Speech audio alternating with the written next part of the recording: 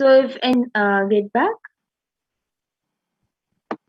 if anybody else could relate, Ma Lalataksha has gotten back saying thank you, Ma. Yes.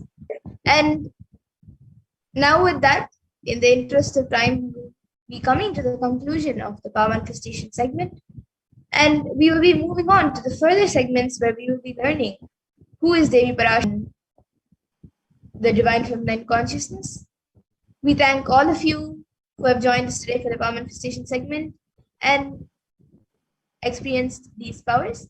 And please stay tuned for the further segments where we will be learning more about Devi Parashakti and the Akashic readings and what Devi Parashakti has revealed and what offerings you can make to Devi Parashakti and much more. So please stay tuned. And we will now be moving to the next segment. I request NTB volunteer to project the next set of slides.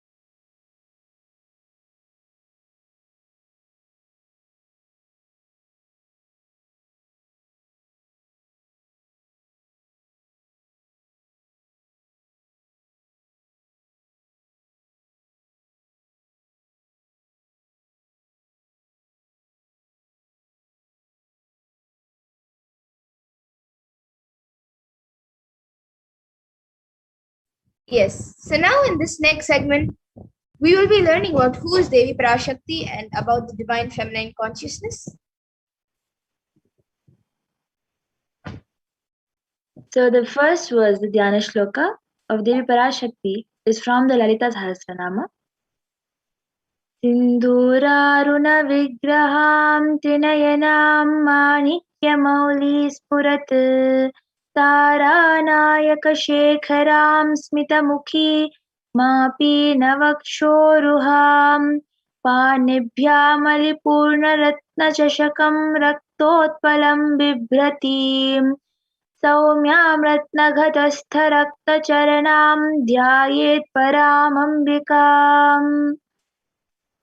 The translation to this verse is that the Divine Mother is to be meditated upon as shining in a vermilion red body with the triple eyes, sporting a crown of rubies, studded with the crescent moon, a face all smiles, a splendid bust, one hand holding a jewel cup brimming with mead, and the other twirling a red lotus. And another verse which also comes from the Lalita Sahasranama Dhyana Shloka. Arunam karunam tarangatakshim dritapashankusha chapam animadibhiravritam ayukaihi rahamityeva vibhavaye bhavani. And the translation for this verse says, I meditate on the great empress. She is red in color and her eyes are full of compassion. She holds the noose, the goad, the bow, and the flowery arrow in her hands. She is surrounded on all sides by powers such as Anima Forays, and she is the self within me.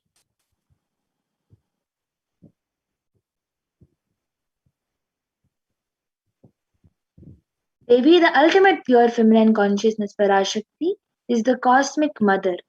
It is her cosmic womb from which billions and billions of universes come out and go in, source where the Big Bang and black hole goes on.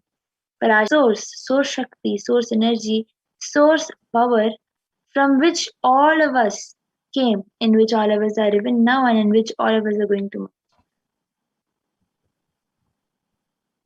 And out of her extreme love and compassion, Parashakti herself is manifesting through the embodied form as the Nijavatara of the Supreme Court of Hinduism, Jagat Guru Mahasannidhanam, His Divine Holiness Bhagavan Nithyananda Paramashivam, gracing us, answering all prayers, giving boons, healing us, revealing our past, present, and future, delivering profound spiritual truths, and ultimately giving us the experience of Paramashivoham itself.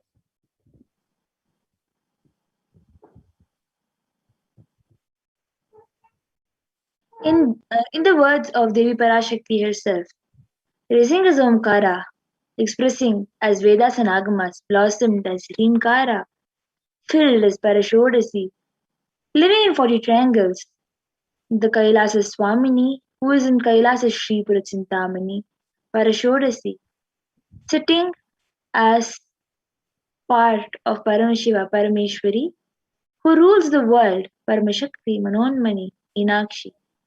As Nithyananda, I took Nijavatara here to give good boon to everyone, to bestow all goodness, Hiranyagarbha Swarupini, Brahmanda Yomi, Brahmanami, Chandramauli, Rapala, Aparna, Uma, Parvati, Shami, Chandramauli, Rapala, Aparna, Uma, Parvati, Savitri, Navayavana, Samraja Lakshmi Parameshwari, Parashodasi Meenakshi. Taking the form of Nityananda, I came here as Nijavatara with great compassion. I am blessing dozen people to do good to all of you. I took the form of Nityananda and came down as Nijavatara. And again, in the words of Devi Parashakti herself, she beautifully says, raising in Omkara, blossoming as Shiva, Shiva manifesting as source of existence, powers of existence, expression of existence, from the oneness of Om, blossoming into two as Prakriti and Purusha, blossoming as three Shaktis, Icha, Kriya, and Jnana, growing as four Vedas, expanding as five Panchaputas, beyond six chakras, filled as gotras of seven rishis, expanding as eight directions, existing as nine grahas, blossoming as 10 indriyas, being as 11 rudras, creating all the worlds, bringing life to tell and make truth blossom and to do good. Parashodasi Meenakshi, in the form Nityananda, I came to bless every one of you.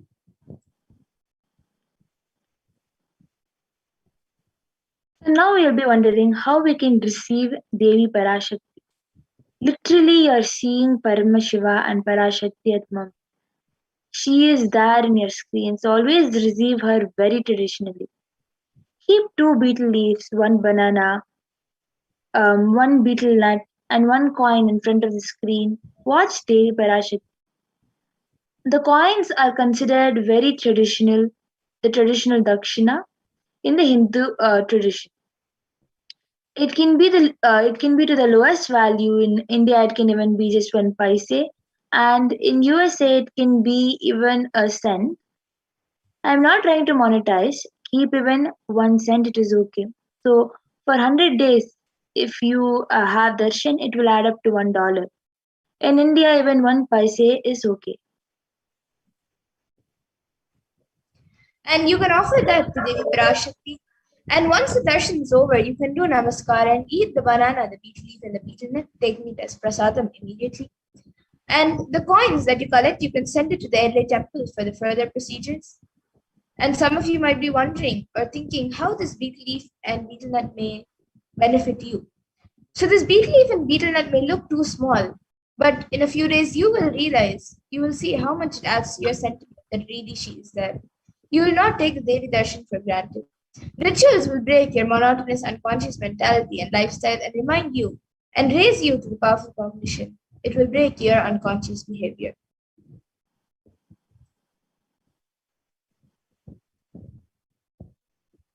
How to set up your tambulam? So as you can see in the picture, you can place a plate, keep the banana, um, keep the two leaves, and on top of that you can place your one coin and the betel nut. If you want, you can even add up a vastram and incense and any other traditional instrument like coconut or kumkum. You can also add up to that. The main things that are needed for your tambulam are banana, betel nut, a betel leaf, and coin. After the Devi Parashakti after Devi Parashakti Akashic reading is done, you can have it as prasadam immediately.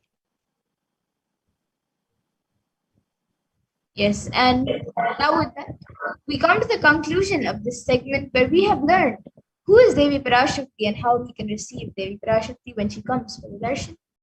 So with that, we'll be moving to the next segment where we will what Devi Parashakti has revealed to humanity and how important it is for us to understand, internalize, and follow what Devi Parashakti has revealed. So we will be back after a really short break for the next segment. Please stay tuned.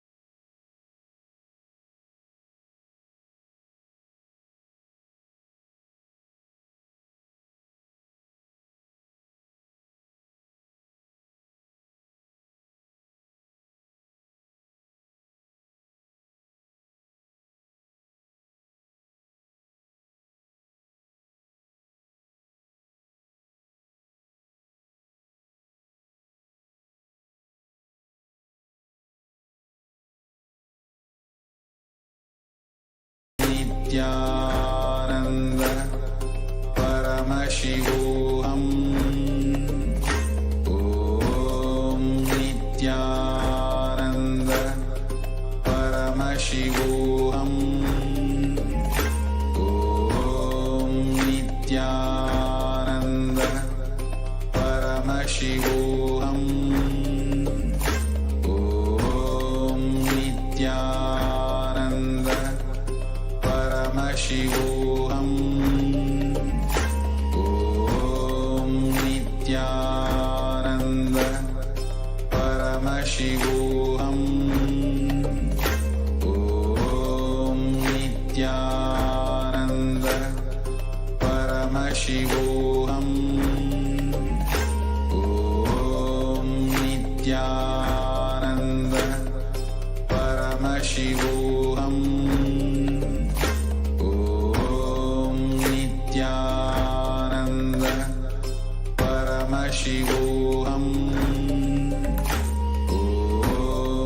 Nithyananda Paramashivoham. Om Nithyananda Paramashivoham. Om Nithyananda Paramashivoham. Om Nithya Paramashivoham. Om Nithyananda Paramashivoham. Om Nithyananda Paramashivoham. Om Nithyananda Paramashivoham. Om Nithyananda Paramashivoham.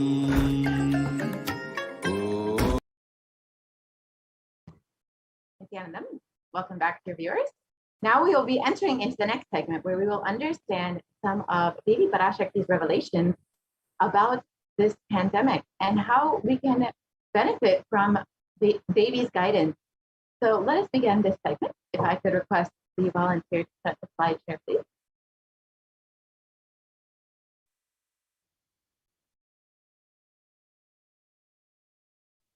And Devi has been continuously guiding us throughout this pandemic and this pralaya.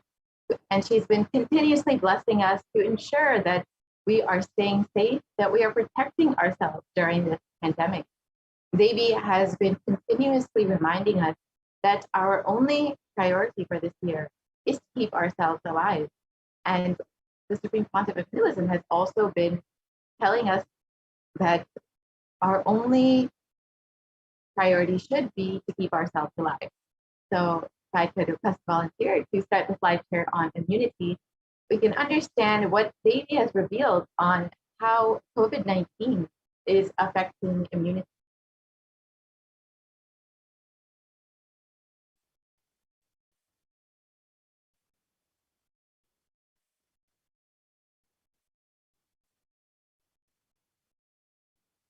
So as we get those slides, we will just understand a little bit more about what Devi has revealed about COVID-19, this pandemic, and how it will be affecting our immune strength.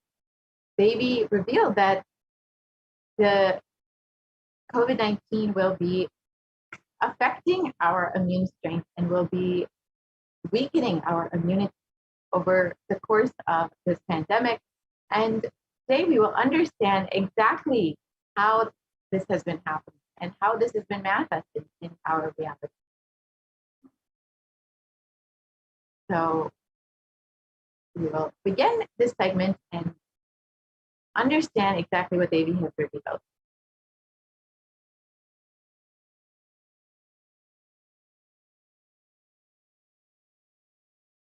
If I could request the volunteer to start the slide here, please.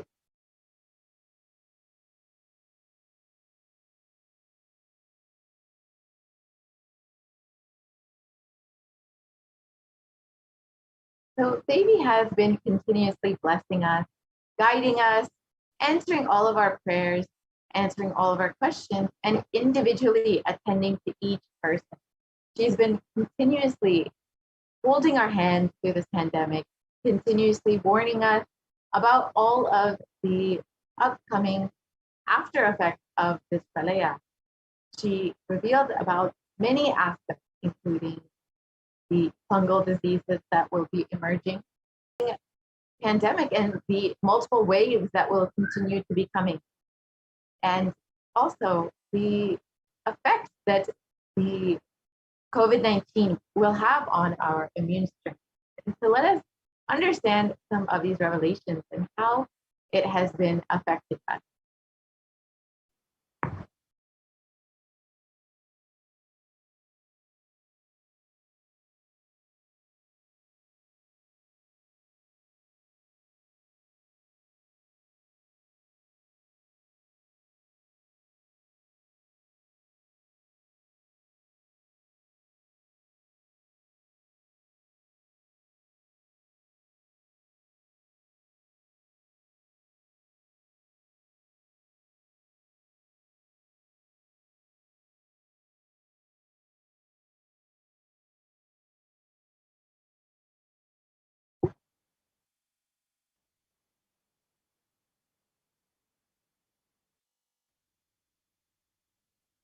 So we will.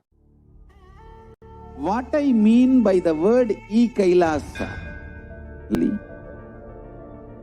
enlightenment ecosystem, literally enlightenment itself in your own home, wherever you are. If you cannot come to Kailasa, it's okay. Kailasa can come to you. Kailasa coming to you is e-Kailasa.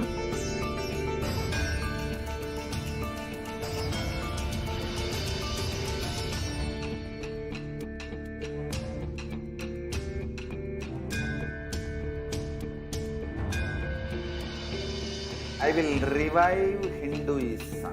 I am a Hindu revivalist, not by any revolution, but by evolution.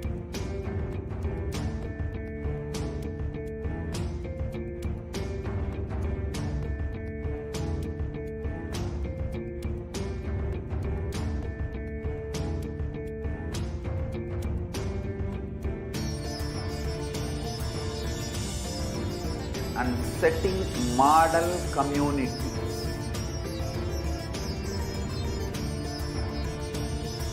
Kailasas, enlightenment ecosystems, Sarvanya Peethas all over the world.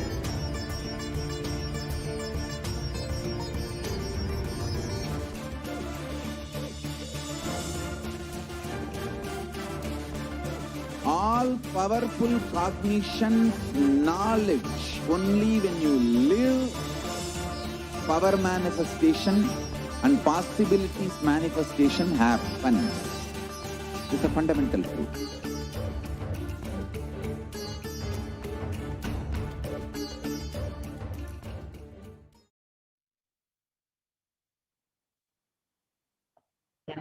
Welcome back, dear viewers. So now we will understand what Devi has revealed about COVID-19 and this pandemic and how it will be affecting our immune strength.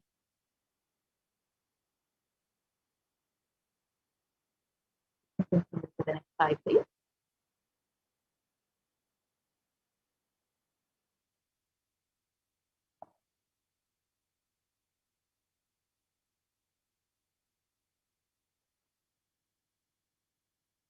We can continue to the next slide, please.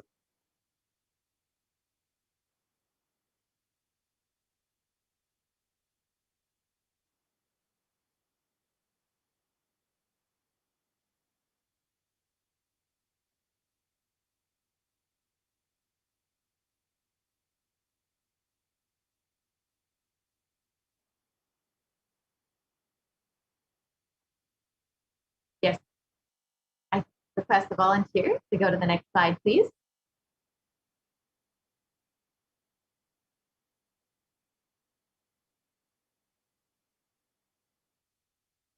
Out of his extreme compassion and love, the Supreme Pontiff of Hinduism has been manifesting Devi Parashakti herself.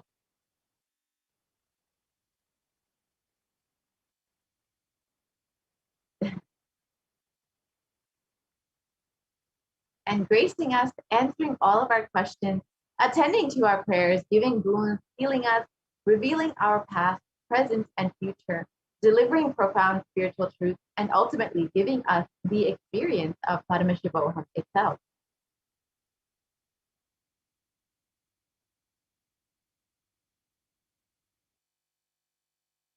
So let us look at what Devi Parashakti has revealed about community and COVID-19.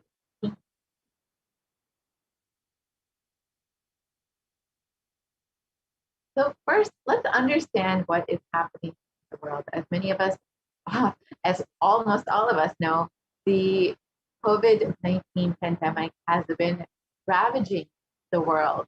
And as of July 2021, there have been over 4 million deaths, and these numbers continue to rise and have already risen. And there have been over 186 million confirmed cases worldwide of COVID-19 infection, with the worst affected countries, the United States, India, and Brazil.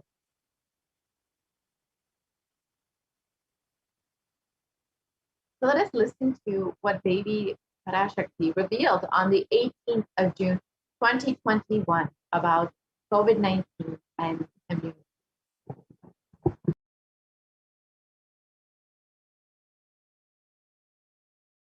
Not realizing the power of my words when I say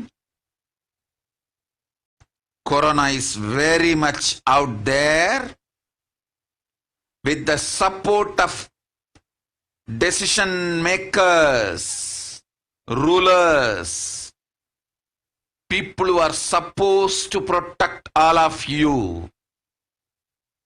Due to their irresponsibility, it is there and getting more and more strengthened. It is becoming more and more stronger in multiple forms. And all the other diseases which are waiting to attack human bodies, because Corona has made the immunity strength weak in human bodies. Human bodies have lost the strength of immunity power. All the multi-layer after effects and side effects of this pralaya in political situations, economical situations, social situations, mental situations, in every level.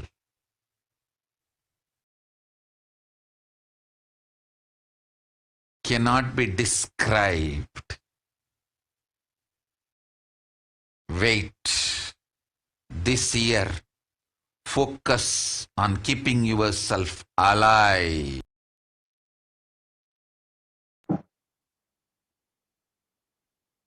Yes.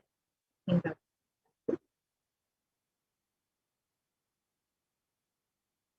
So let us reiterate what Devi revealed. Still, you are not realizing the power of my words. When I say Corona is very much out there, with the support of decision makers, rulers, people who are supposed to protect all of you, due to their irresponsibility, it is there and getting more and more strengthened. It is becoming more and more stronger in multiple forms. And all other diseases which are waiting to attack human bodies, because Corona has made the immunity strength weak in human bodies. Human bodies have lost the strength of immunity power. All the multi-layer after effects and side effects of this pralaya in political situations, economic situations, social situations, mental situations, in every level cannot be described. Wait, this year, focus on keeping yourself alive. So let us look at the three main revelations made by Devi Parashakti. First, she revealed Corona has made the immunity strength weak in human bodies.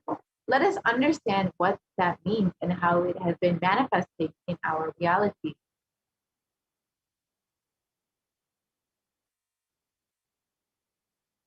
So recently in Science Daily, there was an article published suggesting that a coronavirus infection alters the biomechanical properties of red and white blood cells.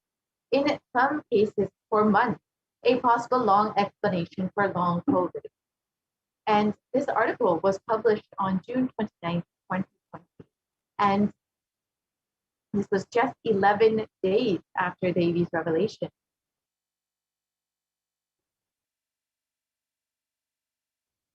And the article continues on. COVID-19 significantly changes red and white blood cells, sometimes over months.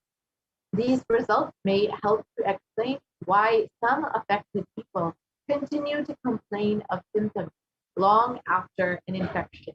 And this is considered to be long COVID. And this is exactly as Devi revealed, that the coronavirus will make the immunity strength weak in human bodies, and human bodies will lose the strength of immunity power. We can see how this is happening and how people are experiencing long-term after effects of this infection long after they have recovered from COVID-19, and how it has weakened their immunity.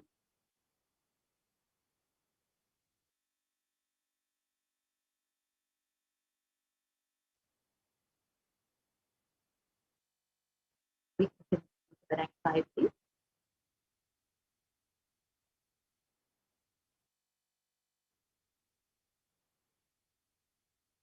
And in this article from the Academy of Medical Sciences, it says that the way that the body defends against a virus is to recognize and neutralize. However, in Forbes, it explains that corona suppresses the immune system by disrupting the action of the body's immune cells. This immunosuppression allows for the 2-week incubation period, which gives corona enough time to attack the body.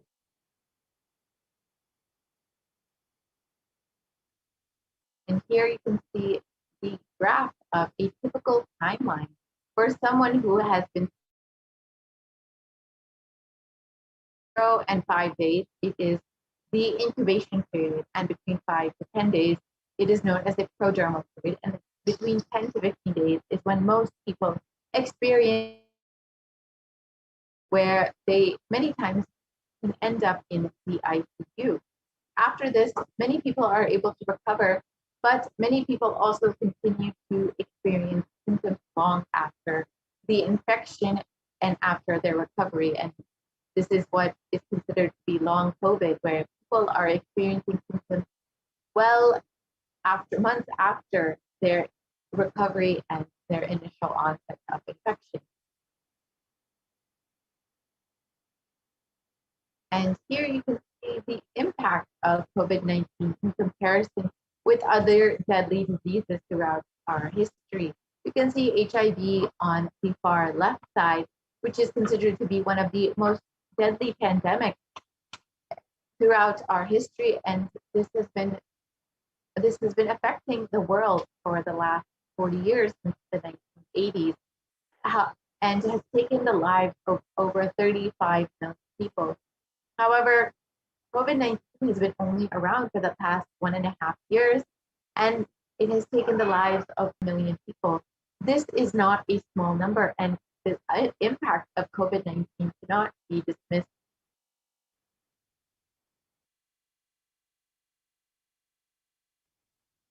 And further studies done by the University of Oxford found that the cells are profoundly impaired after recovering from COVID-19. And in the British Society for Immunology, it has also claimed that they are far beyond respiratory health. It also affects our cardiovascular system and our renal system.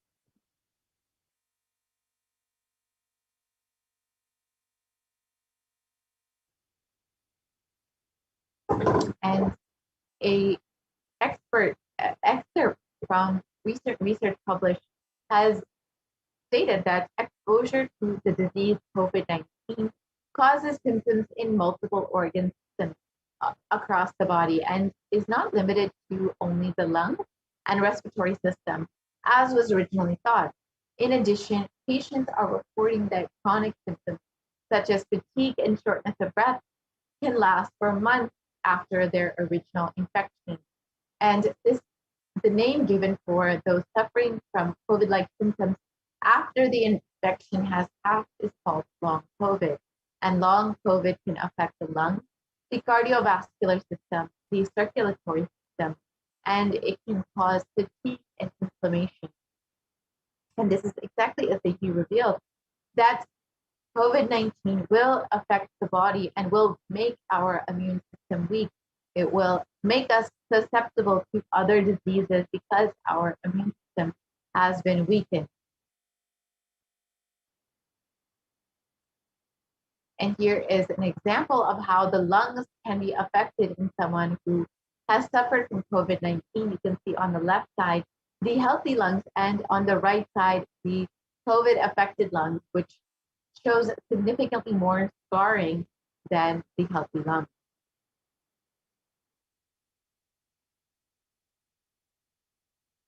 And even after contracting COVID-19, your immune system remains weakened and you become much more susceptible to diseases. And in the CDC, it was reported that symptoms of long COVID can last weeks or months after first being infected with the virus.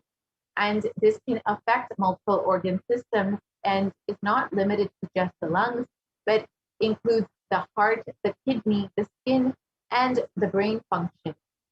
We can see that the entire body is weakened after COVID-19, and it does affect you long after the initial infection and makes you much more susceptible to other illnesses because the body is already weakened from this COVID-19 infection.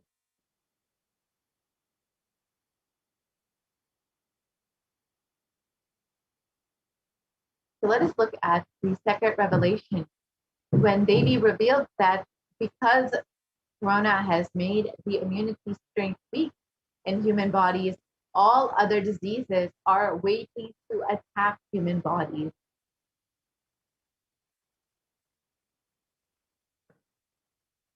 And as many of us have heard, white fungus, black fungus, and other fungal diseases have been sweeping the nation in India and primarily affecting COVID-19 recovered patients. And in one article, it was reported that over 9,000 cases of this rare infection have been discovered.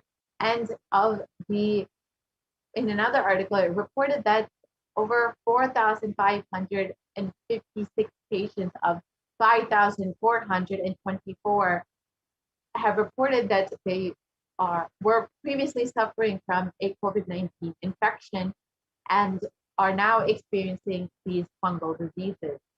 So as Devi revealed, there are many diseases that are waiting to attack the human body, because Corona has made the body weak and much more susceptible to other diseases.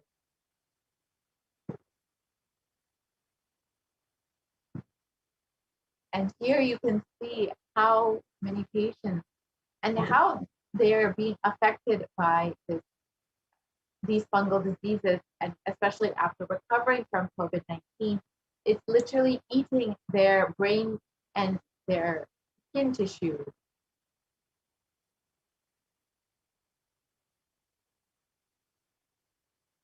And the final revelation that we will look at is how Corona is becoming more and more stronger in multiple forms.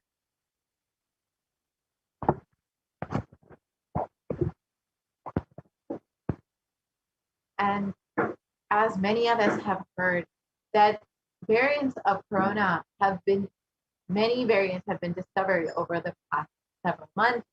And there have been variants coming out of Brazil, South Africa, UK, and of course, the Delta variant out of India.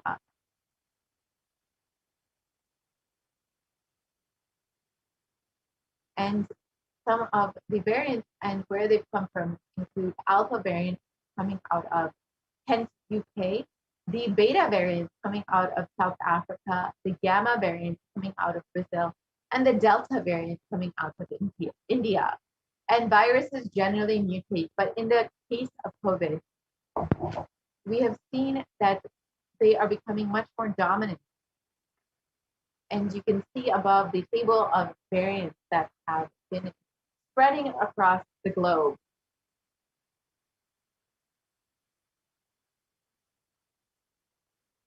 And the dangers of these variants have been further highlighted when the World Health Organization categorized the Delta variant as the most highly transmissible variant of COVID-19.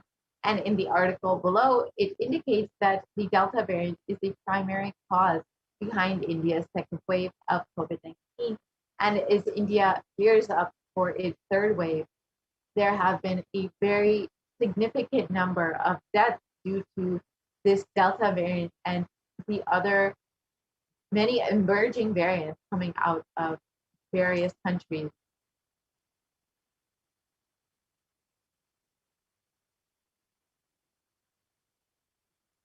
And in the infographic below, we can see the variants that have been circulating recently and how many countries they have been affecting. The Alpha variant coming out of the UK has affected over 173 countries. The Beta variant coming out of South Africa has affected over 122 countries. The Gamma variant coming out of Brazil has affected over 74 countries. And the Delta variant, the most severe variant as of recent, has affected over 104 countries.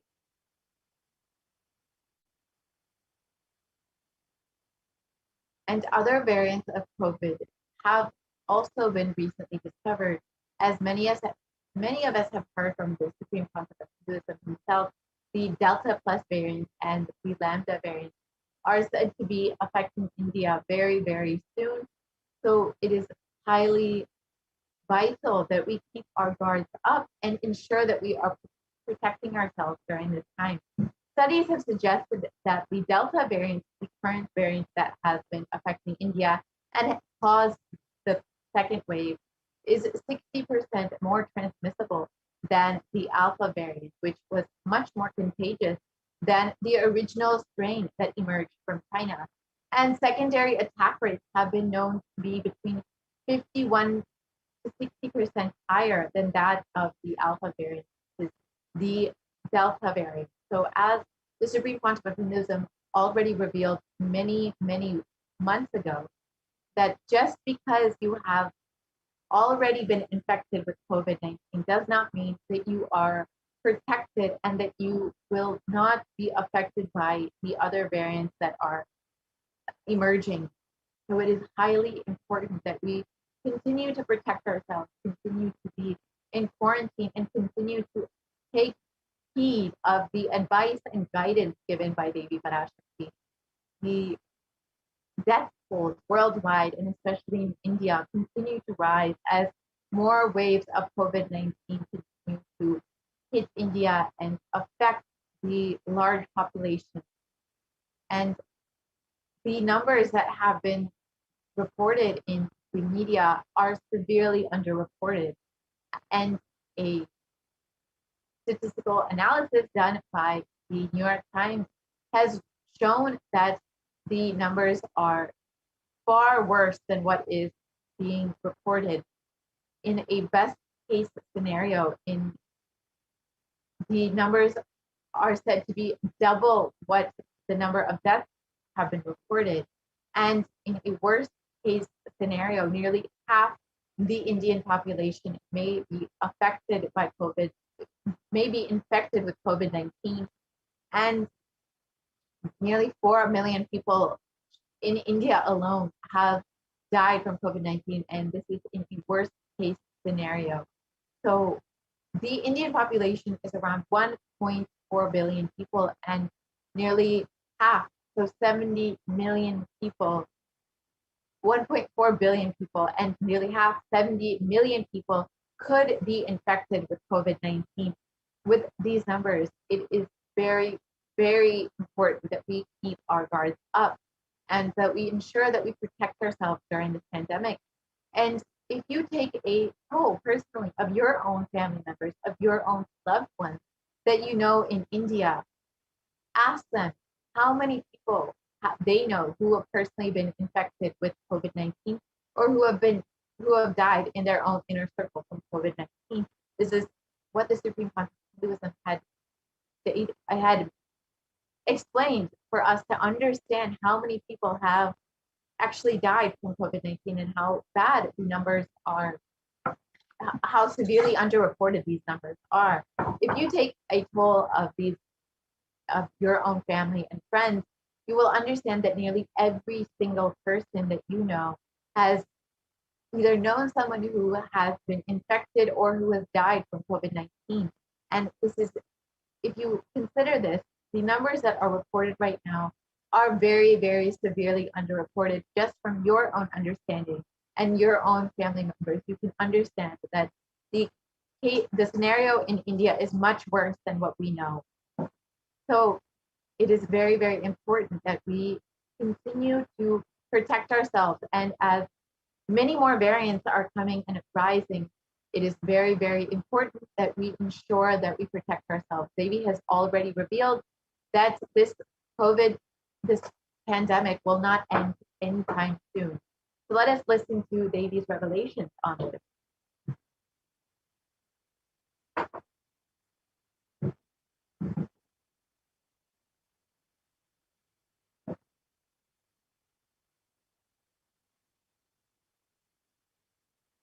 Sharmila, corona ஒழிந்தது. கொரோனாவை வைத்து அரசியலும் அழிவாட்டமும் செய்ய நினைக்கும் மனிதர்களின் சதிராட்டம் முடிய இன்னும் 4 ஆண்டுகளாகும். என் பக்தர்களையும் சீடர்களையும் கைலாய வாசிகளையும் நானே காத்துக் கொள்கின்றேன், நானே காக்கின்றேன். என் பக்தர்களுக்கு ஒரு துயரும் ஒரு துக்கமும் வாராது. ஆனால் உலகின் இந்த கொரோனாவின் சதியாட்டம் முடிய 4 ஆண்டுகள் ஆகும். 2025 தான் அடங்கும். இது சதியாட்டம், மனிதர்களின் சதியாட்டம்.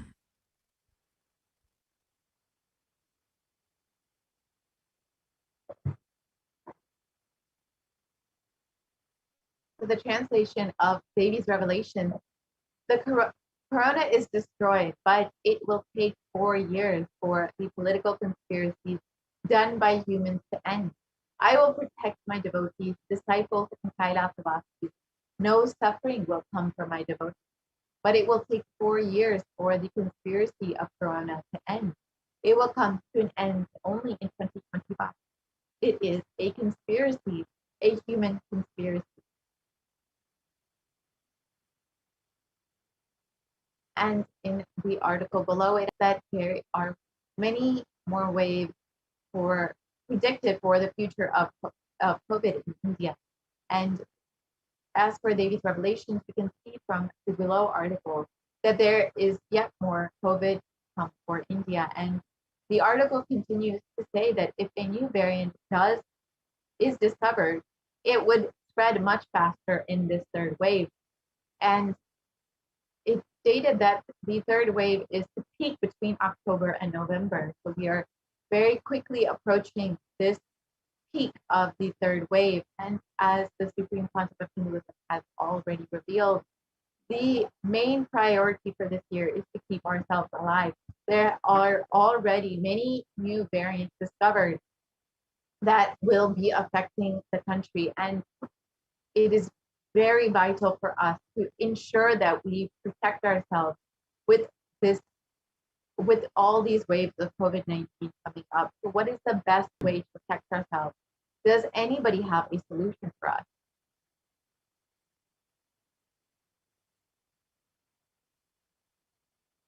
Only the Supreme Pontiff of Hinduism has provided a concrete solution for us. Only Kailasa is a safe place for humanity. And if you are living in India, the Supreme Pontiff of Hinduism has opened up all of the Kailasas, all the enlightenment ecosystems within India for the sake of COVID care with multi-layer quarantine in order to protect yourself during this pandemic. And if you would like to sign up, you can go to kailasa.org/kailasacare to sign up and avail these benefits. The Supreme Pontiff of Hinduism has not only opened up this multi-layer quarantine, he is providing the most nutritious sattvic food for free and providing all kinds of Ayurvedic supplements in order to boost your immunity during this time, and has been providing all of the facilities to work from home, including free internet and printing. So if you are interested in availing these benefits and are interested in providing yourself this beautiful ecosystem to protect yourself during this pandemic with not just all of the amenities that you physically need, but the spiritual enlightenment ecosystem that will make you flower during this pandemic. And the Supreme Pontiff of Hinduism has literally provided the best ecosystem, the best environment for your protection and for your enlightenment. So if you would like to sign up, you can visit kailasa.org/kailasacare. And with this, we will be concluding this segment. And we will be entering into the next segment where we will understand some of the offerings that we can make to Devi Parashakti. Devi has been continuously guiding us, blessing us, and answering all of our prayers. Literally, she has manifested through the Supreme Pontiff of Hinduism just to hold our hand through this pandemic, through this pralaya.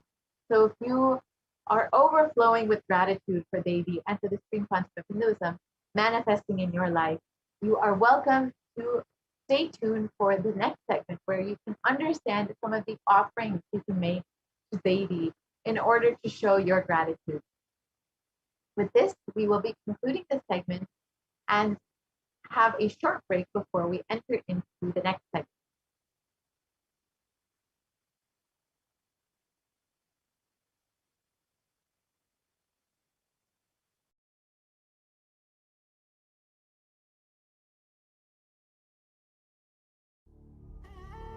What I mean by the word e-Kailasa, listen intensely.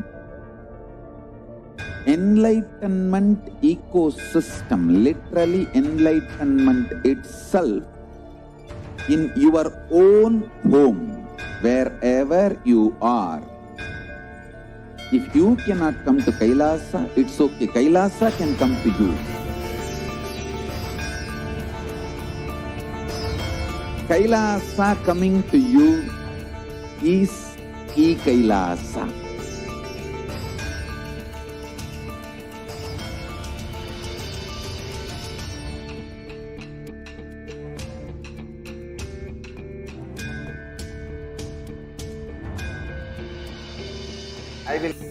I am a Hindu revivalist, not by any revolution, but by evolution.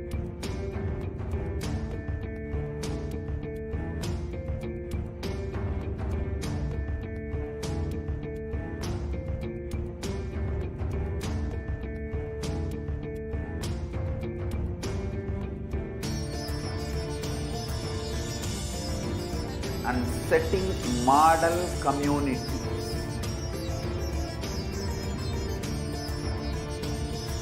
Kailasas, enlightenment ecosystems, Sarvanya Peethas all over the world.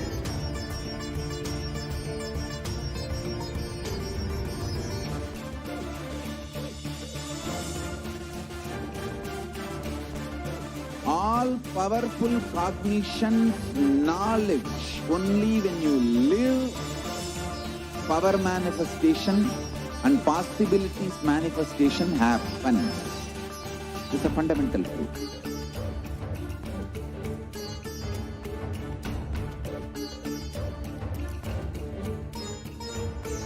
Hinduism cannot live exclusively as one sampradaya. No.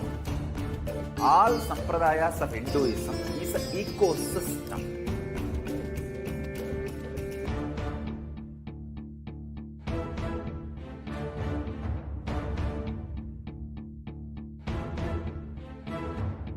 So don't keep quiet thinking that if one sampradaya is attacked, only that sampradaya is going to be affected. All of us are ecosystems.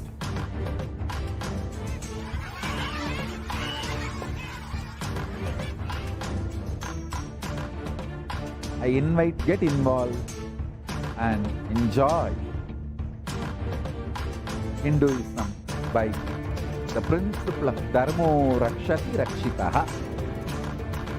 When you protect Dharma, Dharma protects you. You will make the whole planet flourish spiritually. The spiritual prosperity will happen to the whole planet. We all have to coexist together.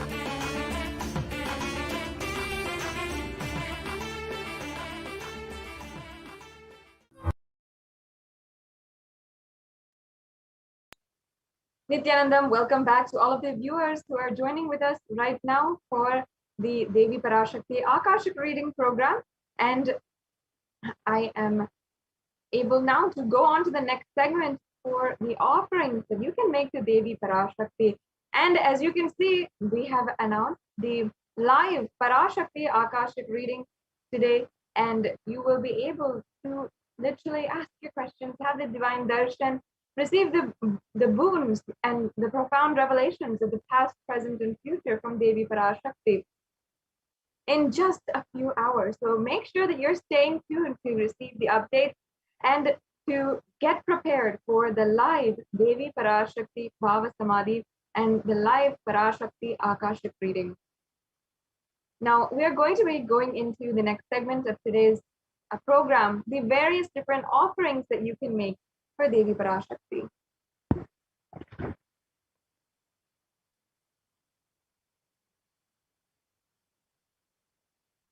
And we're going to be understanding in this next segment in several different ways the various kinds of offerings that you can make, the rituals, the sevas, the context behind them, the references behind each and every one of these, sevas, and how you can ensure that you are immediately and instantly experiencing oneness with Devi Parashakti today.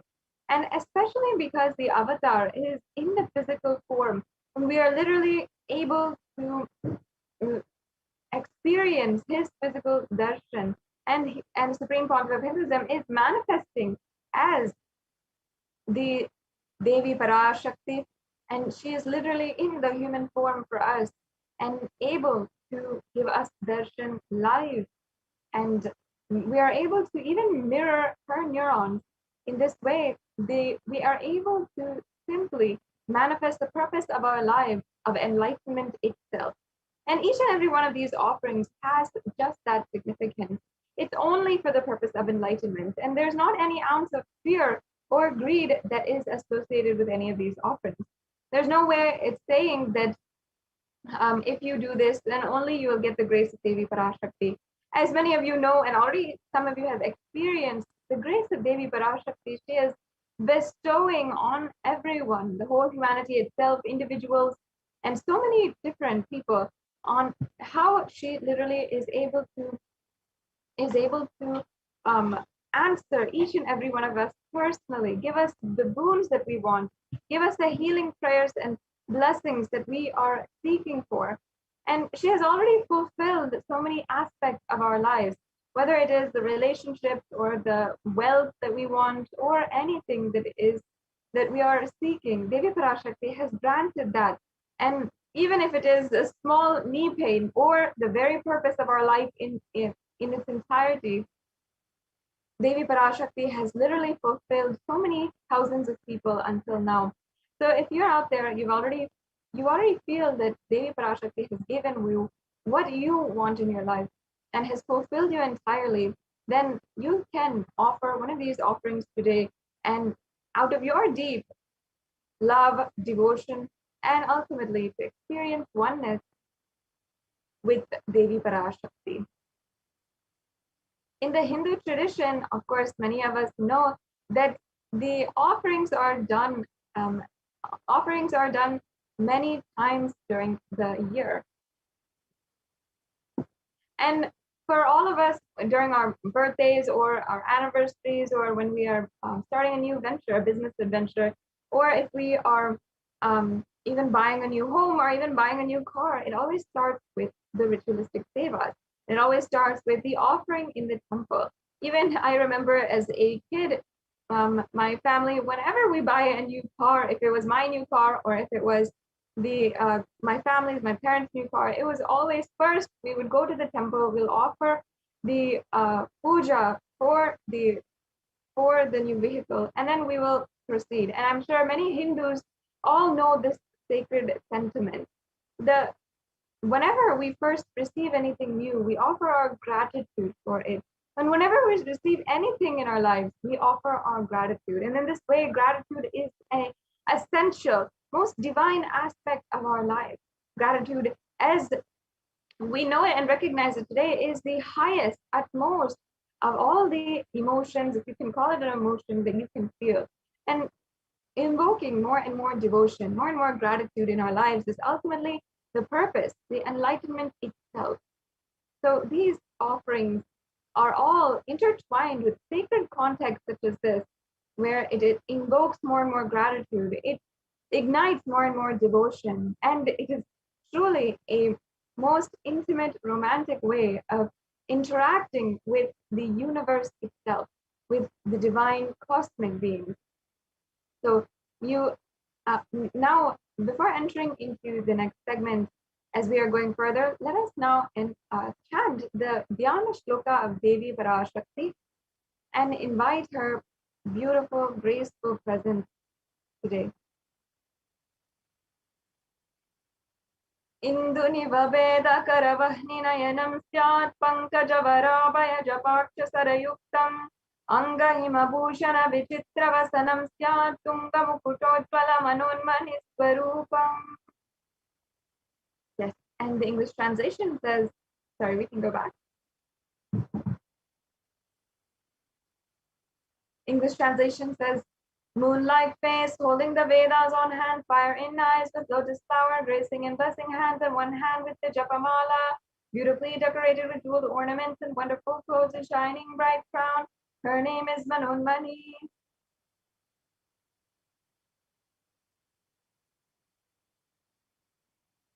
And now I'll be chanting the next Dhyana Shloka. ध्याये देवीं त्रिनेत्रां शशिनिभवदनां वेदहस्तां ददानां सव्ये पद्मं वरदमपरे चाभयं चाक्षमालां दिव्यैराभरणैर्विभूषिततनुं ब्रह्मादिभिः देवीमेव मनोन्मणिं प्रतिदिनं कामत्रदत्रीं शुभाम्. And once again, the English translation says, I meditate on Devi with three eyes glowing like the moon and holding the Vedas, lotus embracing with blessing and gracing hands. She is wearing beautiful ornaments and she is worshipped by Brahma and other many gods and showers auspicious moon for all actions every day.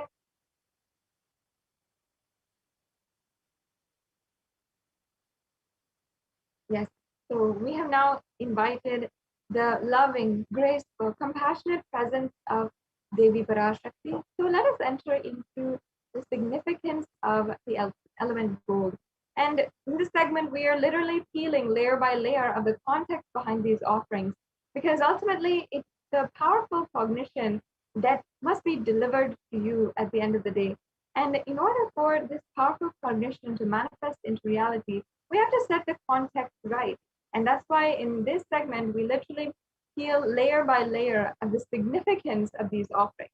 First, starting out with the significance of offering itself, then inviting Devi Parashakti herself. Now, we'll be going over the divine element gold. Now, first of all, let's start off with how we understand gold in our society nowadays. It has a social value and it has an economic value. When it comes to society, gold is always used to place value in our relationships. For example, we always use the gold medal in order to place something in the highest pedestal. We'll award the gold medal, the golden trophy, in order for the best of the best people, for their talent and for their excellence in whatever they choose to express or compete in. And also in our relationships, we always use gold place value in our relationships.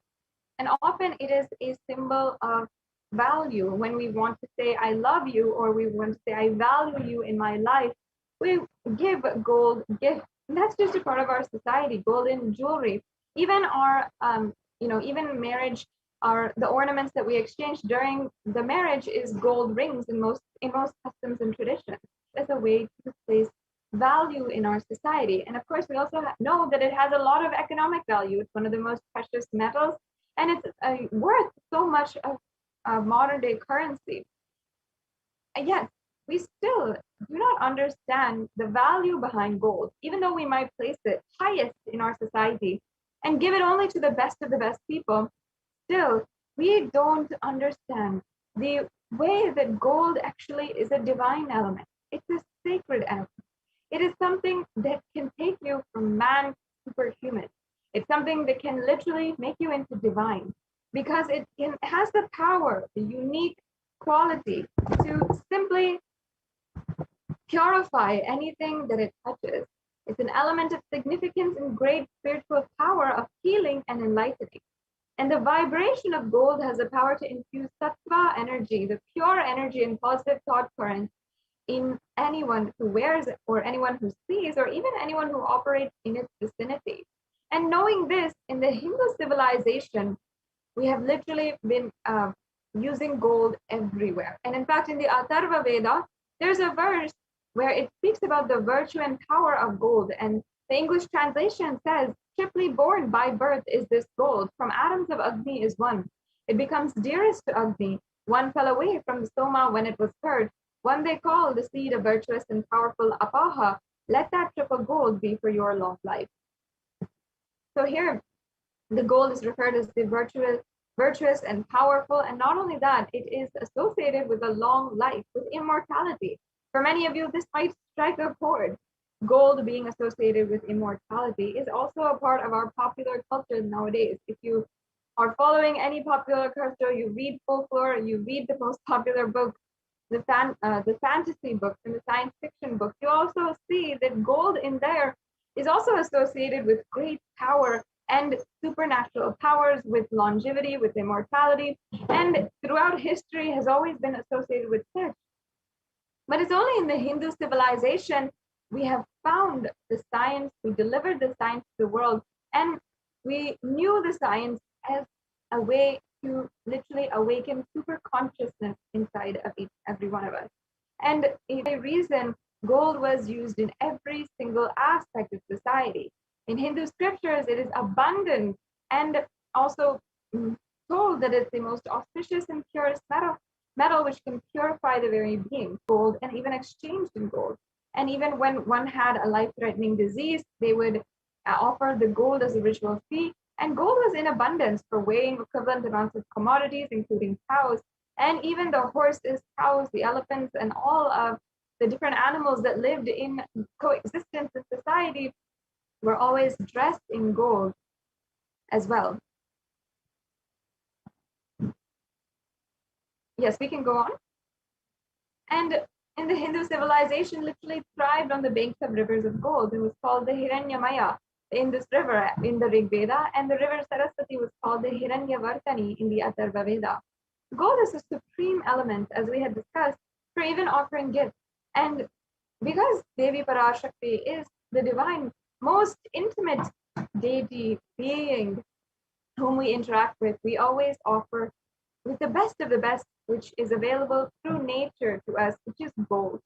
So that's why even in temples, the Garbha Mandir, the Sanctum Sanctorum will be built in gold and paved in gold. And for example, in the Chidambaram temple, the main Garbha Mandir, the top and the entire structure is made out of pure gold. If you go and Google, you'll see the Garbha Mandir. And even the jewelry, the golden jewelry, which Meenakshi, Devi Meenakshi herself had worn when she was alive in the body, literally, is still today used to decorate Devi Meenakshi's deity in the Madurai Meenakshi Amman temple.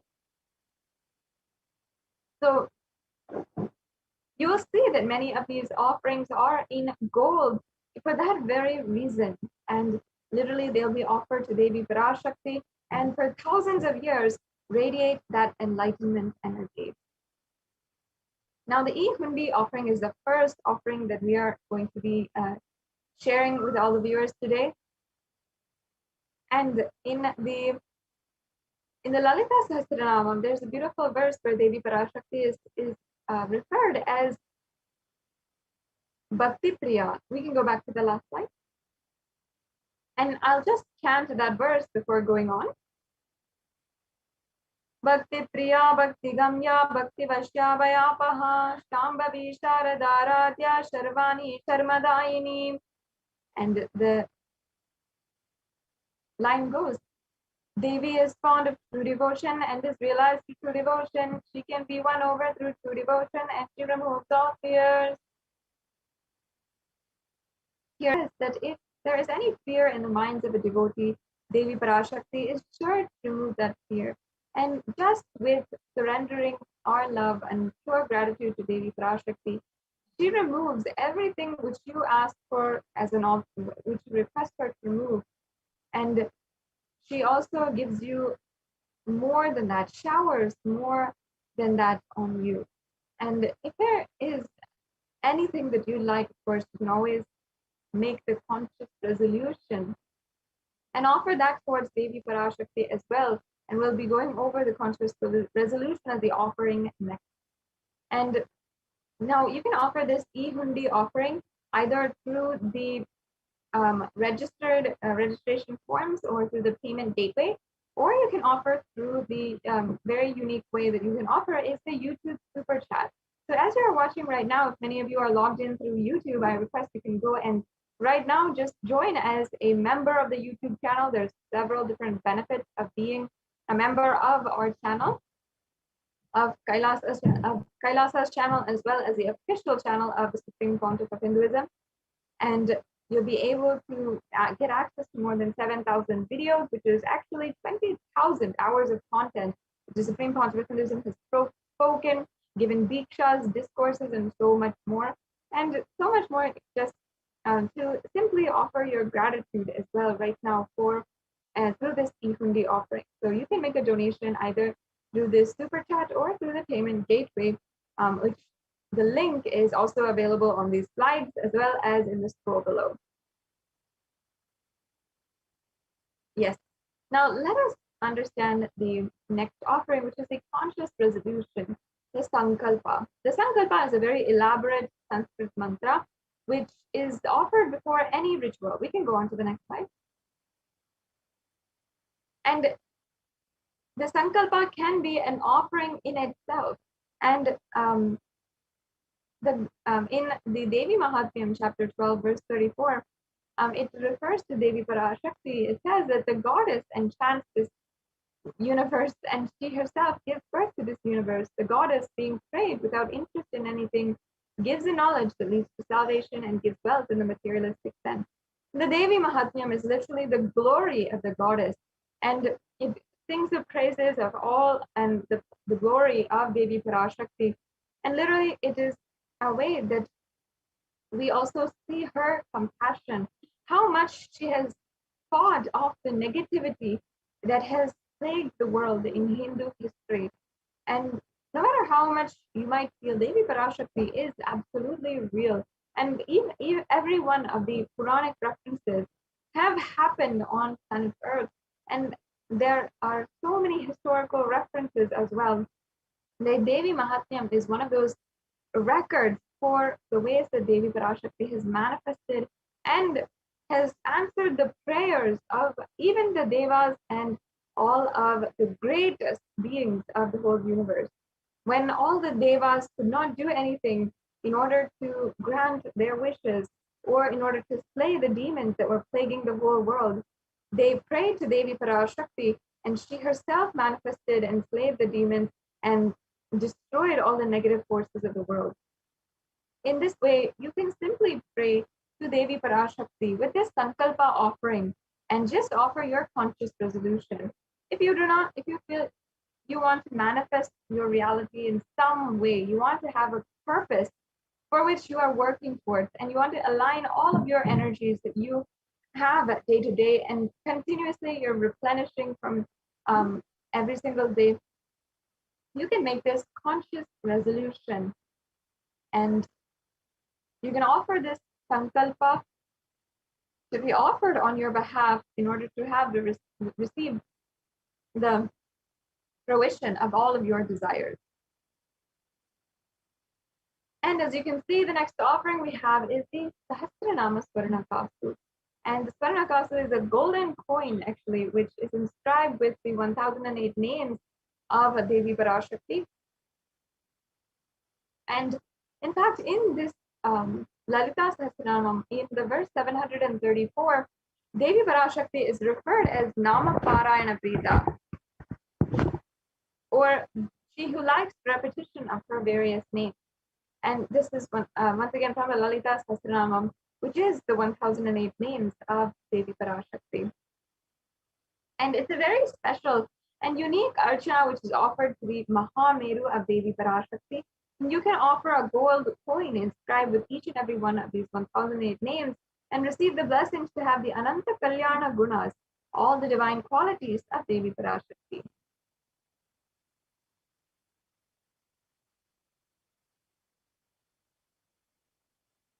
Yes. Now, let me start with the Mukta Anguti. This is another beautiful offering, which is referred in the Meenakshi Pancharatnam, where Devi Meenakshi is described as the one who is crowned with a garland of pearls, or whose crown has a garland of pearls. So now let me chant that verse from the Meenakshi Pancharatnam.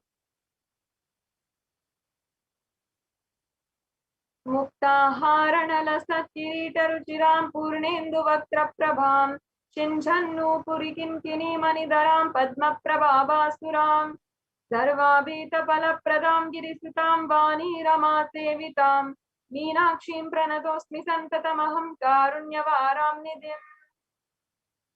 And again, it says here, I bow down to the goddess Meenakshi, whose crown has garlands of pearls and face shining like the full moon, who wears anklets and that are studded with the gemstones, and has small bells, who is shining like the splendor of a lotus, who grants all wishes, the daughter of the mountain, who is worshipped by the goddess Vani and Rama. I remain ever bowing to the goddess Meenakshi, the ocean of compassion. So yes, we can go on to the next slide.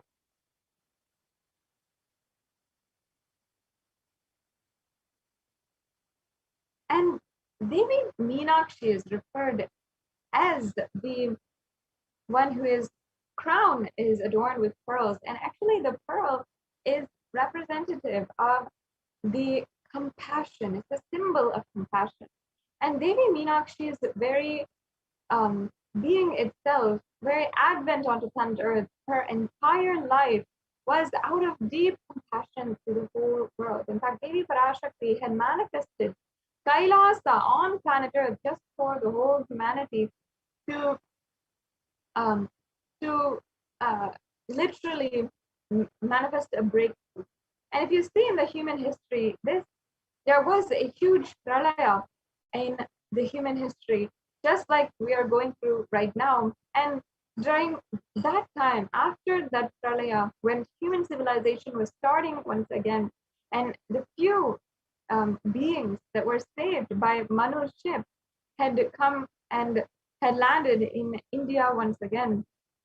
And the civilization was again, first time the Meenakshi happened on planet Earth and created a breakthrough kingdom, which was led by the rule of one queen, Devi Meenakshi. And so much of breakthrough happened in the whole civilization. Lifestyle itself changed for the whole world. And that is the compassion of Devi Meenakshi, where her entire advent onto planet Earth was a blessing for each and every human being, for every living being itself, as there were so many different living beings that lived in coexistence, and the entire civilization was simply a beautiful breakthrough for human civilization. And even there's so much of archaeological evidence that traces back the civilization near Madurai as one of the earliest human civilizations known to mankind, and a very, very advanced civilization as well for that day and age. So there's so much which has so much of significance behind the advent of Devi Meenakshi and how much she created a breakthrough for human beings in the time that she was alive, showing that her very advent is out of deep compassion. And Devi Meenakshi, once again, incarnated through the form of the Supreme Pontiff of Hinduism himself, and literally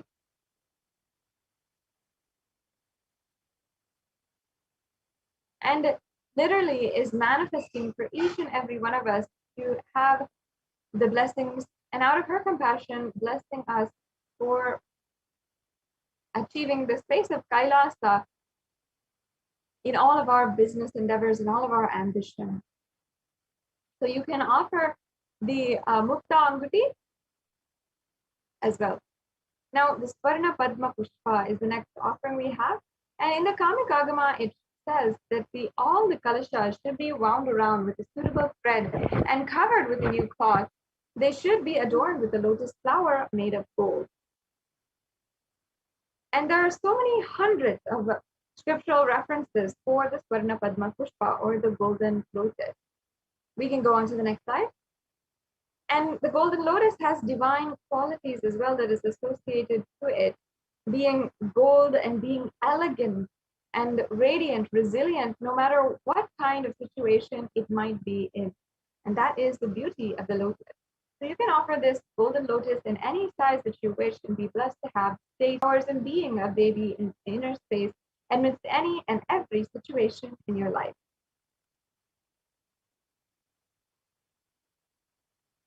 Yes, we can go on now. Next, we have this Swarna Methi. The Methi, or the toe ring, is actually a piece of jewelry which is sourced in Sanatana Hindu Dharma. Many of you might be surprised. You might feel like actually everyone wears the toe ring nowadays, and it's actually become very fashionable. But it has its origin in Sanatana Hindu Dharma. And we know this because There's a verse from the Saundarya Lahari, which is composed by Adi Shankaracharya, who lived 2000 years back in around 0 AD. And he had literally described the very toenails and the beauty, elegance of, and the power of the toenails of Devi Parashakti, where he says, Nakhadiditi samjana namajjana tamo guna padadvaya prabhajala parakrita saroruham. You whose brightness from toenails destroys the darkness of ignorance from the minds of your devotees who prostrated your feet. You whose brightness from your 2 feet overpowers that of the lotus flower. As you can see here, Adi Shankaracharya beautifully describes the very toenails of Devi Parashakti. Is powerful enough to destroy the darkness of ignorance.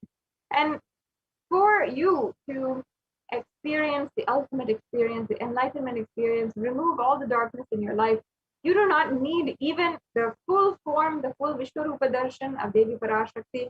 You do not need even the form of her hands.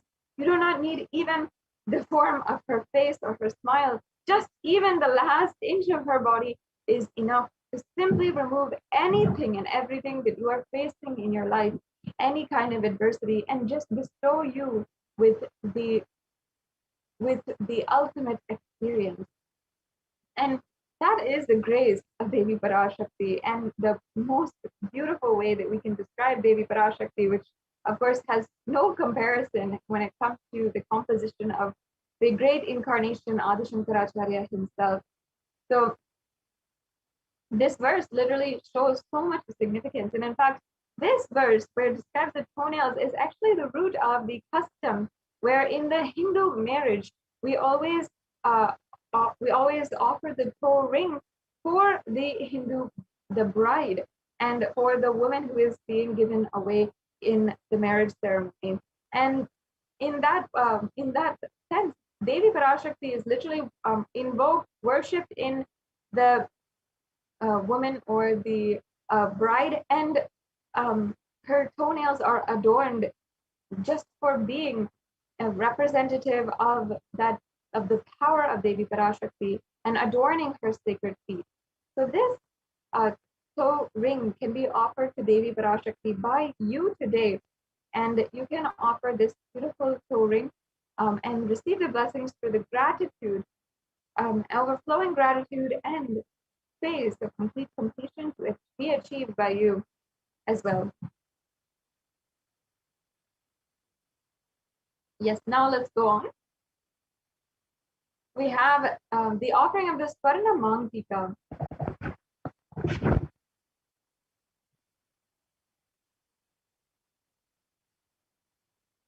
And the Swarna Mantika is referred also where Devi Parashakti is Distivarshini, meaning she who makes the flow, who makes the nectar flow in all the nerves from the Sahasrara Chakra, and she who gives a very pleasant experience of the ultimate. And the Swarna Mantika is actually the golden hairline jewelry. And again, another piece of jewelry which is sourced from Sanatana Hindu Dharma, even though it might surprise you. Many times we are wearing the headdresses, the chains that we wear on our forehead in popular culture now, and in the different kinds of indie culture that is very popular right now. But it is from Sanatana Hindu Dharma that this jewelry was formed in the first place, and it actually represents something very deep, very sacred as we know it. And as you can see, and in this verse, she is the one who literally is flowing with nectar from her Sahasrara Chakra. And she is the one who makes everyone have that same blissful experience. And the nectar is represented by what? That's right, the gold chain. And the gold chain is literally what is running all over the forehead, across the forehead, from the center of the head to the forehead as well.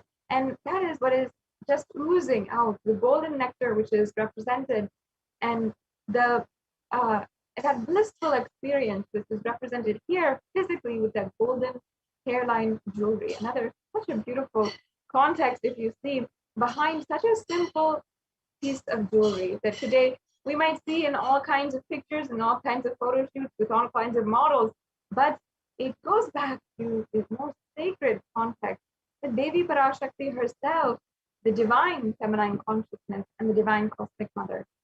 So you can offer this Varna Mankika and be blessed to experience that same experience of the opening of the Sahasrara Chakra and the blooming of the 1,000-petal lotus, expressing all of the most fulfilling gratitude in your life and experiencing the space of complete completion.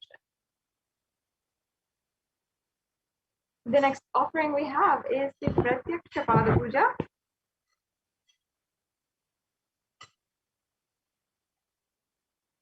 Now, whether it is Adi Shankaracharya once again who composed the Guru Padaka Stotram, or whether it is his literally line by line, verse by verse of that Guru Padaka Stotram, sings the glory of just the feet of the Guru. And that is the beauty of the Guru, is how amazing they are, how graceful they are, really shows just because we can worship any part of them, their smile, their eyes, their abhaya, meaning their blessing hand, but it is their feet, literally, which we surrender to, because at their feet we can simply surrender, and their the compassion literally is even making themselves available such that we can surrender at their feet. And the Guru Padaka is such a sacred sentiment in Sanatana Hindu Dharma. And as I was saying, in the Guru Padaka Stotram, composed by Adi Shankaracharya, he literally says that the Guru is like the boat which helps you float and sail through the Ananta Samsara Sagara, or the seemingly endless ocean of samsara, ocean of suffering. And if you feel that even right now you might be going through that extremely deep pain, and I know many of you are, where it's the ocean, the seemingly endless ocean of samsara, where in all directions you see only this samsara which is going on and on and on, and you might never see the end of it. It is the Guru Padaka, which is the boat which is beneath you, that is helping you sail through this time, that is helping you, lifting you out, making sure you're not drowning, and literally bringing you to the land. That is the beautiful significance behind the Guru Padaka. That's just one line from the Guru Padaka Stotram. And there's so much verse after verse of this Guru Padaka Stotram. And also, of course, the Guru Gita itself, where Paramashiva himself reveals the glory of the Guru's feet and worshipping the Guru's feet. It can be said on and on about the different significances behind the Guru's feet. And making this offering today, especially at the Pratyaksha Pada Puja, is a way that each and every one of you can offer your gratitude to the Guru. Many of us are feeling that same sentiment, literally being stuck on all sides. Imagine feeling as though you are literally in endless samsara. And it's the Guru Padaka, which is literally the boat beneath us, that is helping us sail and giving us guidance without even our effort on any side. So you can offer this Pratyaksha Pada Puja out of your gratitude to the Supreme Pontiff of Hinduism for manifesting as Guru in our lives. And there's such a beautiful significance behind it. I cannot stress this enough, and I can go on talking on and on about it. In every different festival, we also have the Pratyaksha Pada Puja, which is ongoing. And the Pratyaksha Pada Puja will be happening for Ganesha Chaturthi, for Krishna Janmashtami, and as well in Navaratri, as well on Vijayadashmi. So there's so many different times that the Guru Padaka Pratyaksha Pada Puja is offered. So make sure that you are even signing up in the registration form, which I'll just be sharing with you in just a few minutes, in order to get the notifications, get the email notifications, and be alerted when these offerings are opening up to you and the announcements are made. Now, also, there is the Vastra Seva as well. The Vastra Seva is the offering of a sacred cloth in order to bestow on you the protection of the Guru. Now, we have here a summary table of all of the different offerings that is available for you today. The Evehundi offering, which can be made for any amount of money, the Sankalpa chanting, the Devi Sahasranama Kastu, the Mukta Anguti, the Swarna Padma Pushpa, the Swarna Metti, the Swarna Mantika, and the Pratyaksha Pada Puja, as well as the Vestra Seva. So all of these offerings are available for you today. And as you can see, there are different levels. You don't have to feel insufficient in any way. You can simply offer what you want in any form that you want to Devi Parashakti and to the Guru. So once again, a lot of different exciting offerings that you can do, and it's such a beautiful way that you can manifest your reality as you want it.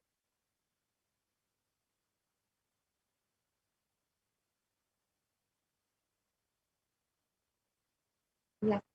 So now we've come to the last stage of this segment before we go on to the next segment, and we'll quickly also be taking you through a brief walkthrough of how you can make these offerings.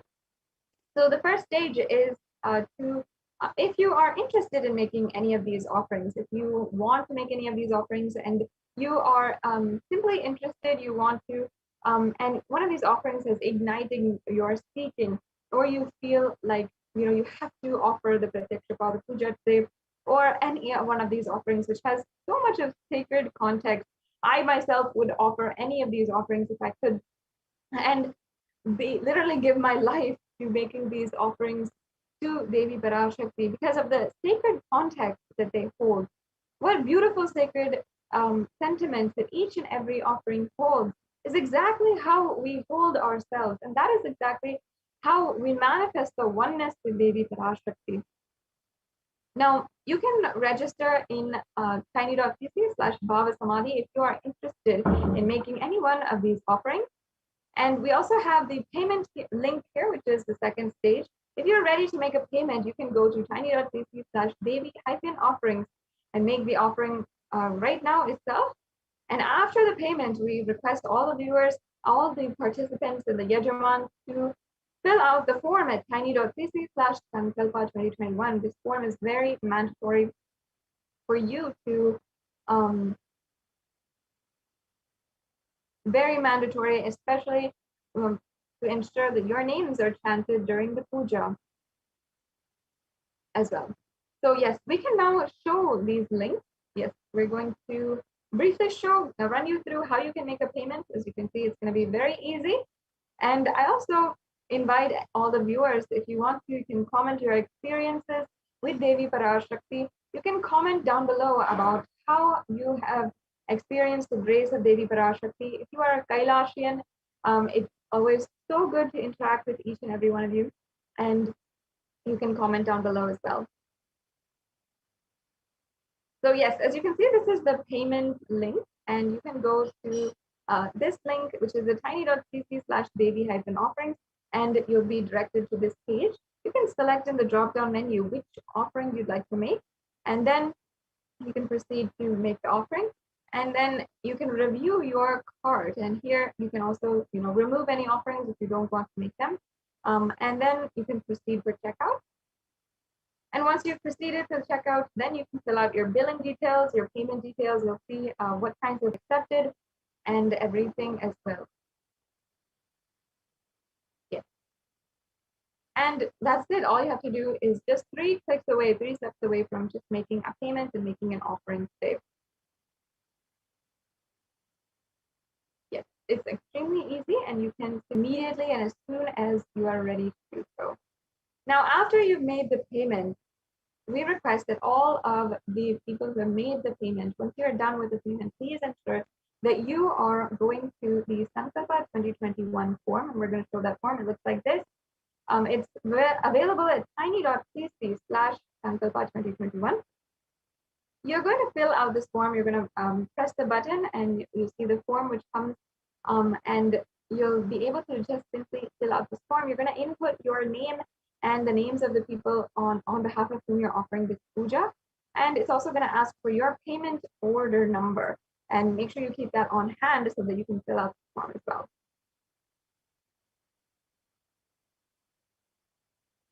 Yes, great. So the next stage also, if you are interested in making any of these offerings, if you feel that perhaps now is not the time and you want to offer at a later time, perhaps for your birthday, for your marriage anniversary, for another person's birthday, or for a family member, or for starting a new venture in your life, whatever it might be. I know all Hindus want to make an offering, but now might not be the right time. You can always plan to make one of these offerings, and you can go to this form at tiny.cc/Bhava Samadhi, and you can fill out this form, and you will be notified as soon as these more and more offerings are opened up.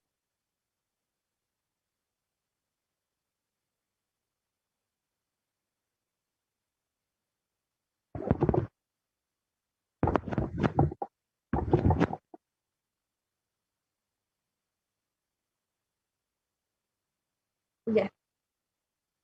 So we can also show the viewers about how you can offer through the YouTube Super Chat. I request if you can go there first. YouTube Super Chat is a unique feature that is on YouTube, and you can offer the e-Hundi offering, another really great way to just offer your, in Sanatana Hindu Dharma, whenever we go to the temple, we always offer a few coins in the hundi. Yes, I request if you can just show the YouTube how to make a payment through YouTube.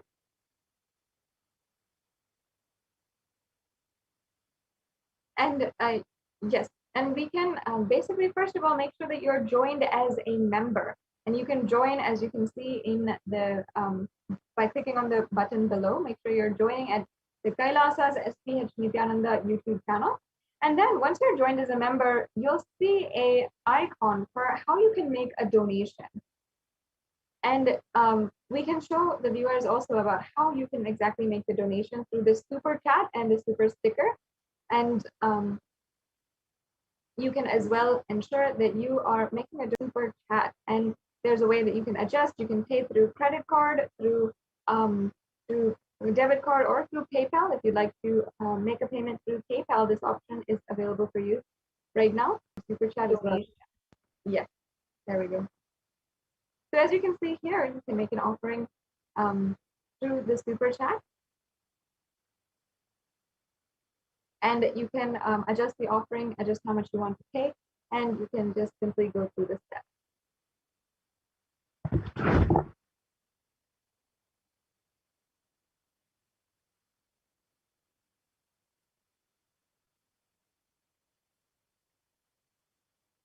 Yes, and you can, as you can see here, you can also make a super sticker offering. If you'd like to send a cute little sticker to the Supreme Pontiff of Hinduism, or as well to Devi Parashakti, out of your love and simply as a show of your affection, then you can send us a sticker as well and make a donation like that.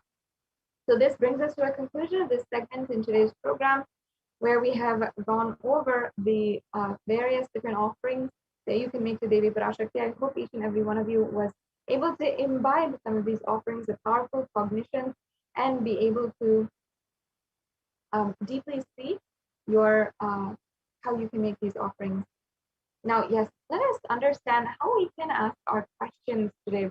And you can ask your questions during the live Bhava Samadhi Darshan or during the live satsang, when the Supreme Pontiff of Hinduism is giving the satsang or the spiritual discourse for and making the global public address for the global Hindu diaspora. You can ask questions directly to the Supreme Pontiff of Hinduism, and you can request his own blessings, his guidance for any of the questions that you might have.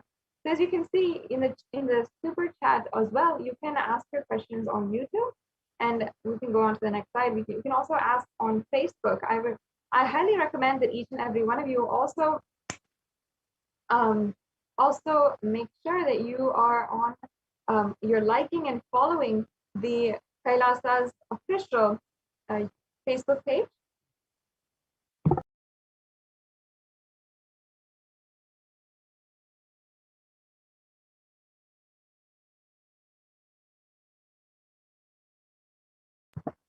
So you can make sure that you're liking and following on Kailasa's HDH Nithyananda Paramashivam Facebook page. This is the official Facebook page of the Supreme Pontiff of Hinduism. You can get all of the notifications for the live events. As soon as an announcement is made, you'll get a notification right to your phone, your tablet, or devices that make it handy for you and ensure that you're getting ready and you don't miss a live darshan. That's one of the most exciting parts.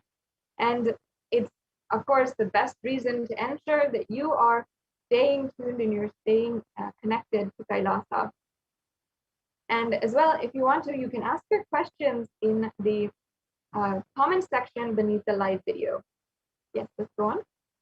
We also have Kailasa has a official Twitter page at Sri Nithyananda. You can go at the rate 6 Sri Nithyananda for the official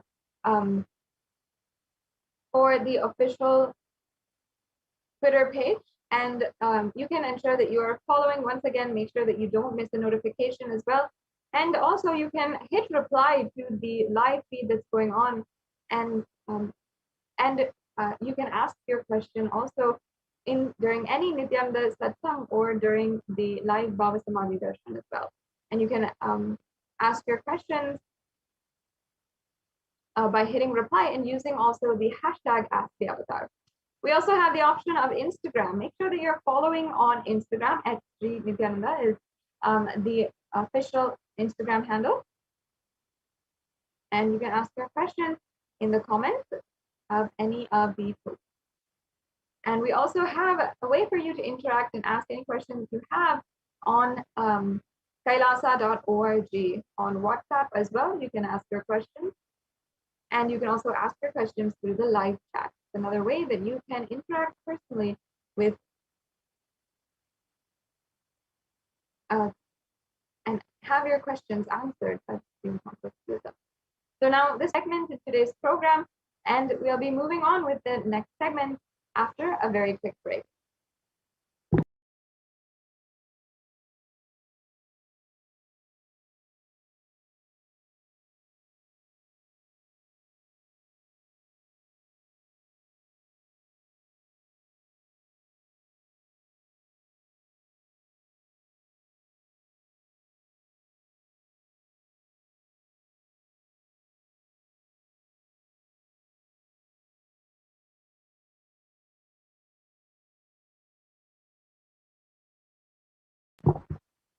Sorry for the technical glitch. Thank you for staying tuned. As each and every one of you might have just seen, I invite each and every one of you once again to like and follow, subscribe in each and every one of the official handles of the Supreme Pontiff of Hinduism and Kailasa, and you can ensure that you never miss a notification for the Supreme, for any of the live darshans, the live dishas, satsangs, discourses, and even some of the times when the Supreme Pontiff of Hinduism graces and guides us to manifest Shaktis and runs the Adi Kailasa courtyard sessions. And it's such a beautiful way that you can connect and you can have the very deep spiritual initiation processes. And each and every one of this is a way that you can manifest yourself, Shaktis, extraordinary capabilities, manifest your ultimate possibility in these extremely fulfilling, deep, relaxing, and very powerful, energetic moments that cannot be taken for granted at all in our lives. Now we'll be moving on to the next segment in today's program, where the representatives from the Adi Kailasa Sarvagna Peetham will be sharing with us the various updates from the Kailasa COVID Care Center in India, especially in Bengaluru, and also in several other locations in India, and the practical solutions the Supreme Pontiff of Hinduism has given for the ongoing pandemic that is literally plaguing the entire society, the community, and the whole world at large. And the strategy and the policy that the Supreme Pontiff of Hinduism has put forth for the last 2 years for Kailashians across the world has saved millions of lives and has also been recognized by the United Nations. Literally, the United Nations, the International Peacekeeping Organization, that has literally seen and accepted the report on Hindu multilateralism and COVID-19 response of the, and has also published it on the Human Rights Commission website. So I invite now Ma Dayami Swami to share with us about the various different aspects of the COVID-19 policy that the Supreme Court of Hinduism has undertaken, and Kailasa across the world with the compassion and the and of course even some of the hands-on work of the Supreme Court of Hinduism himself. So thank you so much, Madam Swami, for joining us. Thank you, Ma Sadashivoham Nithyanandam. Welcome everyone. Welcome back. So in this segment, we are going to learn about the Kailasas, the de facto spiritual centers, which are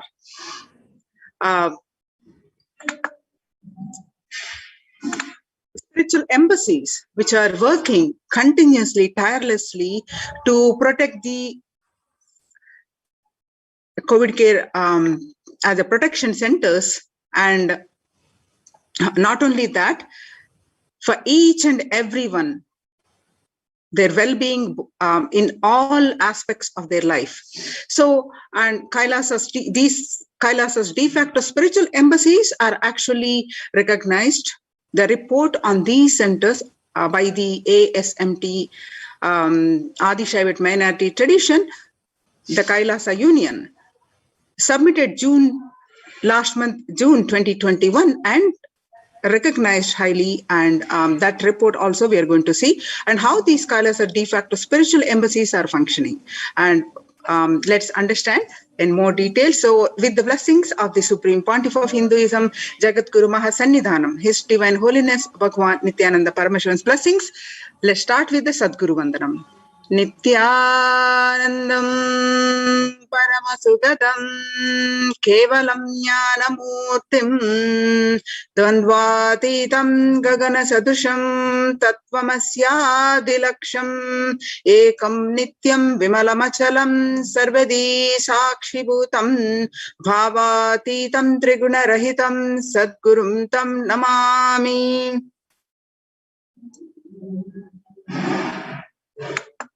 Yes. So let us see some of the statistics, what across the world, what are the reports. The younger adults are more likely to report symptoms of anxiety and or depressive disorder during the COVID-19 pandemic. The ages, especially ages 18 to 24, the young adults reported 56.2%, ages 25 to 49, about 48.9%, and ages 50 to 64, about 39.1%, and ages 65 plus, about 29.3%.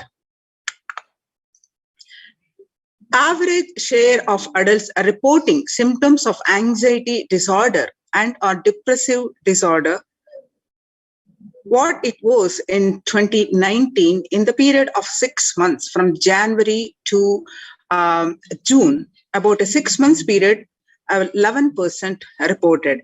And in just 1 month in January 2029, it raised to 41.1%. It's in Household Pulse survey. According to this survey, there's a huge hike in just 1 month of this year beginning.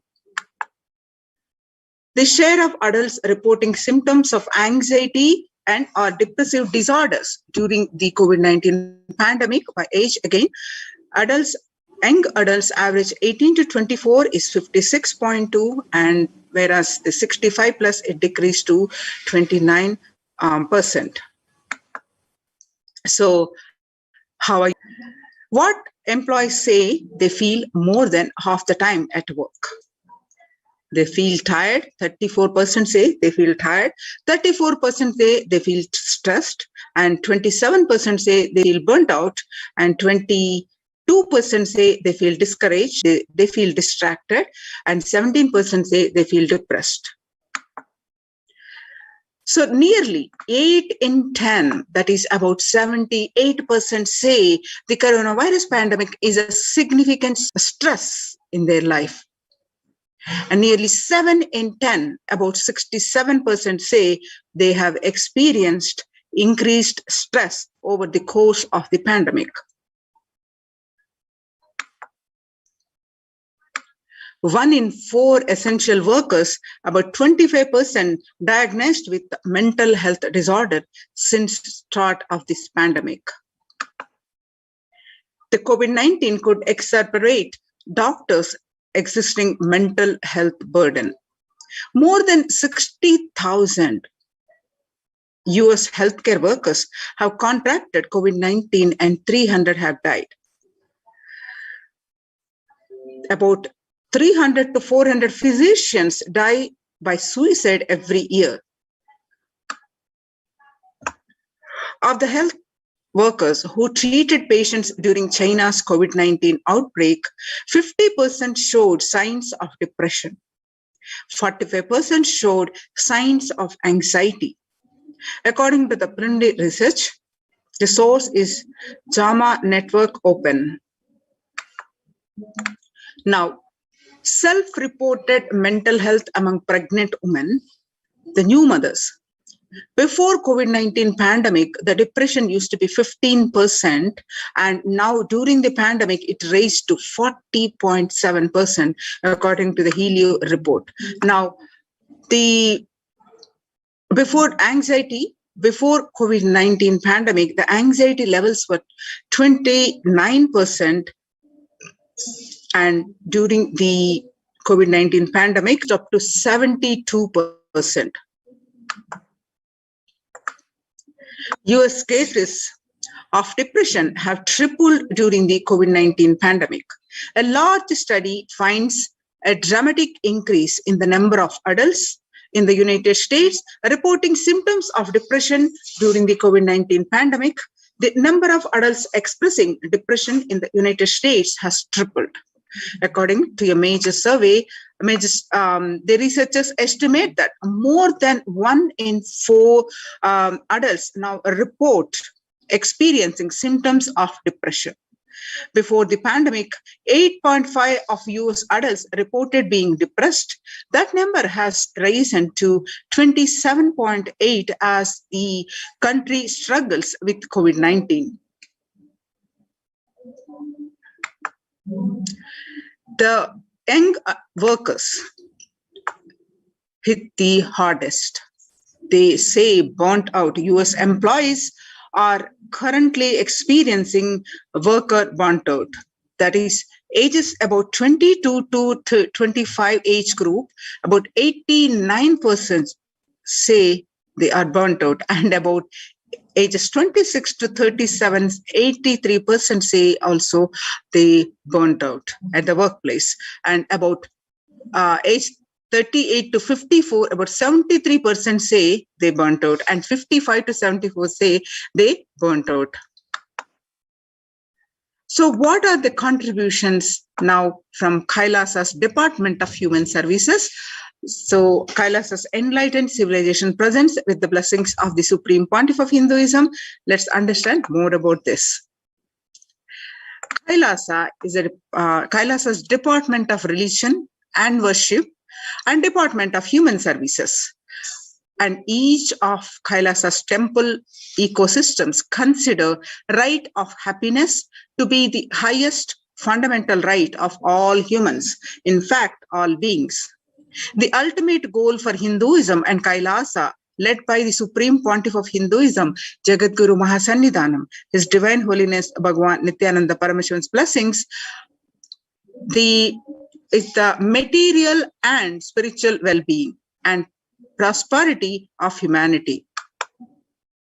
Kailasa is a place where everything related to superconsciousness is revived. All the sampradayas, that is the multiple arms, sects of Hinduism, all the sampradayas, each exploring the signs of awakening the individual's peak possibility. So all these sampradayas, ecosystems created for enlightenment, will be revived and established in such a way it never gets lost again. They're forever serving the humanity. Now, how the Supreme Pontiff of Hinduism tirelessly worked more than 27 years and established these Kailasas ecosystems, especially temple-based ecosystems. Let us see some of the glimpses of this. This picture that you are seeing are taken in the way back in 2006, 21st October 2006 at Adi Kailasha, Bangalore, following a meditation under the sacred banyan tree in Adi Kailasa. The peacekeepers of Kailasa, along with children of the Nithyananda Gurukul, celebrate the auspicious occasion of Deepavali. The pictures that you are seeing are way back in 2018, 22nd December 2018, at again Adi Kailasha, Bidadi, Bangalore. Peacekeepers of Kailasa and participants of the Paramashivoham meditation workshop take part in celebrations of a traditional flag hoisting ceremony.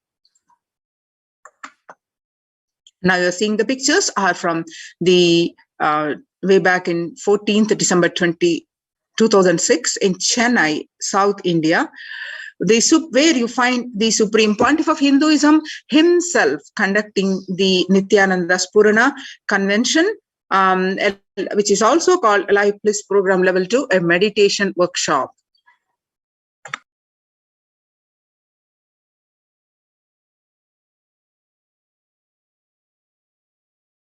Now you're seeing the pictures where you find again Supreme Pontiff of Hinduism himself conducting the Nithyananda Spurana workshop, Life Bliss Program Level 2 at St. Peter's Engineering College, where you see thousands attending this program. This picture taken on the 17th December 2006. Now you're seeing the pictures are from the peacekeepers of Kailasa and the Supreme Pontiff of Hinduism embark on the Himalayan Yatra, the traditional sacred pilgrimage to the Himalayan mountains and up the river Ganga, Harshil, India. So where you find the Supreme Pontiff of Hinduism along with many of the peacekeepers of Kailasa. Now we are seeing the pictures are taken in 20th December 2011, where in Thiruvannamalai, South India, where you find the Supreme Pontiff of Hinduism waving to lakhs of devotees on procession. The temple ecosystem of Thiruvannamalai serves as the driving factor in maintaining the lifestyle of health, wealth, and well-being for the citizens of Thiruvannamalai. Now you're seeing the blissful pictures are from the Adi Kailash Sarvajna Peetam taken on 31st December 2018. The peacekeepers of Kailasa and participants of Paramashivoham meditation workshop take part in morning meditation and the traditional puja that are ritualistic worship. The picture that you are seeing are peacekeepers of Kailasa, led by the Supreme Pontiff of Hinduism, take part in Karaseva, the voluntary contribution of physical service towards the cleaning or construction of the sacred Hindu temple. Here you find the pictures are taken in Adi Kailasa Sarvajna Peetam, Bidadi, Bangalore, and the picture taken on 11th September 2016, where you find the Supreme Pontiff of Hinduism himself demonstrating the value of Karaseva, the selfless physical service. Now you're seeing the picture where the Kailasa's de facto spiritual ecosystems across the world, across the continents, various in various countries and various continents, the Kailasa's spiritual ecosystems are spread. Now you're seeing the picture are from way back in 1994, the leftmost picture. It's Kailasa in Tiruvannamalai, where you find Mataji Vivekananda Puri, the Swamiji's guru, is handing over, traditionally passed on to the hands of the Supreme Pontiff of Hinduism, the Kailasa in Tiruvannamalai, where you find the rightmost picture where at the same Adhinam, Kailasa in Tiruvannamalai, the picture taken on 2017, receiving visitors and delegates for the Kalpataru meditation workshop and Shivadiksha. Shivadiksha is one of the primary initiations of Hinduism. Now, you are seeing the pictures of Tiruvannamalai. Picture taken on 11th March 2017. Thousands arrived to celebrate the enlightenment ecosystem and to traditionally meet the Supreme Pontiff of Hinduism, Jagadguru Mahasannidhanam, His Divine Holiness Bhagwan Nithyananda Paramashivam. Now you're seeing the pictures, Western Hemisphere, Kailasa in Los Angeles, California, USA. This is the Western headquarters. This temple complex, which has 25,000 square foot and housing over 80 plus deities, and it is one of the largest Hindu temple ecosystems of the West.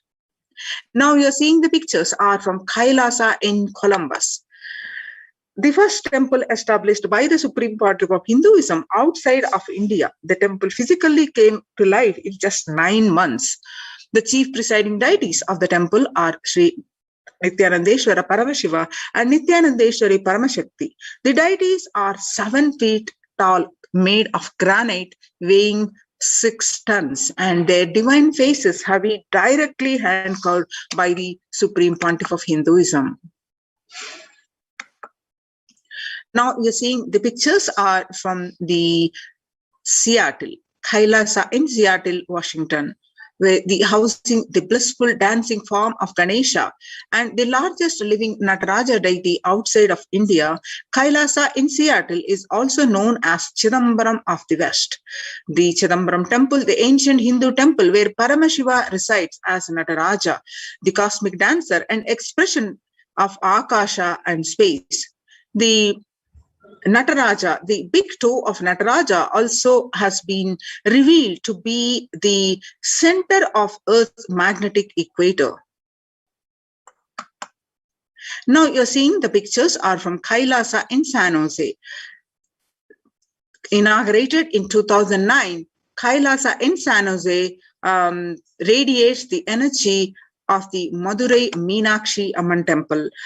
The chief presiding deities of the temple are Devi Meenakshi, Paramashiva Linga, and Nithyanandeshwara Paramashiva and Nithyanandeshwari Paramashakti, which have been created, installed, and energized by the Supreme Pontiff of Hinduism.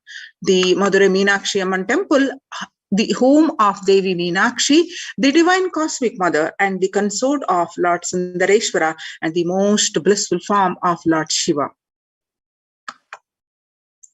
Now you're seeing the pictures are from Kailasa in St. Louis, Missouri, along with Shivalinga, the Nithyananda Ganesha.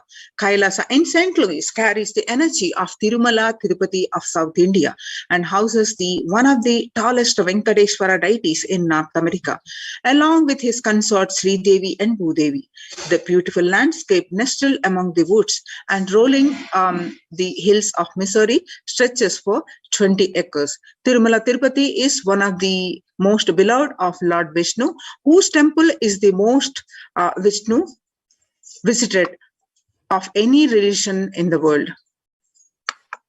Now you're seeing the pictures are from Kailasa in Phoenix, Arizona, home to over 21 deities, which with a temple structure of 2,500 square feet.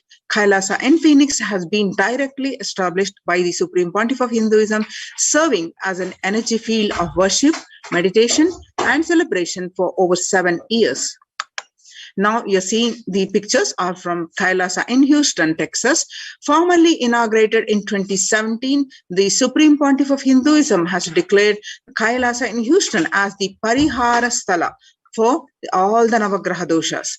The Navagraha doshas, the Navagrahas are the responsible, hold you responsible for the actions, the good, bad, whatever you do. The Navagrahas are responsible, they held you responsible for the result of those actions.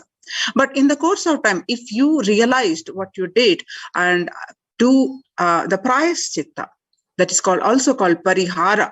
Then this is the place, the Kailas and Houston is the place which all the ill effects of the 9 celestial bodies are removed.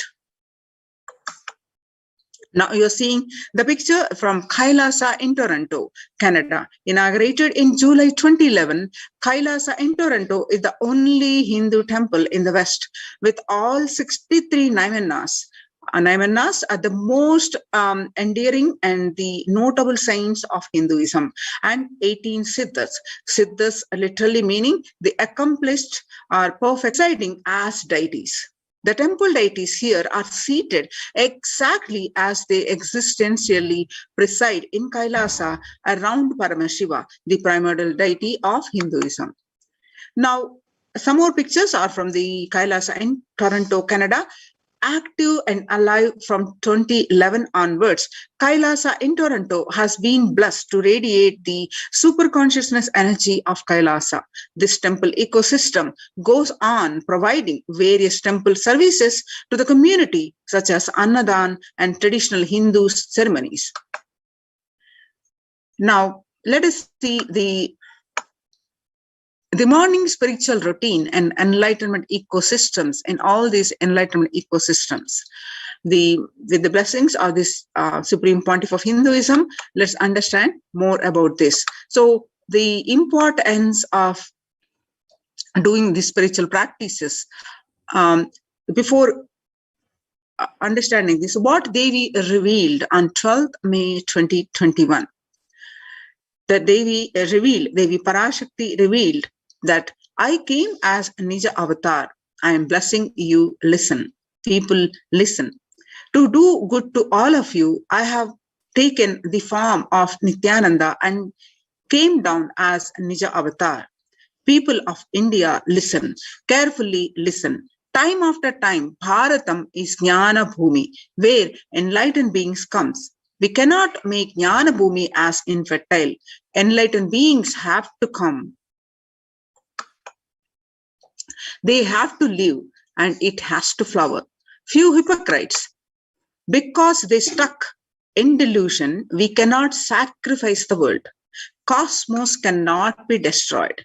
The ship I did to serve cosmos from being destroyed, that is called Adi Kailasa.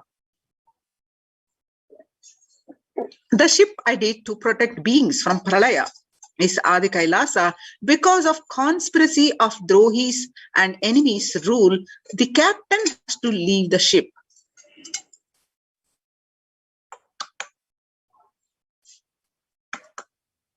Before 12 years, knowing the great deluge that is going to happen, all Aukshadas by this Guru Purnima, that Jnana Rasavadam, Navapashana is going to flower, allow people to come and take dip in Navapashana flower.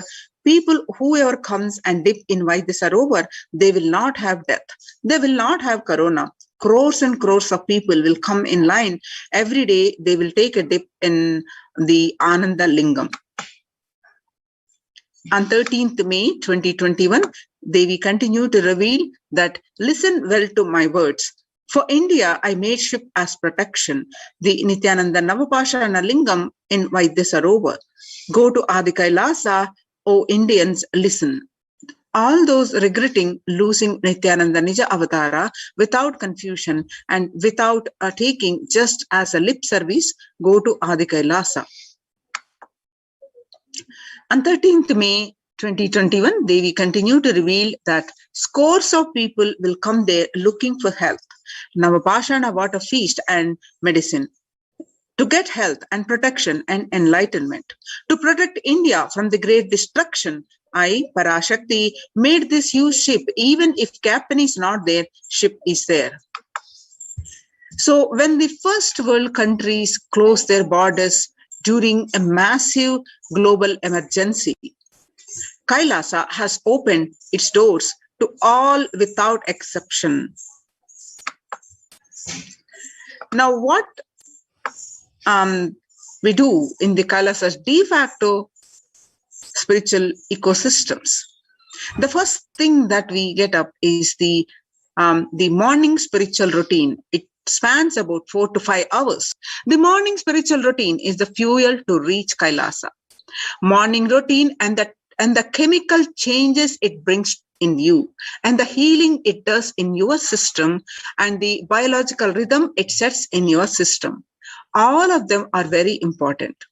If it is an important fuel for you to experience the multiple dimensions of the universe. Spiritual routine and integrity to spiritual routine initiations are completely private, personal between you and me, says the Supreme Pontiff of Hinduism. The members of Kailasa's protective, preventive, multi-layered quarantine initiative take part every day in the morning spiritual routine here in Adi Kailasa Sarvajnapeetham. The morning spiritual routine consists of the Nithyananda Yoga, Panchakriya, Nitya Prataksha Paduka Puja, Kashayam, which is the herbal drink, and Nitya Satsang by the Supreme Pontiff of Hinduism.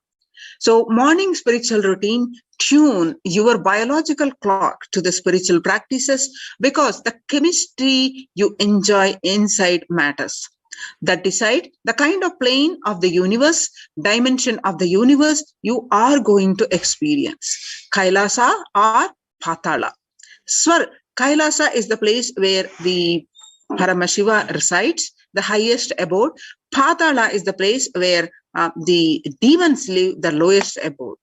And Swarga or Naraka. Swarga is heavens and Naraka is the hell. So morning spiritual routine is the direct path to Kailasa. The Supreme Pontiff of Hinduism always says, person who is in love will wait to spend time with the beloved. If you are a seeker, and you will be waiting 5 hours every day, because that is the time you get near what you are seeking closely. A person who is in love will be waiting to spend time with the beloved. A person who is seeking will be waiting to spend this 4 hours, because this is the time you get closest to what you are seeking. Your seeking takes shape into the system. When your beloved comes near you, if you are tired and the love is gone dead, during the morning 4 hours, if you are bored, your seeking is dead and gone. You need a thorough overhauling inside you. You need to ask yourself. You need to question many of your answers. You need to bring pure questioning back to your life. The morning yoga. Before morning, you do the yoga, you do the Panchakriya. Soon after you get up, you do the Panchakriya. Panchakriya involves 5 powerful processes to remove toxins and impurities from the system. It's just like how we take a shower every day to cleanse the external parts of our body. Panchakriya is a powerful cleansing process which cleanses the internal organs of the body, keeping it cool. These techniques not only cleanse our body, but bring peace and balance to our mind and lightness and bring bliss to our being. You can find various videos of this, how to do the Panchakriya in our the Kailasa's TV and the YouTube channel.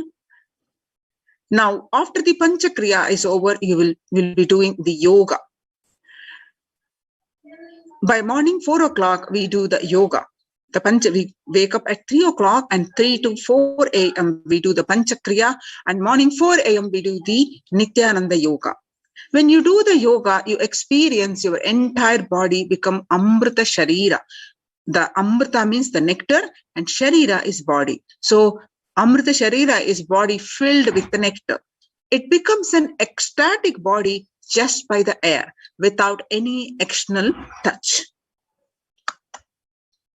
Now, after that, we do the puja, the Prataksha Paduka Puja and the Shiva Puja. In puja, you experience bhakti, the devotion. The space of surrender that occurs to you from this devotion moves you from the I, which is so heavy, to the God or Guru. This surrender allows us to drop all the unnecessary baggage from the head. One of the beautiful pujas in Hinduism is Rudrabhishekam. In the morning, every day puja is Paduka Puja and Shiva Puja.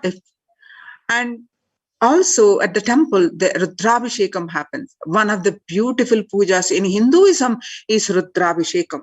In Rudrabhishekam, we offer sacred bath to Shivalinga. While chanting the powerful mantras, the Shivalinga is a deity which beautifully represents the divine. Its form indicates how God is beyond form and formless. We sit down and connect with God by performing the Rudrabhishekam. O Sadashiva, O God, I know you are the source of everything. You are everything and you are in this Shivalinga. You are in this body. You are in the Shivalinga and you are in this body. Let me connect with me, the highest. Let me connect with you. Let you reveal yourself to me. When we sit in that power, when we sit with that context, we do the action of Rudrabhishekam. We experience Bhava Samadhi. Only Bhava Samadhi gives us the higher taste and higher joy in life. Rudrabhishekam is a beautiful ritual which allows us to experience the Bhava Samadhi of Shivoham, that I am divine. If you just follow this morning 5 hours, you will have Vak Shakti, the all Shaktis manifesting in you, because all the obstacles for manifesting Shaktis, tiredness, boredom, pitta, fatigue, everything will be churned out in that morning 5 hours. The morning puja is the most powerful mandala process, Shakti Pata, the melting your being, and then sitting and listening to the sacred truths, constantly inspiring, engaging, alive, awakening. Just this morning 5 hours, if you can bring integrity and authenticity, all the obstacles stopping you from proper power manifestation will disappear. You can perform all the spiritual practices by yourselves. If you are wondering why in the ecosystems, you can perform all the spiritual practices by yourself and Nitya Puja. But there will always be a risk of losing your initial inspiration and excitement after a few days or after a few weeks. Living in the enlightenment ecosystem, even if your boredom, tiredness try to pull you down, the Sangha will support you, help you by giving the wake-up call and supporting you to complete your incompletions. In Sanatana Hindu Dharma, we have at least, coming back to the temple ecosystems, the Sanatana Hindu Dharma, we have at least 10,000 sampradayas, the traditions, which are religious, spiritual traditions, keeping this enlightenment science alive. Each Hindu sampradaya is a spiritual ecosystem created for keeping enlightenment science alive. Since every monastery, every Adimat, every temple, every Veda Patashala, every Sarvajna Pija is a lineage. Sampradaya created to keep the ecosystem of spiritual enlightenment alive.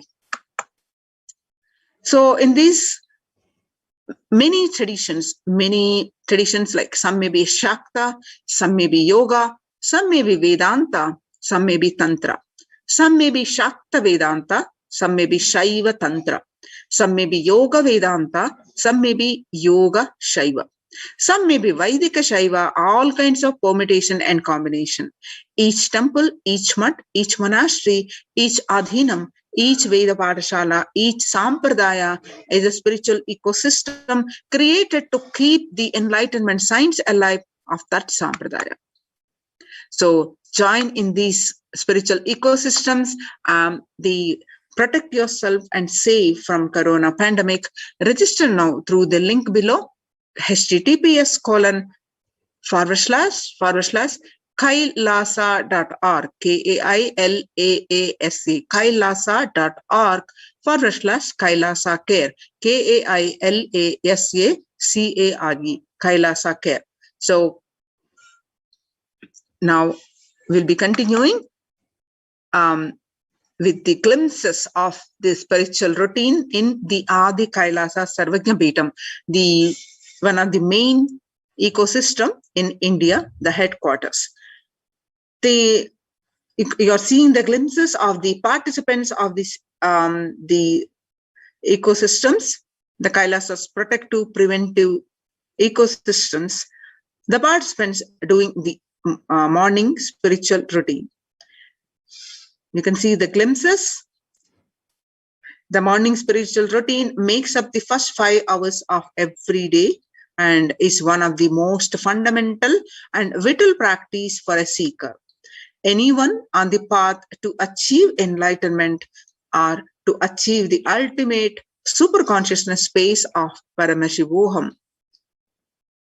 So this morning spiritual routine, as you know, is the Panchakriya, Nithyananda Yoga, Guru Puja and Shiva Puja, and the listening to the satsang of the Supreme Pontiff of Hinduism. You can see more of the glimpses, participants performing the puja. You can see more and more glimpses from Adi Kailasa Sarvajna Peetham.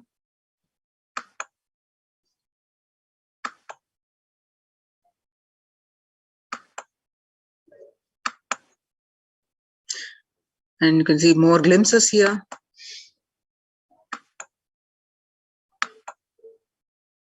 So join now to these Kailasa's COVID care protection centers.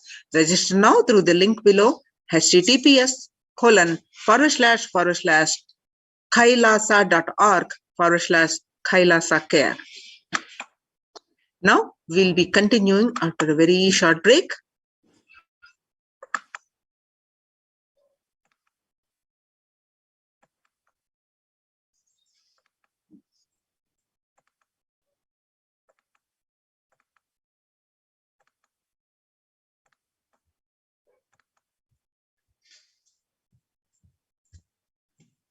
Yes, now let us understand more of this Kailasa's de facto spiritual centers. Kailasa's multi-layered quarantine opportunity for India during the COVID-19 as a practical solution resulting in health, joy and bliss. With the blessings of the Supreme Pontiff of Hinduism, let's understand more. On June 5th, 2021, Devi Parashakti revealed in the Akashic readings the importance of doing yoga and these spiritual practices we just learned. There are just a few, but there are more. And how these practices are helping each and everyone to handle the pandemic. Whereas across the world, what is happening? Devi Parashakti revealed that the mental health, which is severely affected across the world, especially in young adults, and the state of the world reports also showing the same. And how Kailasa's ecosystems are serving to successfully, and these efforts have been recognized by the United Nations. And we will see that report also in this segment. So the Devi Parashakti revealed on 5th June 2021 that not only people dying in crores, financial and mental retardedness, you will also see minds getting collapsed. Freedom from all this suffering is the life of living enlightenment. First, prevent yourself from this deadly corona, or people do the job of saving your life as first priority.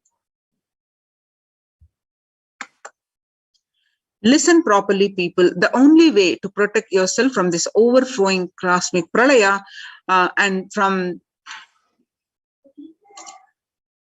the demonic people who search for destruction for themselves and for others because of pralaya, go to Adi Kailasa, getting shelter at the feet of Paramashiva. Save yourself from corona and death. Economic crisis, mental collapse that is formed because of corona. Save yourself and move towards living enlightenment. Move towards Paramashiva, Paramparul, doing yoga and tapas, doing seva to all the devotees of Paramashiva. Live a good life. Just for that, I have opened the doors of Adi Kailasa for all those in the universe, not only human beings, even as siddhas, jnanis, and yogis have come and are doing penance in Adi Kailasa. For everyone who come, goodness, prosperity, jnanam, and yogam will overflow. Do not have fear, bliss is there. Do not have worry, I will protect with goodness. Just for that, I have opened the doors of Adi Kailasa for all those in the universe, not only human beings, as even siddhas, jnanis, and yogis have come and are doing penance in Adi Kailasa. For everyone who come, goodness, prosperity, jnanam, and yogam will overflow. Do not have fear, bliss is there. Do not have fear. I am solving sufferings. I am the Samaya Purattu Kannatal who comes and helps at the right time. So these are the revelations by the Devi Parashakti and about the mental health issues, and the media articles confirming the same. According to the survey, global psychiatric symptoms like depression, anxiety exhibited in by the COVID-19 patients, a study. According to this new study, neurological symptoms like depression and anxiety are also showing to be common in those who have contracted COVID-19, even more in mild cases. According to the BMC Psychology, published online in June 8, 2021, the impact of COVID-19 on the mental health of US college students. The results indicate that students closer to graduating faced increases in anxiety, about 60.8%, feeling of loneliness, about 54.1%, and depression, about 59.8%. Many reported worries for health of loved ones most impacted their mental health status, about 20%, and the need to take care of family most affected current and future plans, about 31.8%. Almost one half of students took to exercising and other remedies. The rates of anxiety and depression among the college students continue to soar. The researchers at the Dartmouth College, who have tracked the moods and the behaviors, are about 200 college students for 4 years, say the stress levels are at their highest. The research by the Lauren Lumpkin, which was published on June 10, 2021. The Dartmouth College researchers began tracking about 217 students when they entered the school as freshmen in 2017 in the hopes of understanding how they behave. They have seen students' stress levels rise, and usually in tandem with the midterm and final exams. But since the onset of the coronavirus pandemic, the rates of depression and anxiety soared and have showed no signs of coming down, said the Andrew Campbell, a researcher and computer science professor. According to the Psychology Today, the coronavirus, the psychological trauma and PTSD event, how the pandemic will result in trauma responses. Much has been said about the mental health crisis that is occurring related to the coronavirus pandemic.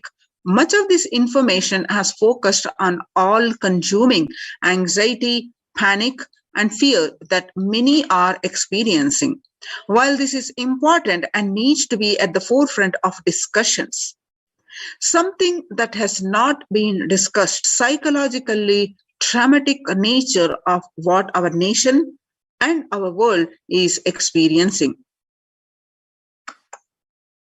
The increased prevalence of post-traumatic stress disorder, PTSD, is expected to emerge as a primary factor driving the growth of the global post-traumatic stress disorder, PTSD, therapeutics market. over the period of assessment. What it was in 2019 and what it is going to be in 2027, the estimation is that it's an increase in 11.91%. The coronavirus pandemic's impact on global mental health is already extremely concerning. The CNN, there is a high prevalence.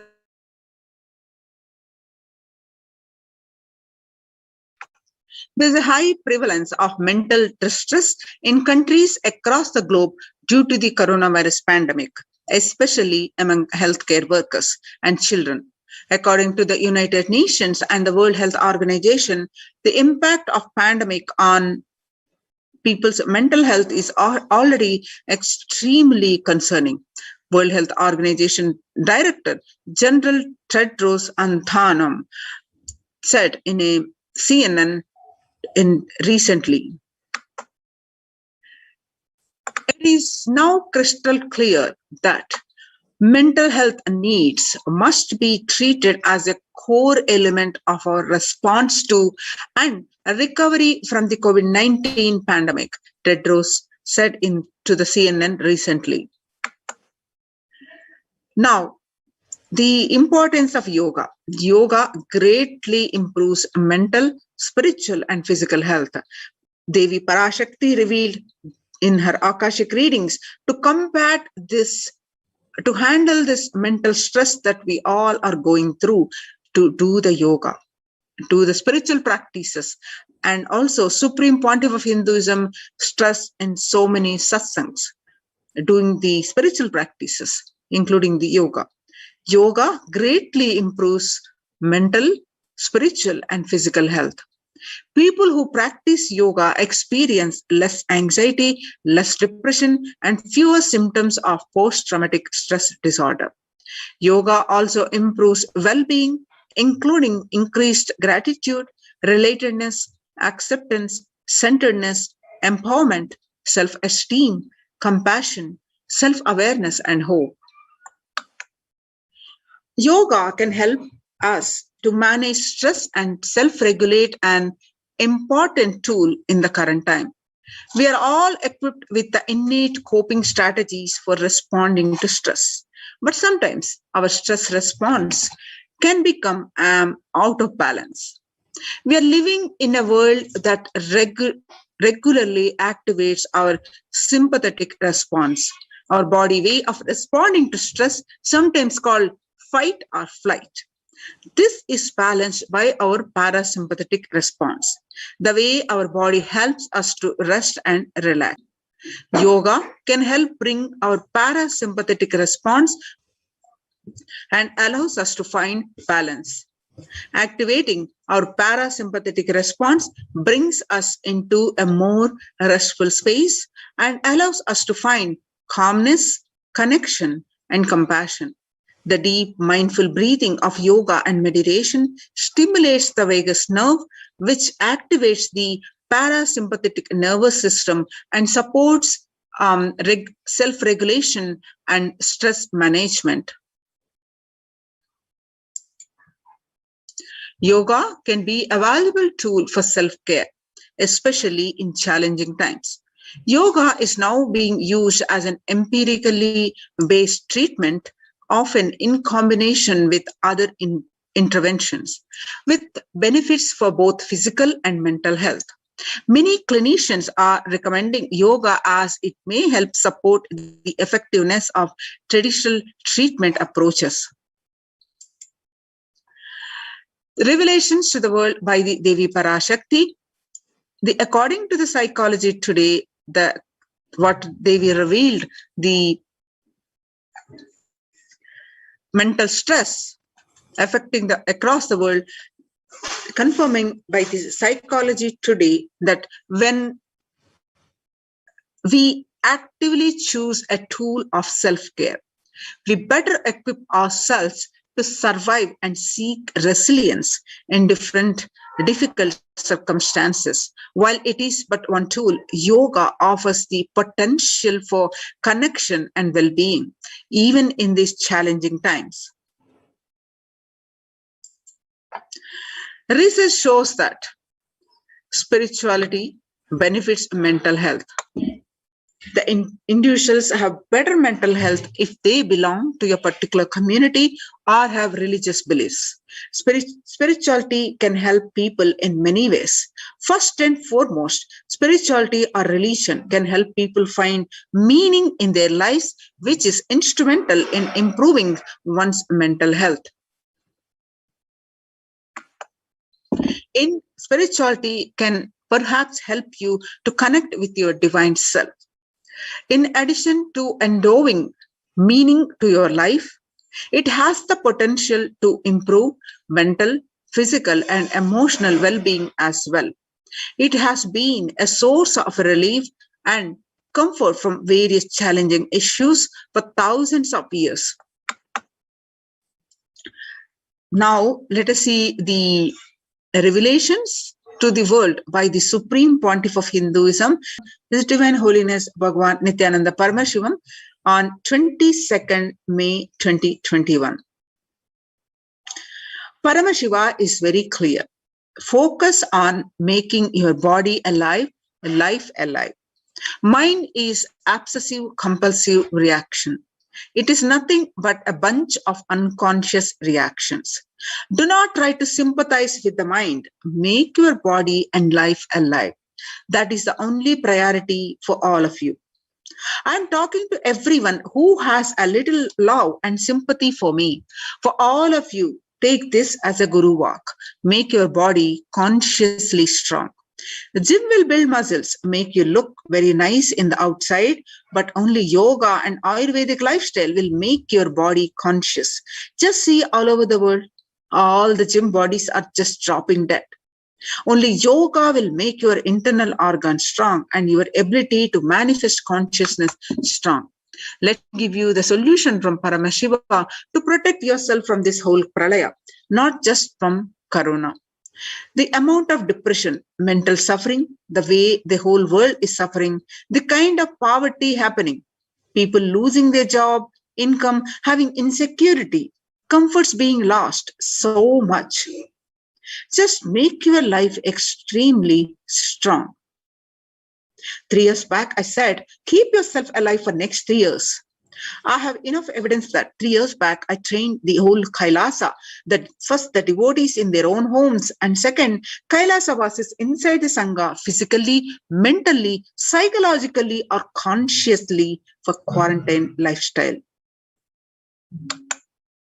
For being active without getting mentally broken by being in one place. Doing intense yoga, making the body and internal organs strong. Taking the bay leaf, neem juice, tulsi, haritaki, triphala churna, Ayurvedic lifestyle, a lifestyle of less food and more energy, more activism. I only told it is for an important reason.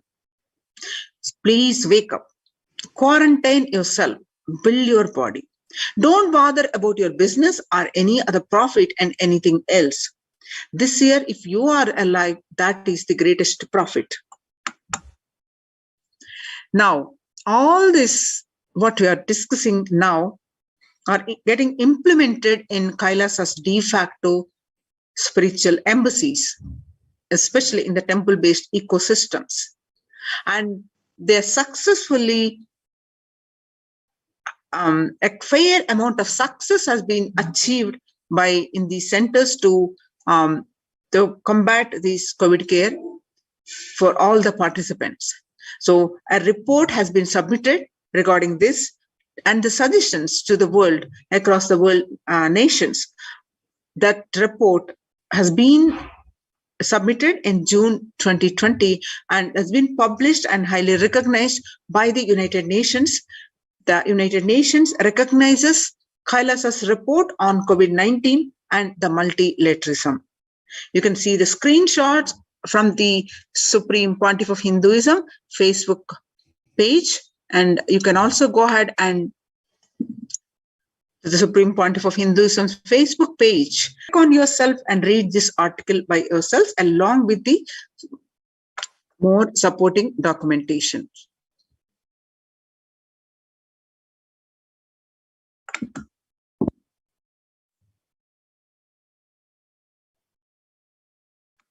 The report published on their website www.ohchr.org from the report from the Adi Shaivite minority tradition, Kailasa Union.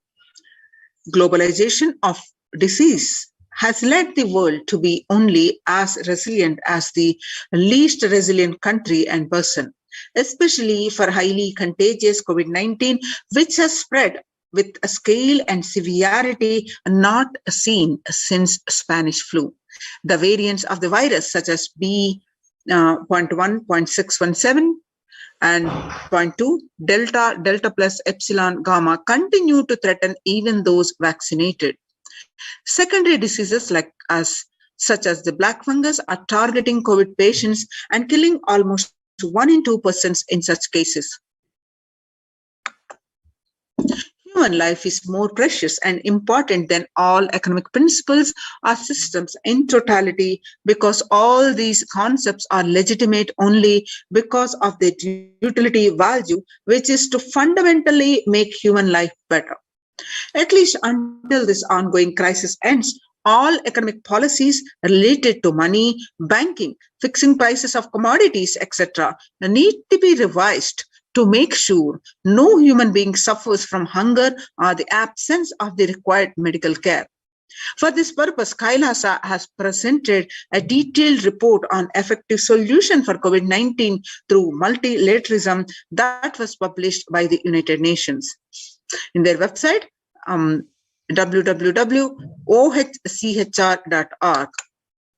The earlier reports recognized by the United Nations, a report on the rights of indigenous women and girls, and the second report on the femicide, and this is the third report. The report on COVID-19 and multilateralism, a report by the Adi Shaivite minority tradition, Hindu community, Kailas Union.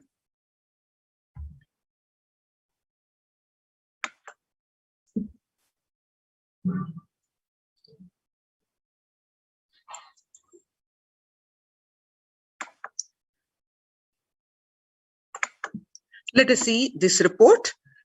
What are the key obstacles was presented that we are all facing across the globe? First, the globalization of the disease has led the world to be only as resilient as the least resilient country and person, especially for highly contagious COVID-19, which has spread with a scale and severity not seen since Spanish flu. The variants of the virus, such as Delta, Delta plus, Epsilon, Gamma, continue to threaten even those vaccinated. The secondary diseases, such as black fungus, are targeting COVID patients and killing almost 1 in 2 in such cases. Second, distorted policy decisions and conflicting principles can lead to polarizations amongst the nations and within, leading to various extremes such as the hoarding of vaccines in some places, the wastage of vaccines in others, and an unaddressed shortage of vaccines globally. Third, the pandemic has exposed the fragility of the global system. The disruption in the supply chain is especially worrisome for essential food supplies, which disproportionately affects the already most vulnerable even more.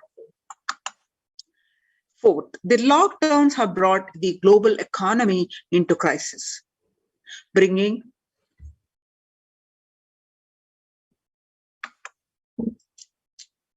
recessions and worsening unemployment rates. Frequent lockdowns and the ongoing threat of famine, especially in countries where employment is predominantly informal, are exacerbating worries that the starvation may cause more suffering than the virus itself. Far more than the SDG 2, the zero hunger, the number is now predicted to come close to 1 billion. You can see the various supporting documentation here are projected on the screen.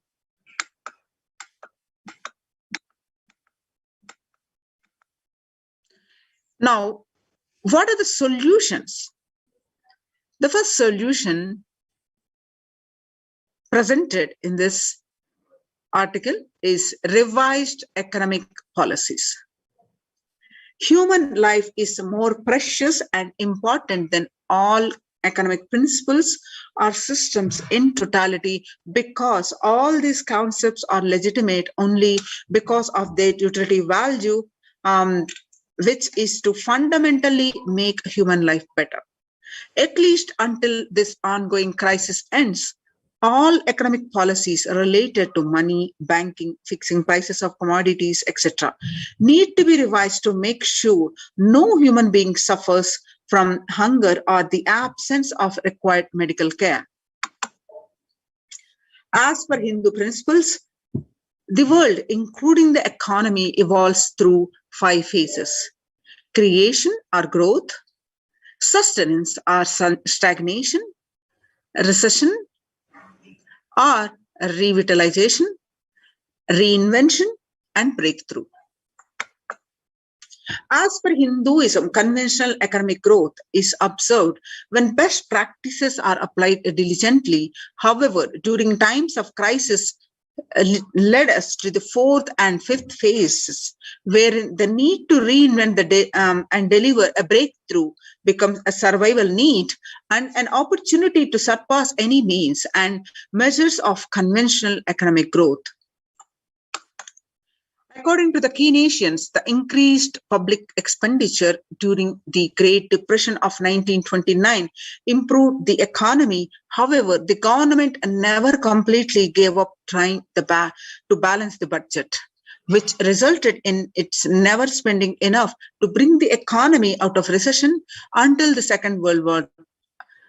Similarly, the current crisis requires governments to temporarily discard trying to balance economic interests that compromise quarantine safety and put human life at risk, and rather reinvent their economic strategies and multilateral coordination for benefiting and during the subsequent breakthrough period after the end of the crisis. Next solution presented is Hindu multilateralism. There is an immense inequality in the capacities of governments, organizations, and people on 2 grounds. First is health response, and second is economic recovery. Surviving the highly contagious COVID-19, where the world is only as resilient as the least resilient country and person, requires governments, organizations, and people to collectively address the crisis.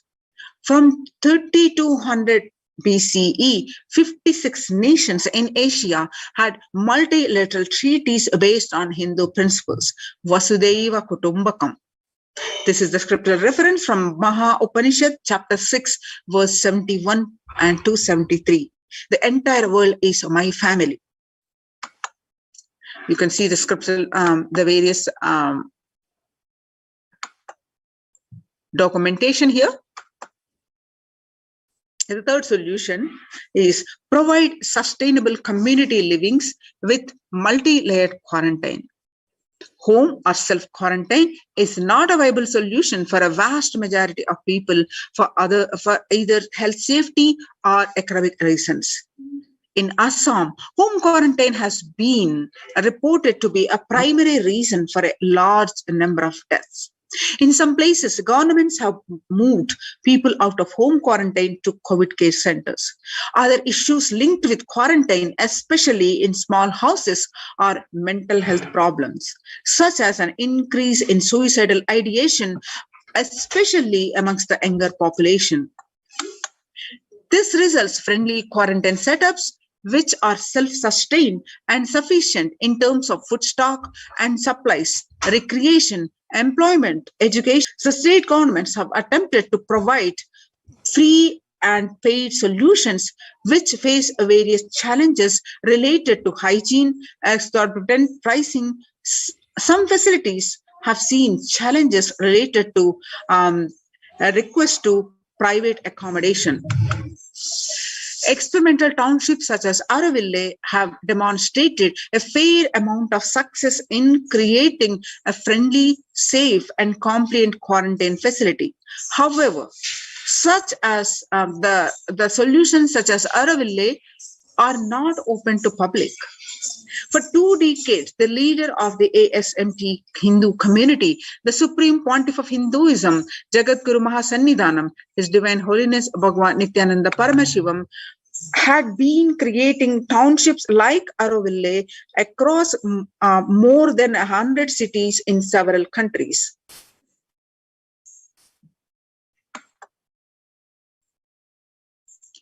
Most of these townships, such as the ASMT Monastery, India, Bangalore, have been opened to offer multi-layered quarantine as a free public service with a free food, accommodation, free internet to work from home, that is from the monastery.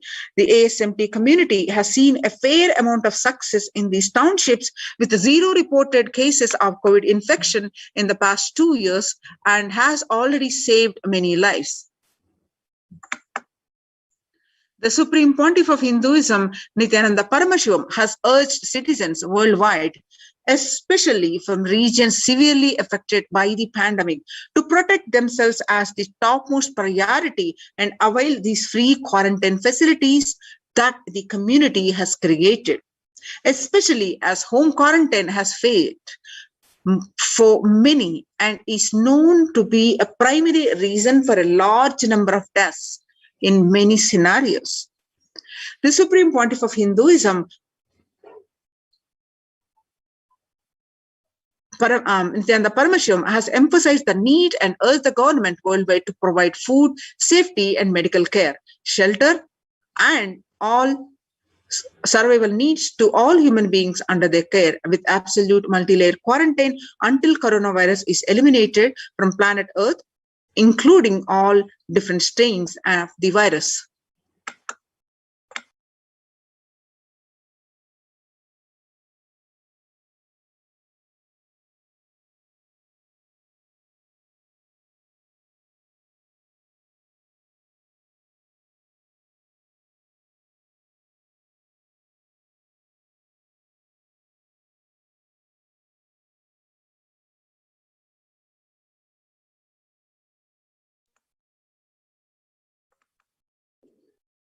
Now you can see the supporting documentation here.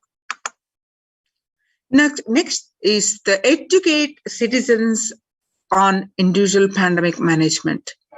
Unlike previous pandemics, the current era provides active, real-time and visual information about fatalities. Underreporting of this data may give false hope and make people reckless. Exaggerations in reporting can also make people reckless as they may feel eventual death due to a coronavirus is inevitable. Proper education is extremely crucial as it will dramatically reduce the number of deaths and reduce the challenge on healthcare systems. Alcohol-related deaths have hit a record high during this pandemic, and long post-lockdown liquor lines are some extremely worrisome issues regarding which people need to be educated. As a top priority, people need to be given confidence in their life and security about their future for them to stop behaving recklessly or fall into depression and commit suicide. Leveraging the best different economic systems. This is the next solution presented in this article. Leveraging the best different economic systems based on charity, barter, and money. Ancient Hindu economic treatise by Paramashiva, the primordial Hindu divinity, describe the 3 kinds of economic systems and their principles. First, for things that do not perish by sharing, such as education and knowledge, Paramashiva recommends that no fee be charged. Second, for survival needs such as water and charity are recommended. Third, infrastructure development works, services and commodities, gold and conventional currency-based transactions are allowed. These systems are still in practice in modern day, but grossly overlooked and not sufficiently studied with their close relation to mainstream economics. The World Health Organization and the GISEID provided early access to data regarding the virus. This is an example of an open knowledge-based economic policy where the critical data about the virus was not monetized. Similarly, South Korea helped the United States of America access masks and testing kits.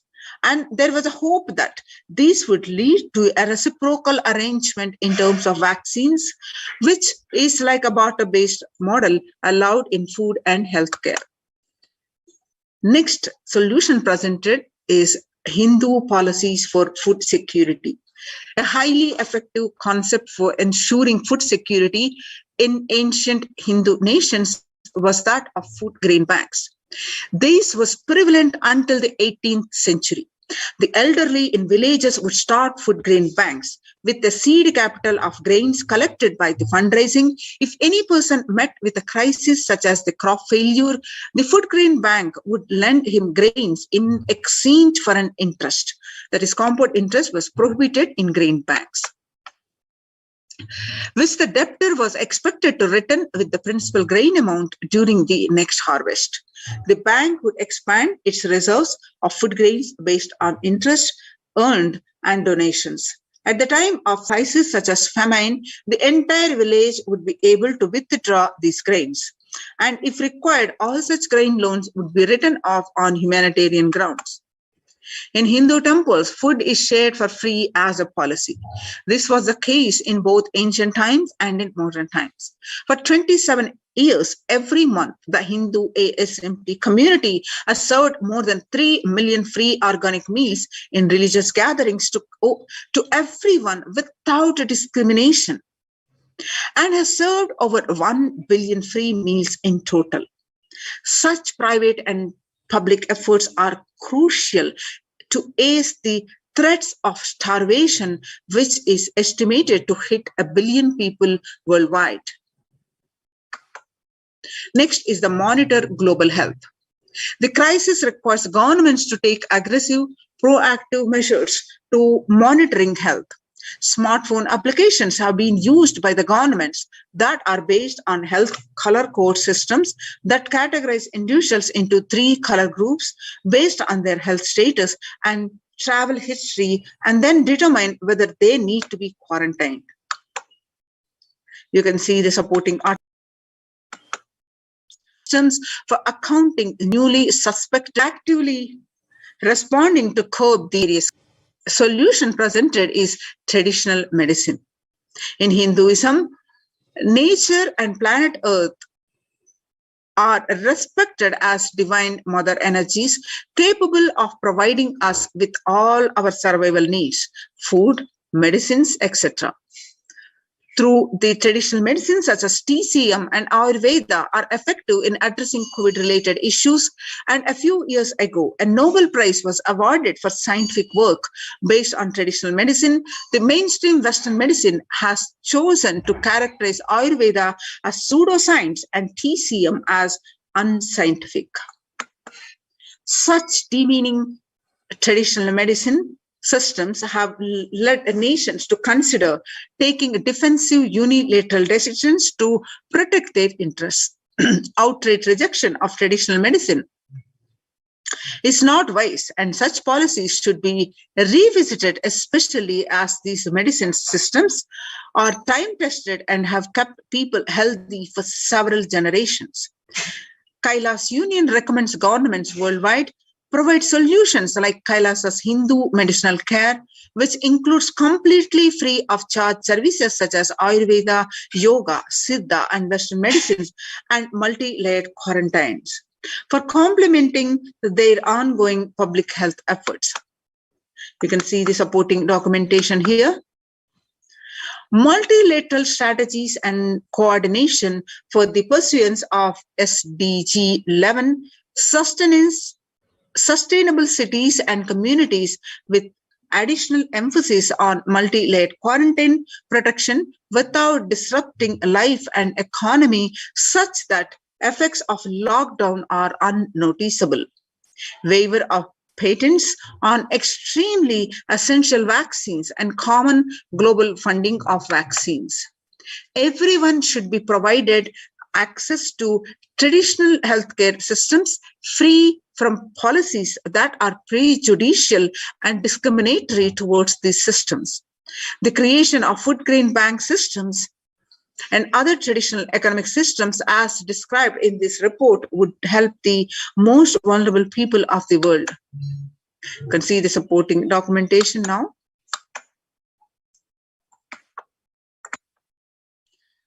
So the sovereign order of Kailasa worldwide, inspired and guided by the vision of the Supreme Pontiff of Hinduism to save lives. A one-of-a-kind humanitarian charitable service massively mobilized to provide protection and preventive COVID care in this testing time of global meltdown.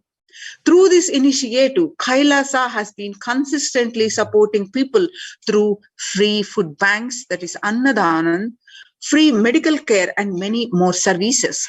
The impact of mental disorders and lack of spiritual strength during a humanitarian crisis are often difficult to assess.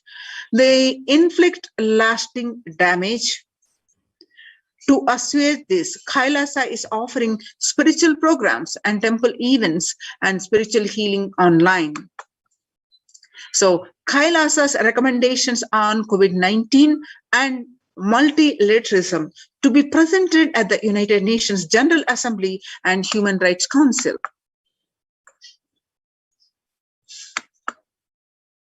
So in a gist, Kailasa's report and recommendations on the International Treaty on COVID-19 got accepted and published by the United Nations. Surviving the highly contagious COVID-19, where the world is only as resilient as the least resilient country and person, requires the true multilateralism, the government, organizations, and people to collectively address the crisis.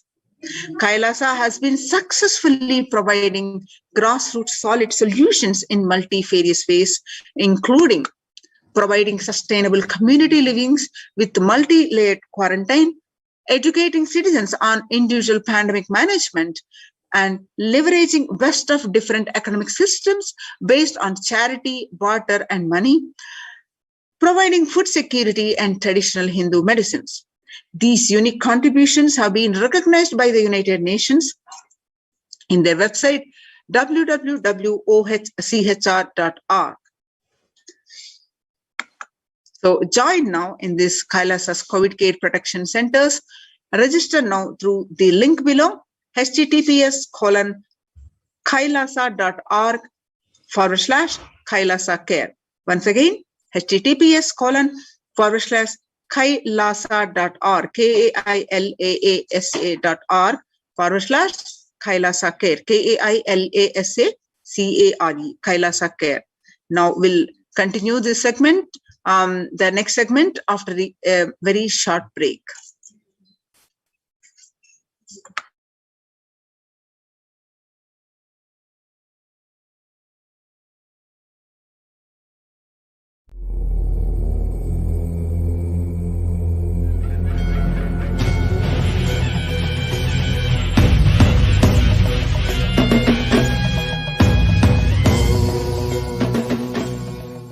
Connecting with the divine with your eyes closed is meditation. Connecting with the divine with your eyes open is darshan. Come, let us all now move from meditation to darshan. Slowly, very slowly, please open your eyes.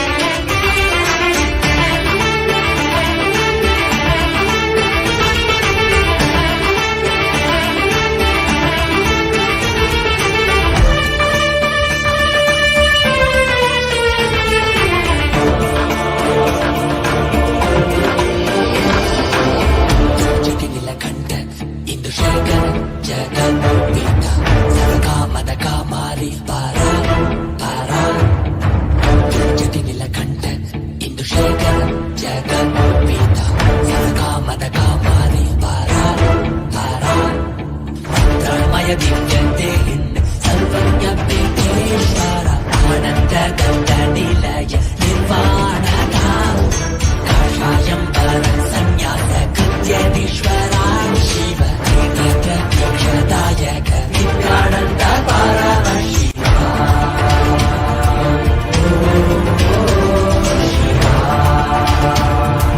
Nityanand Paramashiva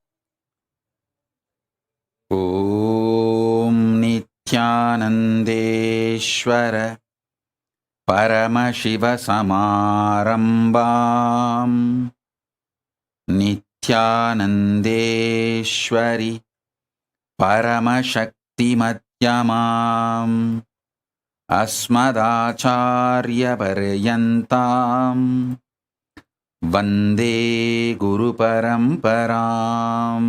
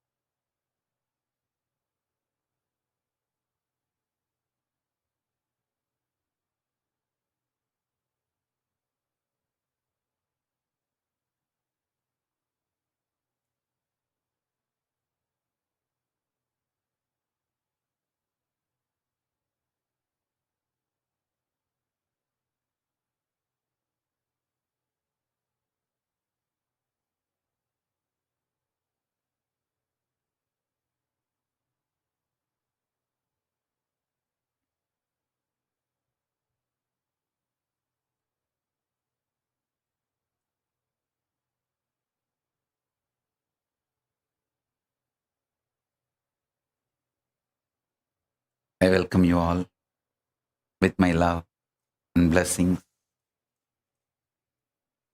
I welcome all the Sarvanyapita Yajaman, Kartas, Shri Mahants, Mahants, Kotari Tanedar, everyone sitting with us all over the world. I welcome all of you with my love and blessings.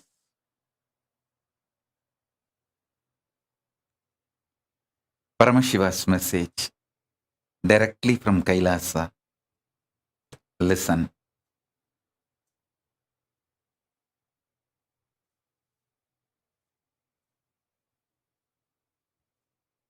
Conscious sovereignty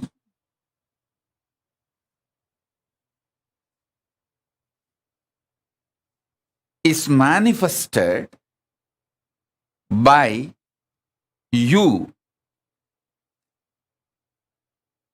being and radiating your conscious sovereignty continuously.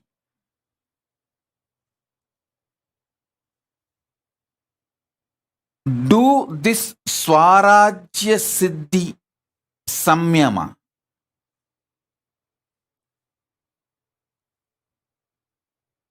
This is the Samyama to achieve conscious sovereignty. Listen. This Swarajya Siddhi Samyama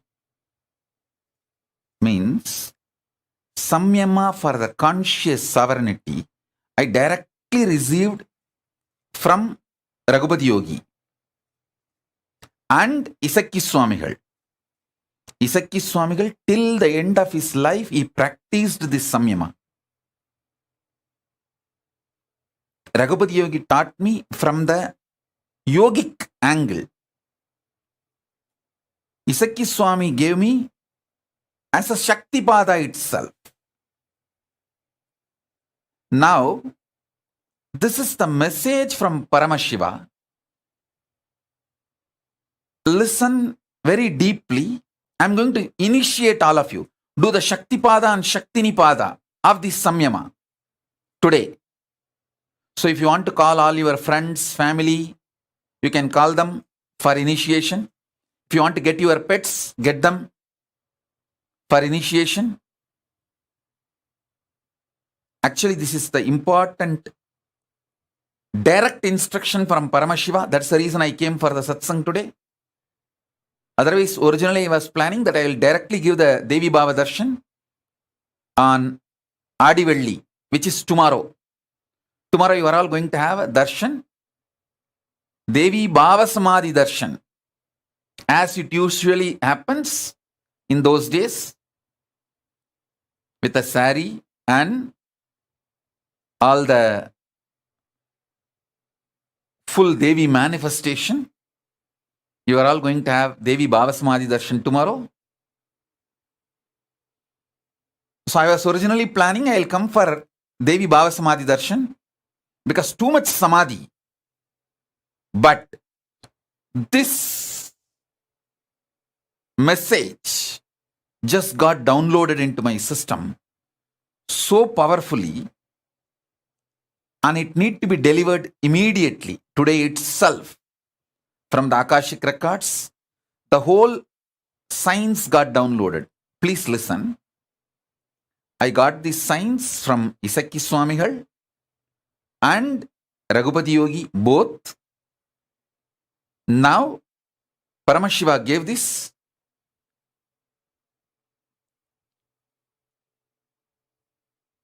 Elaborately, directly from the Akashic records. Swarajya Siddhi Samyama. It's a very powerful manifestation.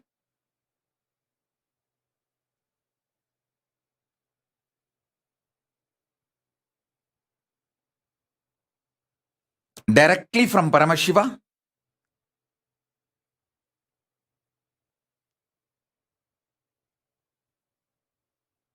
So if you guys want, I'll give few minutes for all of you to gather everyone, your friends, family, pets, for initiation. Then I'll start the initiation.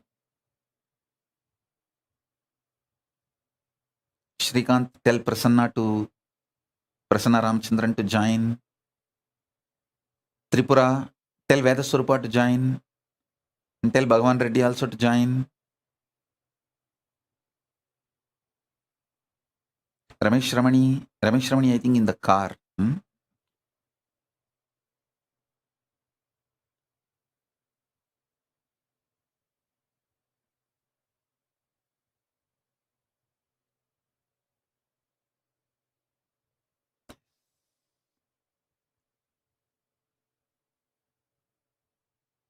Oh, it's in the house. Ramesh Ramani is in the house only. It's a sunlight.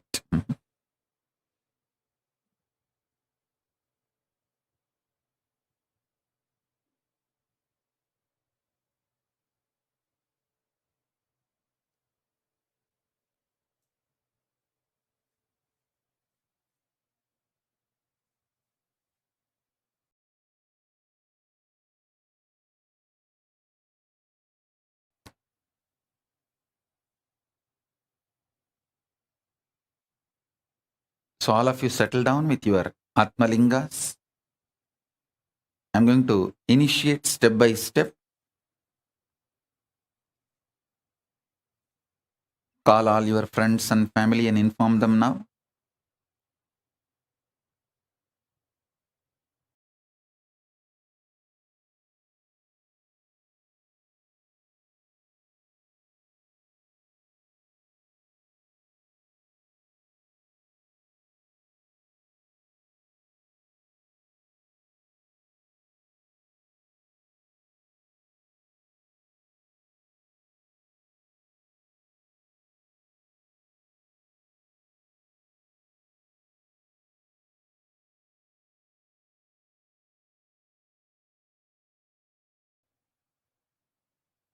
This Samyama has two layers.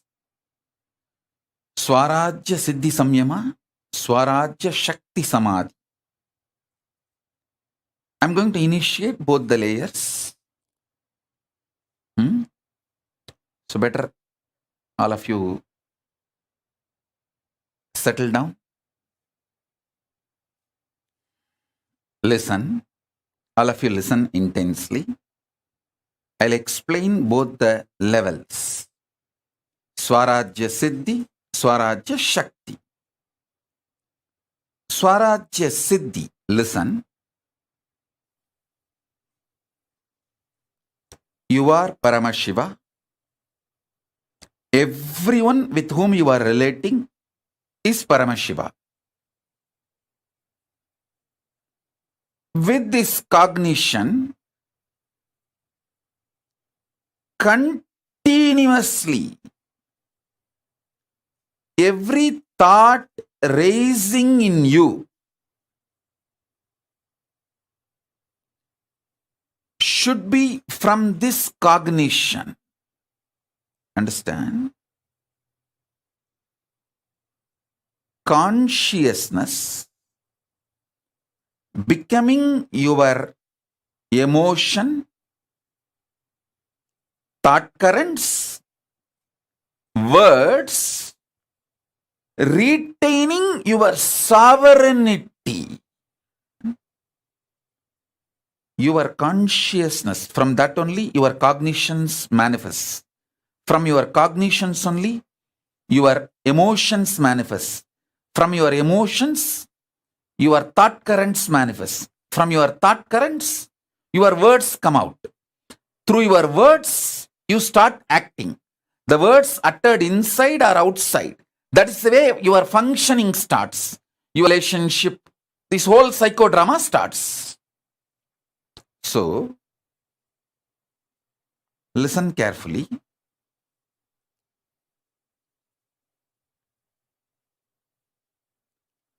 Your consciousness manifesting as your cognition, as your emotion, as your thought current,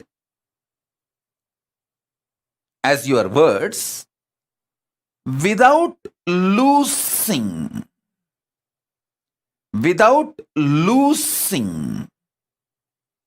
your sovereignty, then you achieve Swarajya Siddhi. Anyone in this world can start practicing it.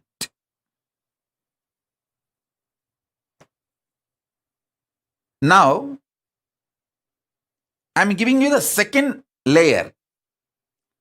Swarajya Shakti Samadhi. This is the Samyama. Samadhi. You need to manifest it intensely. Samadhi, which you need to manifest it intensely. For this, you need certain amount of ferociousness. Just for this Chaturmasya, please do it. Listen carefully. Mala Nadarajan, don't worry. Mala Nadarajan has messaged that Nadarajan is admitted in the hospital. Don't worry. You have taken care of my daughter, so I will take care of you all. But don't worry. Yes, let's come back to satsang. Listen.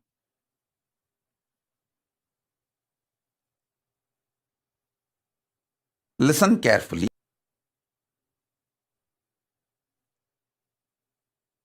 I'll describe elaborately, clearly, how my gurus used to manifest this samadhi and these powers of the conscious sovereignty. I'm using the word English word conscious sovereignty. Originally, the original Sanskrit word is Swarajya Shakti.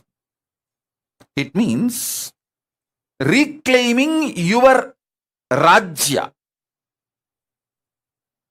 your kingdom, and manifesting the Shaktis of your kingdom. Swarajya Shakti Samyama, Swarajya Shakti Samadhi. Samyama means Tarana, Dhyana, Samadhi. All these three put together is called Samyama. So now, this is the way you can manifest your conscious sovereignty. Listen. Listen to the instructions deeply. Only one thing. 24/7. Remember, you are Paramashiva. Everyone with whom you are interacting is Paramashiva. And from this same space, your new cognitions should start manifesting. Your thought currents should start manifesting. Your ideas, emotions should start manifesting. Your words should start manifesting. It is very easy if you decide. These 4 months, this Chaturmasya, conscious sovereignty Chaturmasya, you will do all the interactions from this space. I tell you, I guarantee, take this as my guarantee, you will earn 10 times more wealth. You will have best relationships. Your health will become 100 times better. Your inner space will manifest at least 100 powers. Mark all these words as my commitment to you all who are receiving this initiation. Listen. This Chaturmasya till Navaratri, decide. Your whole interaction will be only from this angle, this space. And make sure all your communication is only through writing and showing, writing and showing, writing and showing. Because when you are not blabbering, all your verbalization is blabbering. When you are not talking blah, blah, blah, blah, blah, blah, blah, blah, you can retain the conscious sovereignty cognition. If you make your communication only through writing, you can always make sure, yes, space, I am here as Paramashiva, and here is this Paramashiva. So I am here to be ultimately integrated, no cheating, exploiting, no cunningness, strategic relationship, integrity to integrity, Paramashiva to Paramashiva, oneness to oneness. If there is a conflict, I will explain this, my conflict and insecurity and fears to this Paramashiva, knowing that this Paramashiva will not exploit me, will only support me in manifesting my Paramashivatva more and more. Listen, I am telling you, most of your deluded insecurities will melt down. All your delusional insecurities will melt down.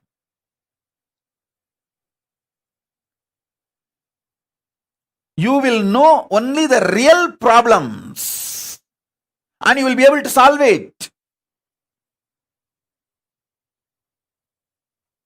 I tell you, I know the powerfulness of this samadhi. I've seen my gurus doing, and I have done it. Now,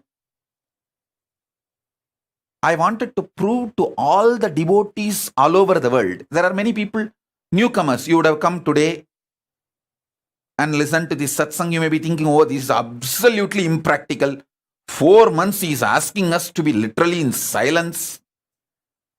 He doesn't know I am a doctor, I am a lawyer, I am an engineer, I am a scientist, I am a CEO, and he is asking me to be in silence. He is impractical. You may think, for all of you, I will prove the power of this Samyama by making my Kailasa government.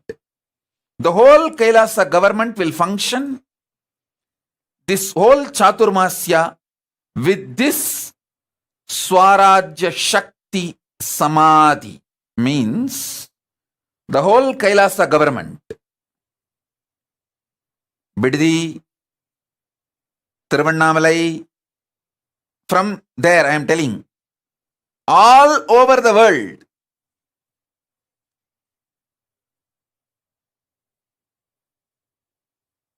all countries, the Kailasa government functions should be done with this powerful Swarajya Shakti Samyama. Samadhi. Swarajya Shakti Samadhi. Listen. Immediately I know few people will raise, no. They somehow want to break this Samyama. They will raise, oh, what to do if we need to attend to some legal things with the outer world, if we need to attend to something. All right, maybe those one or two things, rarely you can speak as an exemption. Otherwise, this whole 4 months, all internal interactions, let it be writing and showing, writing and showing. For example, if the Tiruvannamalai ashram and Biddi ashram need to communicate, come on Zoom call, both side, write and show, over. You don't know the power of not speaking and writing, because by the time you write, you won't lose your cognition. But when you speak, you are so addicted to speaking, it has become such a natural habit of you. I will not say natural, unnaturally natural habit of you. You don't know what you speak. You don't know what you do. Actually, Skandamata does not speak. She is not speaking because she doesn't want to lose the conscious sovereignty. She knows. She wants to speak from conscious sovereignty. That is why she is waiting. She wants to be in my space, so when I initiate her, without losing the conscious sovereignty samyama, she wants to manifest. Listen. The Kailasa government, all the Kailasa-vasis, if you guys take it sincerely and do what I am saying, you will prove to the world the power of this samyama. The power of this samyama. Listen. When I am explaining, if you decide it is difficult, you are not going to do. If you decide it is easy, you may take it for granted. Whether it is difficult or not, you have to do, that's all. Guruvak is neither difficult nor easy. It's a choice. Relationship with Guru is neither difficult nor easy. It is a decision, that's all. It's a simple decision, that's all.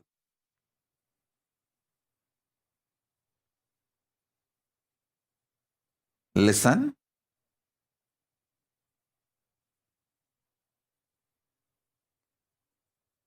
So even for the devotees, I am saying, see, in office, you may not have convinced everyone about your spiritual path. With those people, you can speak no other way. But try to retain this conscious sovereignty, cognition, and continue to speak. Keep that as an exemption. Other than those few people with whom you have not convinced your spiritual path and your connection with Kailasa and all that, with those people, no other way you have to run your life. Other than those few, with everyone who knows you are my disciple and you do everything I say, with all of them, practice this samyama. You can explain to them by writing. You can keep in one paper why you are doing what you are doing. They will be happy that you are seeing them as Paramashiva and you are very honest with them, very integrated to them. No cheating, no strategy, no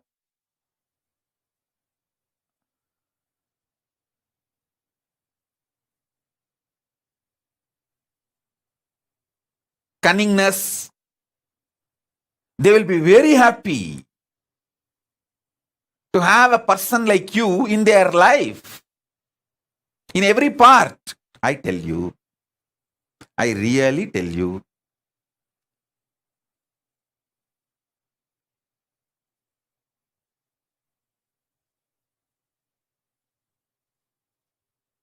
Exemptions, okay. Like there may be some of you, speaking is your profession, like a teacher or a singer. So those few things exempt, okay. Even in Kailasa government, there will be few people who will do this morning satsang hosting. So those few exemptions, okay. Even during that time, try to continuously hold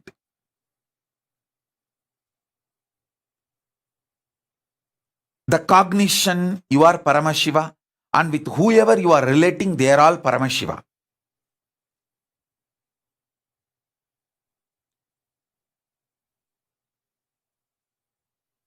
And I tell you, try to shift most of your communication to chatting, typing, writing, than speaking. Reduce the speaking drastically. Make it typing, writing, that kind of things. Why? You don't know the power of this. With writing, typing, still it has not become unnaturally natural habit. See, breathing is organically natural habit. Good.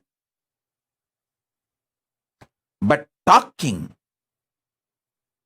even wearing clothes, all these are toxic natural habit. Unnaturally natural habit. It has become your nature, but it is not natural.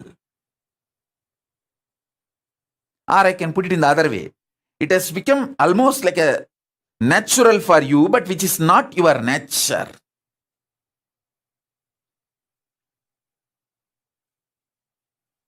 Like how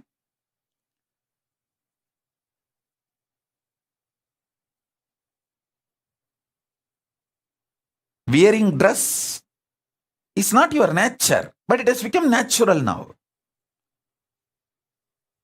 Breathing is very organically natural habit. But talking is not organically natural habit.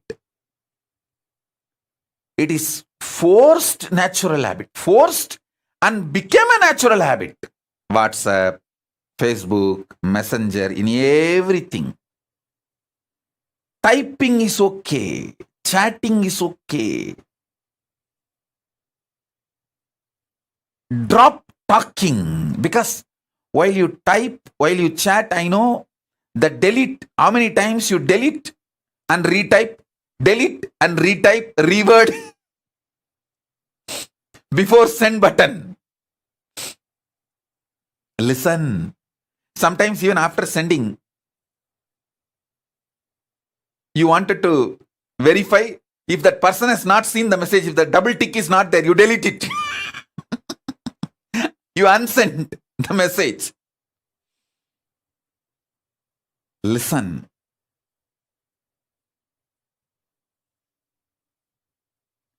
Just these 4 months, hold this cognition. You will manifest so much powers. You will see the secret of the cosmos, I tell you.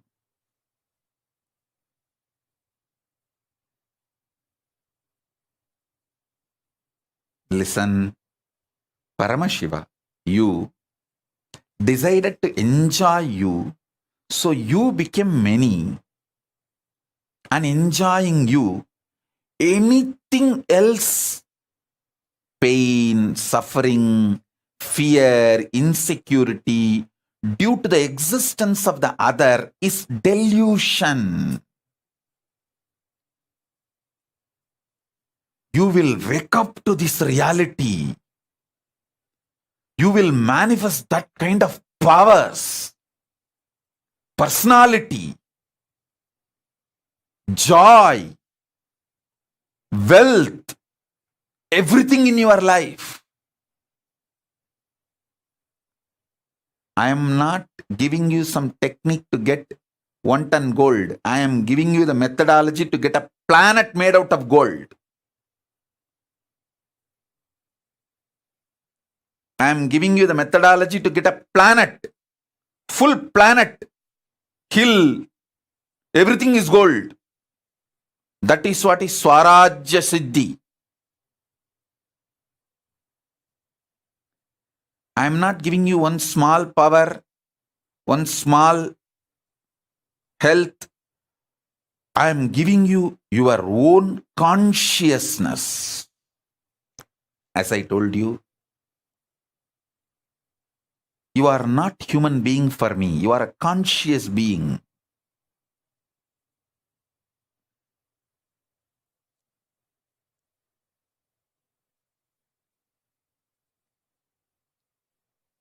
You will know your purpose.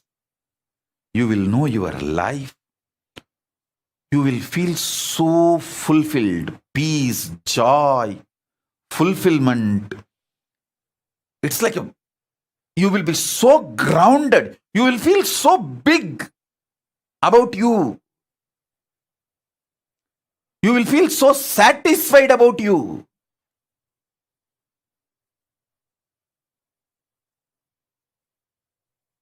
$1,000 good things will happen if you just do this till Navaratri, till Vijayadashmi. That's all.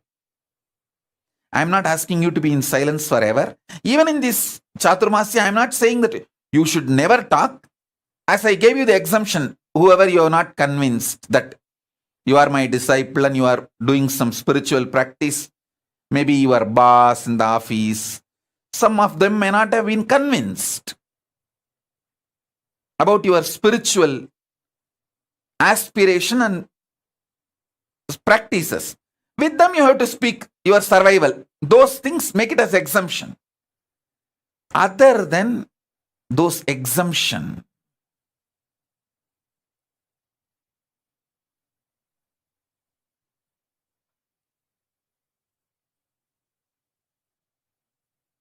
make this as your lifestyle. I tell you.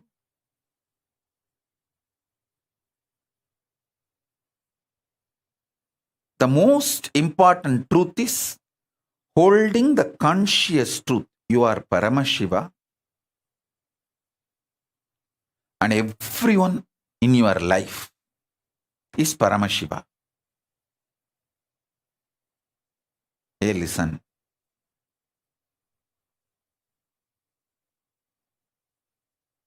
See, I am not talking something illogical, irrational, or impractical. Don't think I am talking something impractical. Listen.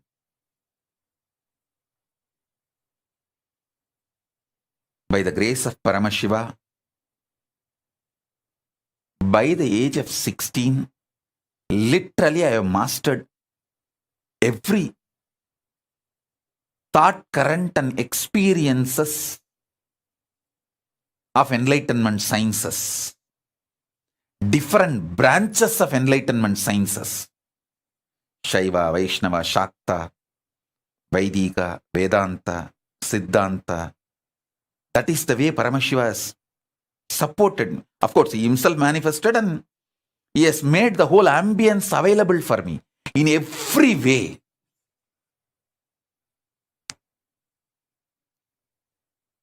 He supported and made everything happen. And after that, last 27 years of my public life, from the time the Yoga Pattabhishekam is done, last 27 years, with millions of people I have worked, directly, personally, initiated, guided, made them experience powers, manifest all the best things in the life. I have done everything. Listen, I am telling you all this just to make you understand. I am most practical person. I will not tell you something impractical. And I will not tell you something useless. I am highly user-friendly and highly efficient. Efficiency-oriented, focused. If I ask you to do some spiritual practice for 10 minutes, I will make sure you get the result of at least 10 years of your tapas and the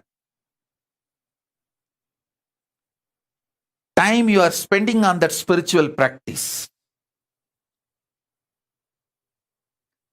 I am a very productive person, efficient person. You can see in 43 years what I've achieved. From that you can understand. I am very productive, life positive, focused, successful person. Very practical person.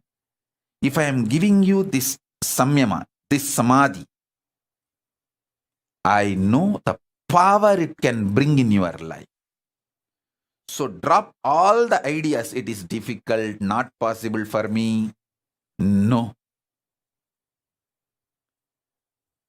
Everyone will be able to do this. As I told, if talking is your profession, like teacher, lawyer has to talk in the court. So that kind of unavoidable, have exemption. So even during those moments, always try to hold the cognition, you are Paramashiva and everyone around you is Paramashiva. And this whole interaction is between Paramashiva and Paramashiva. Hold that cognition and continue to talk, but you will forget, I know, because talking has become such unnaturally natural habit. You will forget that cognition. But what to do? But all the other times, stop talking and be from this cognition and always do the communication by penning down. Then even few minutes if you miss, you can get back to this cognition and start penning down.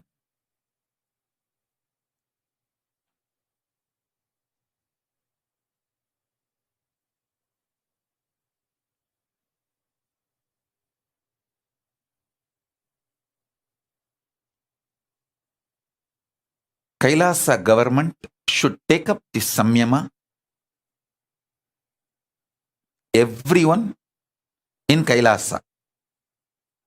And even the people who have come for the quarantine, staying in all our campuses, you can also try. Of course, it is not a compulsion for you. You can try. Because now, these 4 months, what are you going to do? You can try.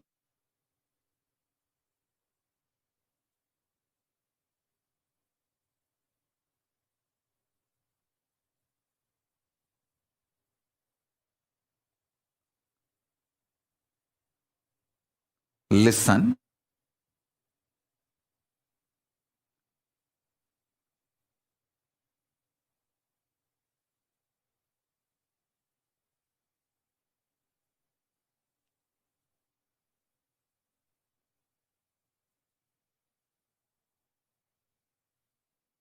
When you start trying, you will see how many things open up in you and how you beautifully organize yourself.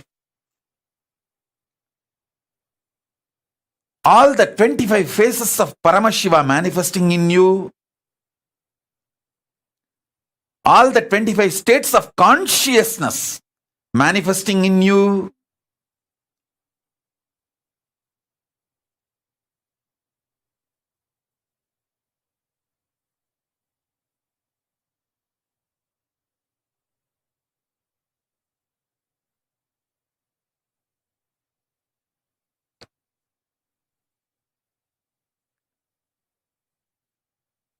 how your whole being gets manifest, the Paramashivatva manifests in you. I tell you, when the experience of Paramashiva, that samadhi, starts manifesting, then you will understand, oh God, wow.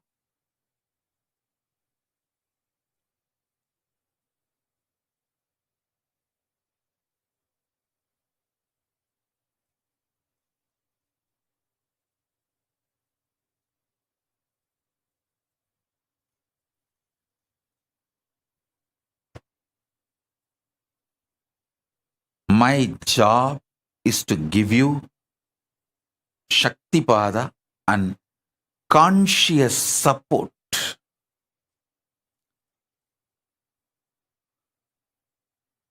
as a living Purnavatara of Paramashiva.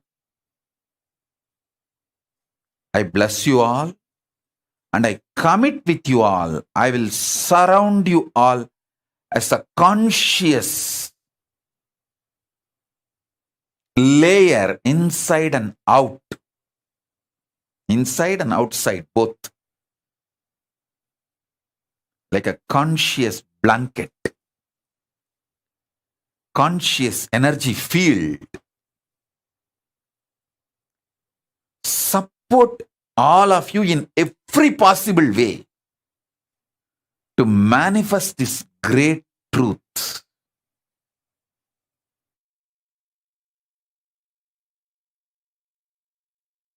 See, when you start living this truth, you will see whatever you want in your life starts manifesting, like a wealth, health, relationships, everything. Then you will understand the auspiciousness of this samadhi, this samyama, and you will be so inspired to follow. You will you will simply start doing it.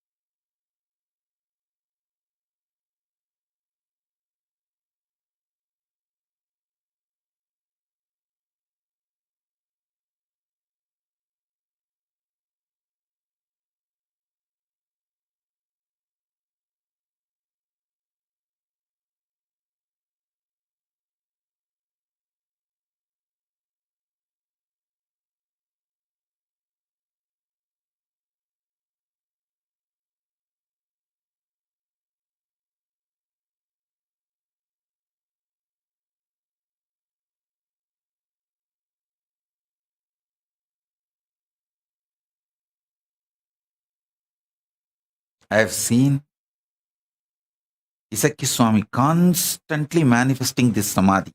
Whenever he sits in samadhi, he will do that only. He will never speak. He will have a slate, and anybody comes for blessings, support, anything, he will just write and show. And clean. Write and show. And clean. Write and show. That's all.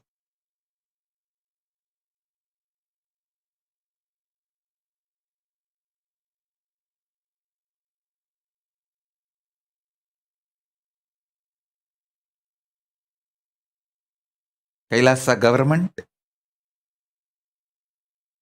all over the world, start practicing this and give confidence to people that it is possible to do this and be successful in all our activities.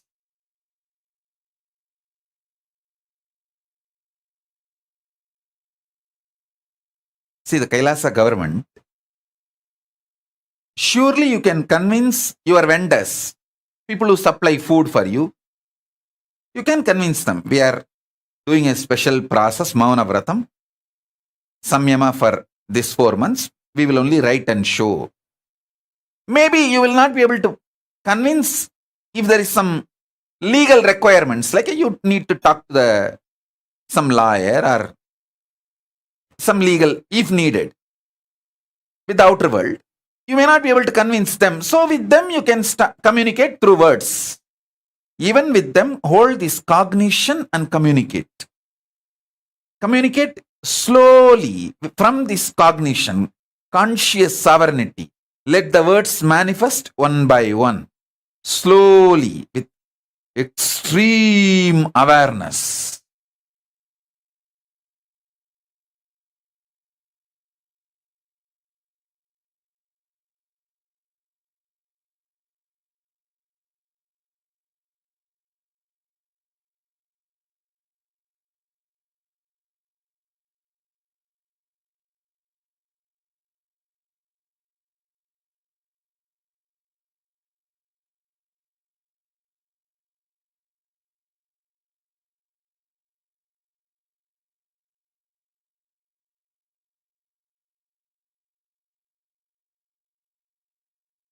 All the people who are sincere, want to manifest conscious sovereignty, powers of Paramashiva, should take up this samyama.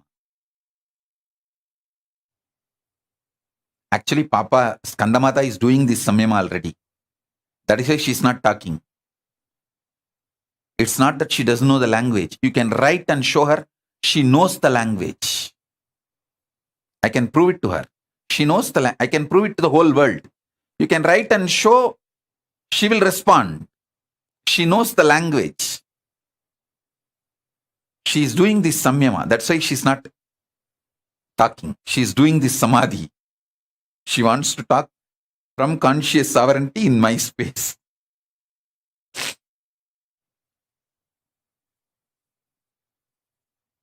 I tell you, it's a very powerful samadhi, samyama.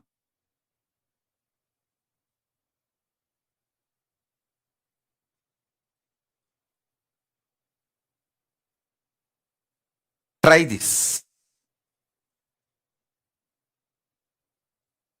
See, even the people, still now you have not convinced that you are my devotee, you are spiritual seeker and you are practicing, you are initiated disciple. You can take next 1 or 2 days and convince them.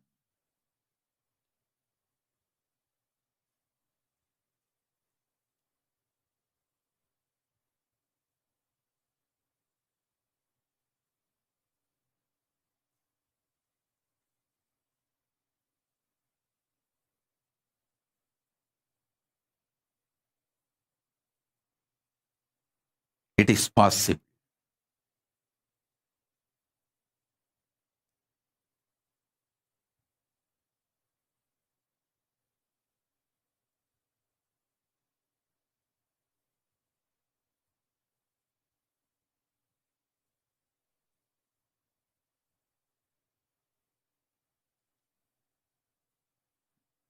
Kailasa, everyone listen, everyone in the Kailasa, all the Adinavasis, Gurukul Balasans,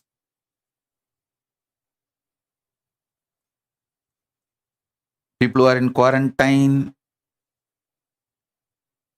in Biddi, in Hyderabad, all the sannyasis, all of you listen. Don't try to ask for exemption. Don't put your energy on breaking this samyama. Put your energy on making this samyama and making the whole world understand the power of this samyama. If you demonstrate it, the power, the whole world will start realizing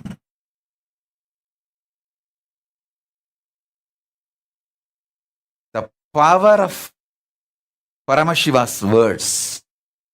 That is the best enriching you will do.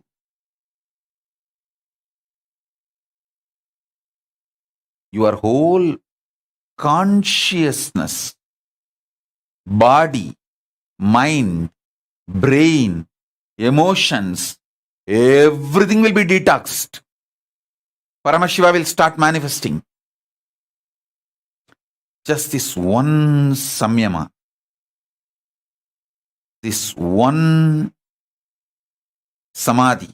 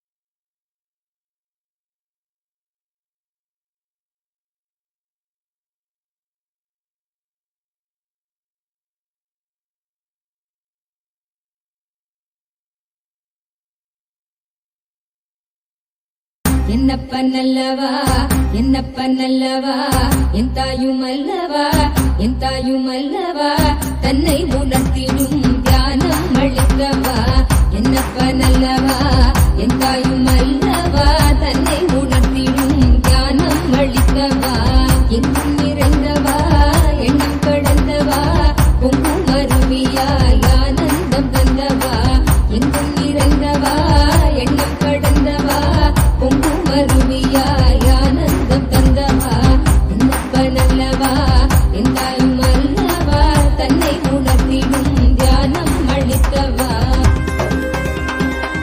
ஏழாம் உடல்கள் தாண்டி நித்திய வாழ்வும் கண்டிட கேடான காலம் தன்னை வென்று நீலை நின்று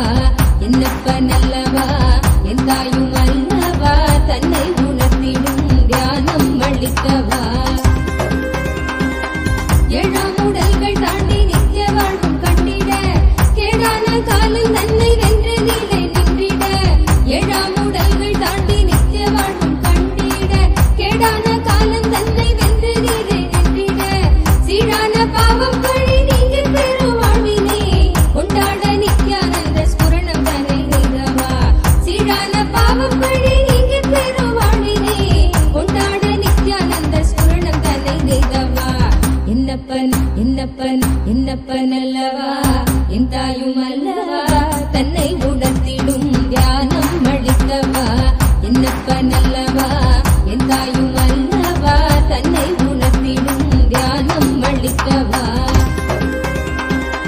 ஏழாம் உடல்கள் தாண்டி நித்திய வாழ்வும் கண்டிட கேடான காலம் தன்னை வென்ற நிலை நின்றிட ஏழாம் உடல்கள் தாண்டி நித்திய வாழ்வும் கண்டிட கேடான காலம் தன்னை வென்ற நிலை நின்றிட சீரான பாவம் பழி நீங்கி பெரும் வாழ்வினை கொண்டாட நித்யானந்த ஸ்புரணம் தன்னை நீங்கவா சீரான பாவம் பழி நீங்கி பெரும் வாழ்வினை கொண்டாட நித்யானந்த ஸ்புரணம் தன்னை நீங்கவா என்னப்பன் என்னப்பன் என்னப்பன் அல்லவா என் தாயும் அல்லவா தன்னை உணர்த்திடும் தியானம் அளித்தவா என்னப்பன் அல்லவா என் தாயும் அல்லவா தன்னை உணர்த்திடும் தியானம் அளித்தவா என்னப்பன் அல்லவா என் தாயும் அல்லவா தன்னை உணர்த்திடும் தியானம் அளிக்கவா என்னப்பன் அல்லவா என் தாயும் அல்லவா தன்னை உணர்த்திடும் தியானம் அளிக்கவா எங்கும் நிறைந்தவா எண்ணம் கடந்தவா பொங்கும் அருவியால் ஆனந்தம் தந்தவா எங்கும் நிறைந்தவா எண்ணம் கடந்தவா பொங்கும் அருவியால் ஆனந்தம் தந்தவா என்னப்பன் அல்லவா என் தாயும் அல்லவா தன்னை உணர்த்திடும் தியானம் அளிக்கவா என்னப்பன் அல்லவா என் தாயும் அல்லவா தன்னை உணர்த்திடும் தியானம் அளிக்கவா எங்கும் நிறைந்தவா எண்ணம் கடந்தவா பொங்கும் அருவியால் ஆனந்தம் தந்தவா எங்கும் நிறைந்தவா எண்ணம் கடந்தவா பொங்கும் அருவியால் ஆனந்தம் தந்தவா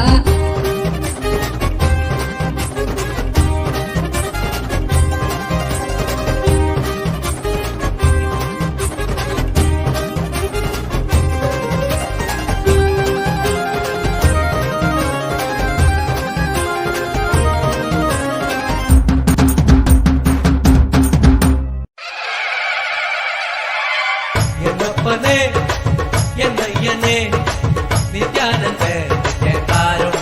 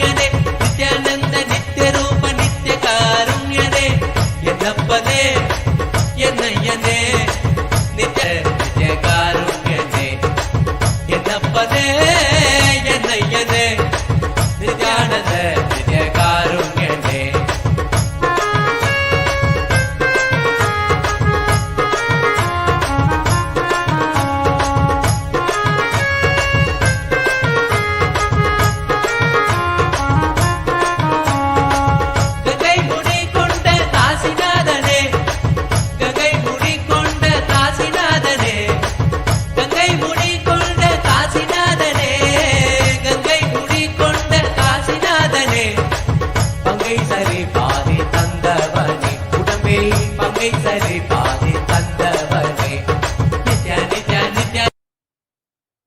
As a living Purnavatara of Paramashiva, living complete manifestation of Paramashiva, I bless you all. Let this conscious sovereignty samyama, let this Swarajya Siddhi samyama, Swarajya Shakti samyama manifest in all of our lives, and all the auspiciousness blossom. The past, present, future, all the three completely be occupied by Paramashiva. Let Paramashiva manifest in our past, present, future. Make all of us realize not only our present and future is Paramashiva, even our past is Paramashiva. There is no was for past in the space of Paramashiva. All three, past, present, future, all is eternal. When you understand past is Paramashiva, you will understand present is Paramashiva, future is Paramashiva. All the delusions will disappear. Kalatita, Mayatita, Dvandvatita, Paramashivatva manifest in all of us. மதி உணராதவர்க்கு மதி உணர் செய்திட வான்மழு நீண்டேவா அறவாடிட உதை சூழ்ந்திட இவர் சேர நீ வருவாய் அகம் உணர்ந்திட புறம் மகிழ்ந்திட புலித்தோலோடு நீ வருவாய்.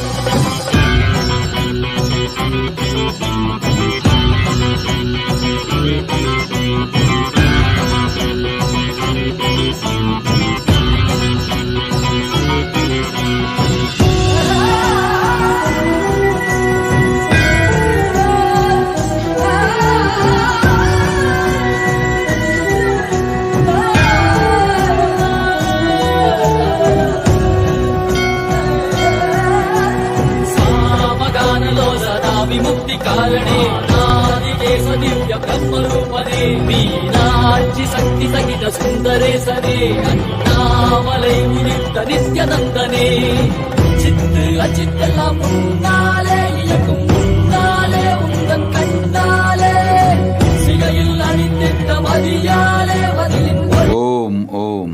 Listen. Listen carefully.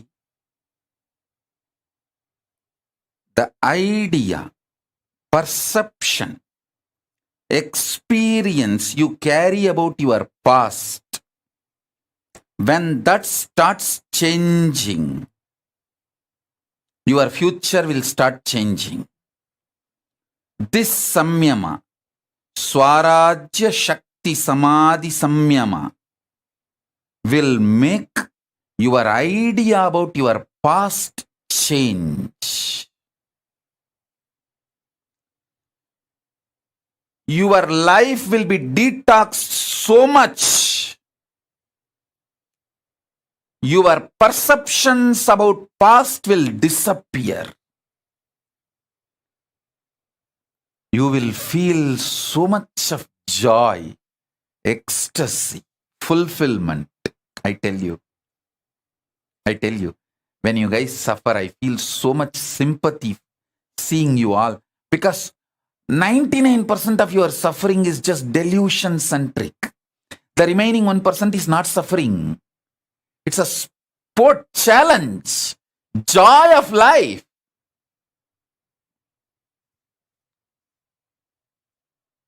Ecstasy of life.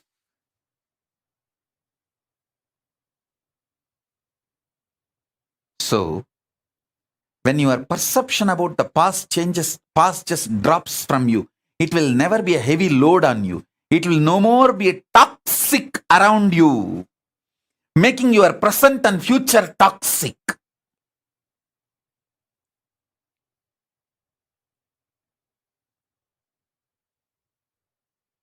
So understand?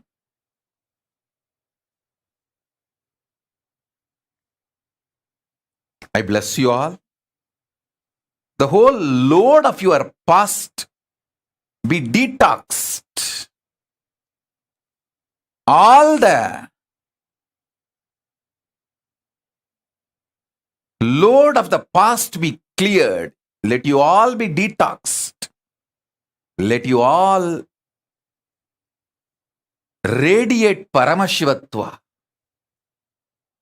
Let Paramashiva Paramborul, ultimate, manifest in all of you. Om, Om, Om, Om, Om. Shiva, Shiva, Shiva, Shiva, Shiva, Shiva, Shiva, Shiva, Shiva.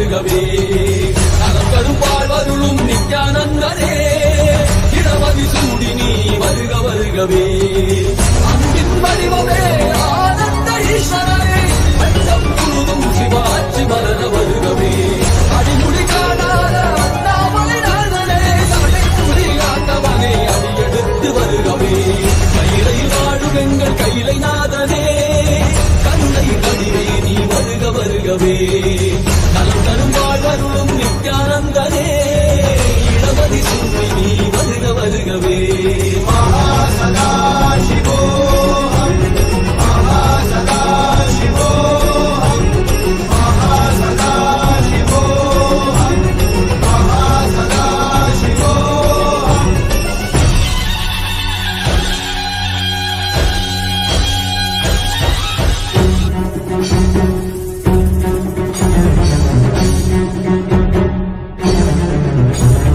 Mahasada Shivoham, Mahasada Shivoham, Mahasada Shivoham, Mahasada Shivoham, Mahasada Shivoham, Mahasada Shivoham.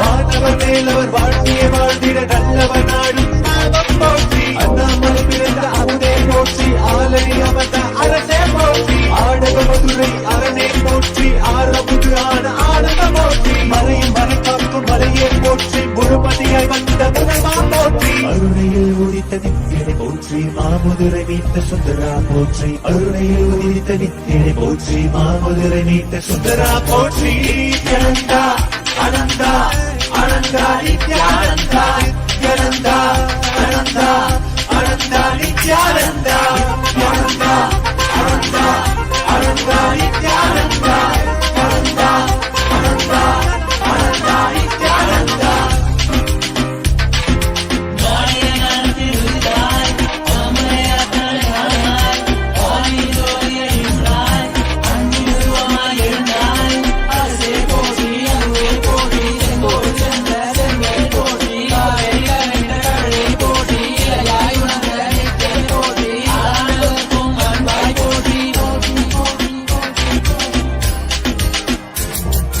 இழந்ததைகளையும் எந்தாய் போற்றி அருவமை உருவமை ஆனாய் போற்றி முழுவதும் இறந்த முதல்வா போற்றி முத்தமிழ் மொழி கண்ட முகிழே போற்றி அஞ்சல் என்கிங்கு அருள்வாய் போற்றி அத்தான் போற்றி ஐயா போற்றி நாதமனாவிலே நின்றாய் போற்றி தீரமவாவிலே ஆனாய் போற்றி நித்யானந்தா அனந்தா நினைத்தால் நெஞ்சில் நிறைவாய் நித்யானந்தா நினைத்தால் நெஞ்சில் நிறைவாய் நஞ்சிய முதல் நயந்தாய் போற்றி கனவிலும் அன்பற்கு ஆனாய் போற்றி கலியுகம் காத்த காலமே போற்றி உணர்வில் ஒன்றான உயிரே போற்றி உயிர் தாண்டி வந்த துணையே போற்றி அருமையில் எளிய அழகே போற்றி கோடியில் என கொண்ட நித்தியனை போற்றி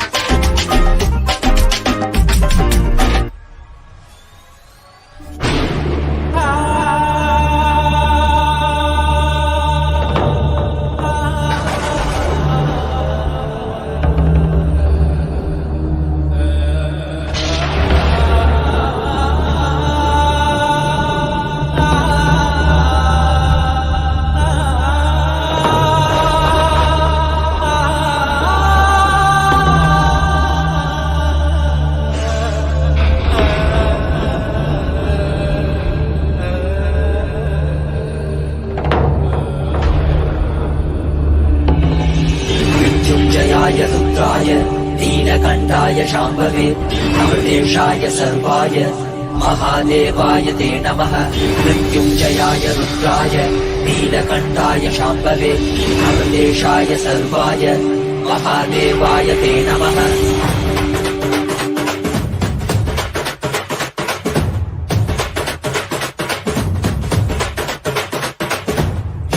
భాగ్యమురా మనకి ఎంతటి మోదమురా ఏమి సౌఖ్యమురా మనకి ఎంతటి మోక్షమురా ఏమి భాగ్యమురా మనకి ఎంతటి మోదమురా ఏమి సౌఖ్యమురా మనకి ఎంతటి మోక్షమురా పరమశివుడేరా స్వామి మనవాడేరా కైలాస నుంచి వచ్చిన మన తోడేరా నిత్యానంద పరమ శివమేనా నిత్యానంద పరమ శివమేనా మనవాడే మన తోడు మన స్వామి వచ్చాడురా మనవాడే మన తోడు మన స్వామి పాద కమల శరణం ఏమి భాగ్యమురా మనకి ఎంతటి మోదమురా ఏమి సౌఖ్యమురా అని మోక్షమురా ఏమి భాగ్యమురా మనకి ఎంతటి మోదమురా ఏమి సౌఖ్యమురా మనకి ఎంతటి మోక్షమురా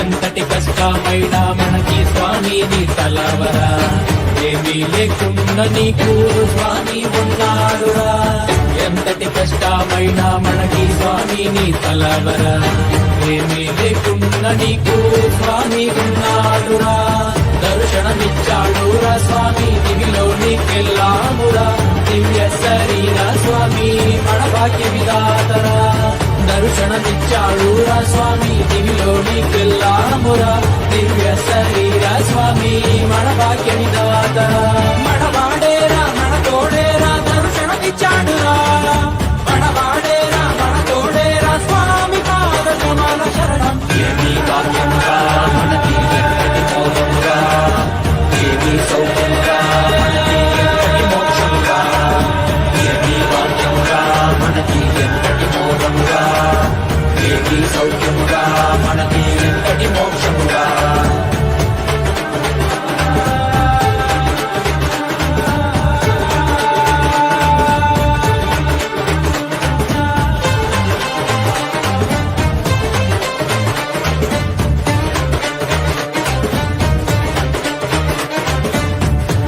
తలుపుతోటి స్వామి శక్తికిచ్చాడురా భూమిలోని అంతరికి శక్తికిచ్చాడురా ఒక్క తలుపుతోటి స్వామి శక్తికిచ్చాడురా భూమిలోని అంతరికి శక్తికిచ్చాడురా మనకి శక్తి అందరికి ఇచ్చాడురా స్వామి దీక్షతో పుట్టివాడు చూసేనురా మనకి శక్తి ఇచ్చి మనతో అందరికీ ఇచ్చాడురా మన స్వామి దీక్షతో పుట్టివాడు చూసేనురా ప్రపంచమంతా సంతోషమే పరాశక్తి ఆవిష్కరణమే ఏమి భాగ్యమురా మనకి ఎంతటి మోదమురా ఏమి సౌఖ్యమురా మనకి ఎంతటి మోక్షమురా ఏమి భాగ్యమురా మనకి ఎంతటి మోదమురా ఏమి సౌఖ్యమురా మనకి ఎంతటి మోక్షమురా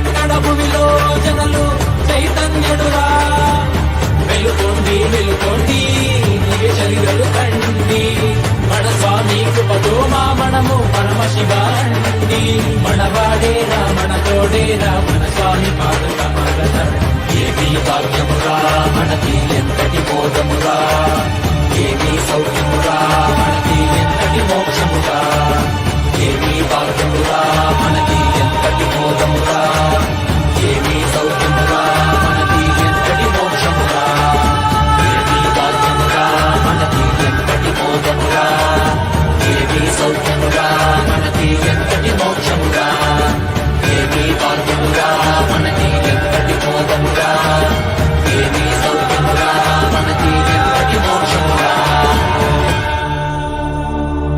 மண்ணே மாமலகே மணியே மாணிக்கமே மரகதமே என் வைரமே பொன்னே புகழ் சேர் பொன்மலகே சோதி வடிவான ரூபனே என் குருநாதா என் குருநாதா என் குருநாதா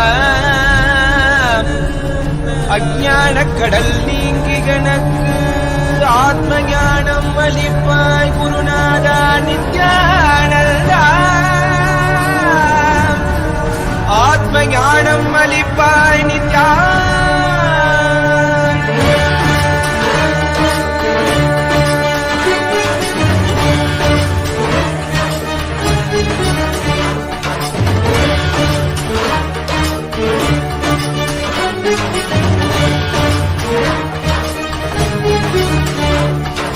மந்ததிடம் கொண்டை முடிக்கொண்டு நர்த்தனம் புரியும் ஈசனே சுடலை பூசினே புலிதோலனே வீடு பிடியால் உள்ள முறைகின்ற மதுரை மாநகரின் ராசனே இன்னல்களை கலைந்து இன்பங்களை அளிக்கும் சுந்தர வடமணி நேசனே ஞாயிறு திங்கள் நித்த முறைகின்ற செவ்விழி கொண்ட செல்வனே சொற்களே எந்த சோமனே ஐயா சோதி வடிவான ரூபனே பழிமொழி காணா அண்ணாமலையே அகிலமும் போற்றிடும் ஐயனே ஆவரணனே நால்வர் போற்றிட நயமுடனாடிடும் நாதனே ஆழகாலம் உண்டு ஆழம் காடுதனில் ஆனந்த நடமிடும் ஆதி செய்வனே மங்கையிடம் கொண்டு கங்கை முடி கொண்டு நர்த்தனம் புரியும் ஈசனே சுடலை முடி பூசி உடுகை அணையேந்தும் காலனே புலிதோலனே மீனின் விழிகால் உள்ள முறைகின்ற மதுரை மாநகரின் ராசனே இன்னல்களை கலைந்து இன்பங்களை அளிக்கும் சுந்தர வடமணி நேசனே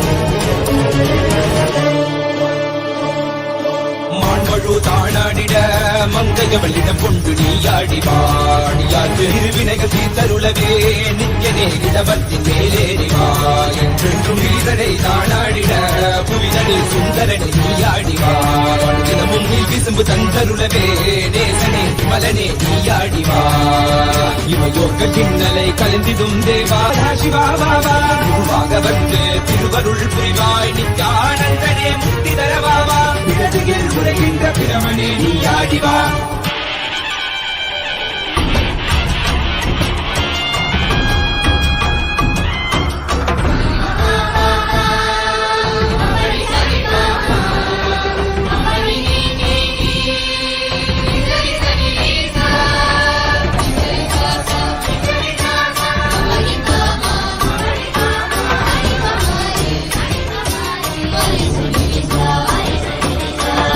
வணங்கிடவே காஞ்சியில் மண்ணாய் உரைபவனே அப்பாய் காட்சி தரும் எங்கள் ஆணை காவலசே ஆதிகந்தமிழாத ஜோதியாய் அருணகிரி உரைநாதனே உலகை இயக்கிடும் வாயு வடிவே வீசனே சொல்லுதிடத்தில்லை நகர்தனில் வானில் ஆடும் கூத்தனே பஞ்சபூதமும் நித்தம் பணியும் பரமனே பரமேசனே நித்யரசித நித்ய வைபவ குப்த கைலை வாசனே ஈசனே சர்வேச ஈசனே பரமேசனே ஜெகதீசனே நித்யனே ஆனந்தனே என் ஜீவனே குரு சேவனே நித்யனே ஆனந்தனே என் ஜீவனே குரு சேவனே நித்யனே ஆனந்தனே என் ஜீவனே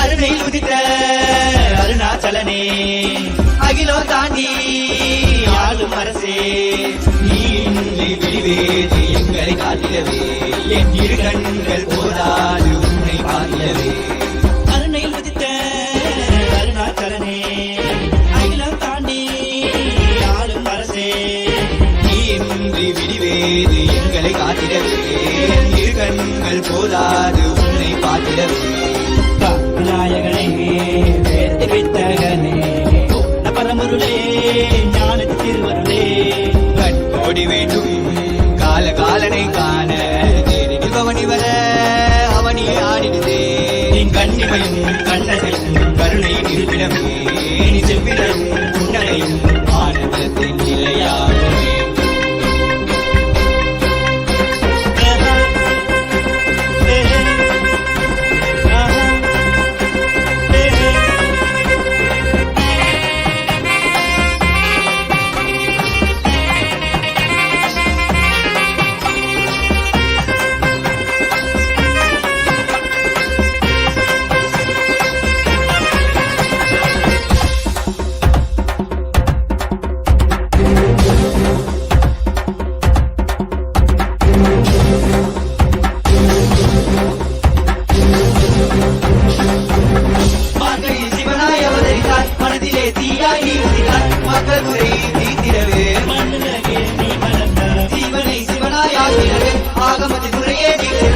ஆனந்தமாய் வாழ வைக்க ஆண்டவனே எண்ணி வந்தாய் கனியாகும் உங்கள் கருணையிலே மண்ணுயினாகும் உங்கள் வருகையிலே எங்கள் வேண்டுதற்காய் சிறசி தந்தாயே எங்கள் வேண்டுதற்காய் நீ பாதம் பந்தாயே தந்து உயிர் தந்து உயிருக்கு பொருள் தந்து விளக்கி நீ தந்து சிவனடி சேர்ந்திட சிந்தை சித்த ஓம் ஓம் ஓம் ஓம் ஓம்.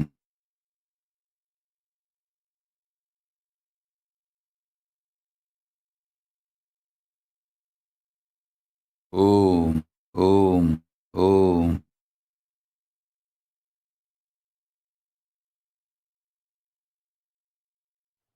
I bless you all.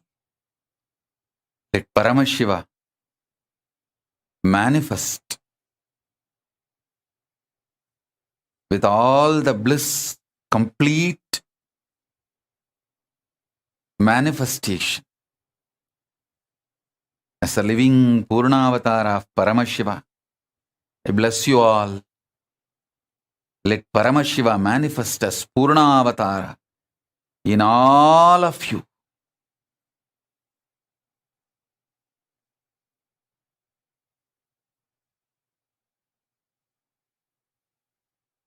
Om, Om, Om, Shiva, Shiva, Shiva, Shiva, Shiva.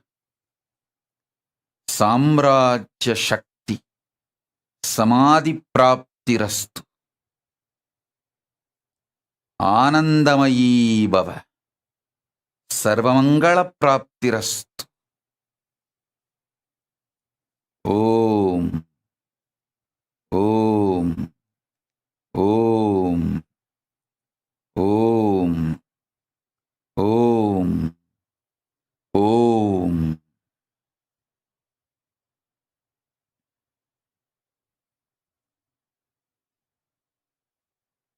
I bless you all. Let all the auspiciousness happen.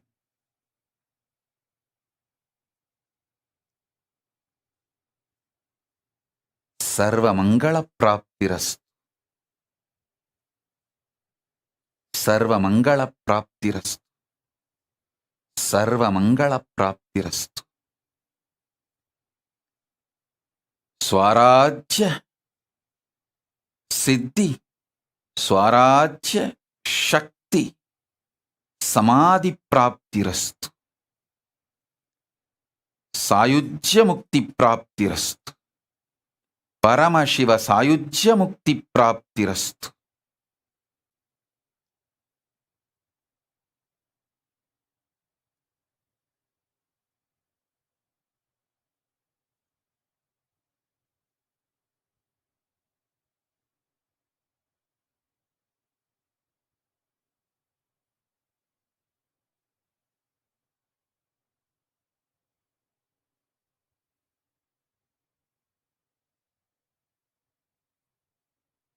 Today I also have some releases. Till now, proclamations from all over the world. Today I am releasing first 200 to all of you and to the world. The first proclamation is from Mayor of City of San Jose, the Honorable Sam Liccardo. I thank you for this proclamation. Next is from John Billingsley, President, Hollywood Food Coalition, USA. Ashok Desai ji from California, USA. Reach Maluwal, spokesperson, South Sudan Bar Association, South Sudan. Commander Amela B.T. Gibson, Immigration Support Unit, the Republic of Liberia. Mr. Rabi Fakri, Attorney at Law, Lebanon. Joshua Kitakule, Secretary General, Interreligious Council of Uganda, Kampala, Uganda. Kayanja Vincent D. Paul, Chairman of Lake Victoria Regional Location, East Africa, Uganda. Governor Henaro Polai, Melakak State, Republic of Palau. I thank all of you, and there are hundreds more. Today I am releasing the first set of few hundreds. Blessings to all of you. And Ma Paramartha Bangaru Kutru Niku Pelirosu Subhakangshalu. Ma Paramarthananda, Ma Nitya Paramarthananda Bangaru Kutru Niku Pelirosu Subhakangshalu. Blessings. And blessings to every one of you.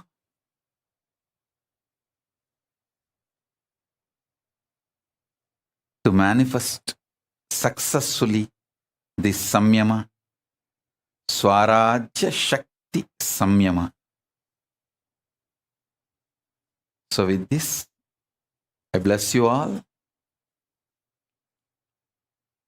Let's all radiate with integrity, authenticity, responsibility, enriching, causing, living,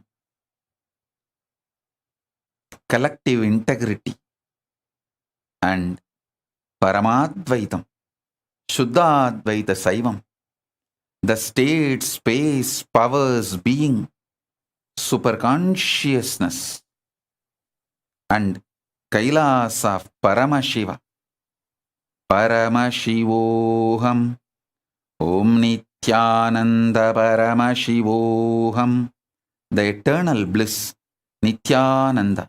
Thank you. Be blissful.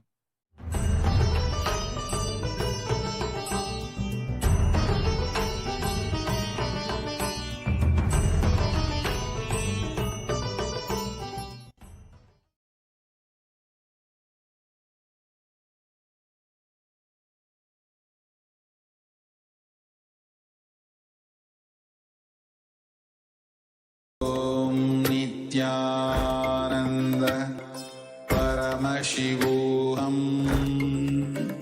Om Nithyananda Paramashivoham. Om Nithyananda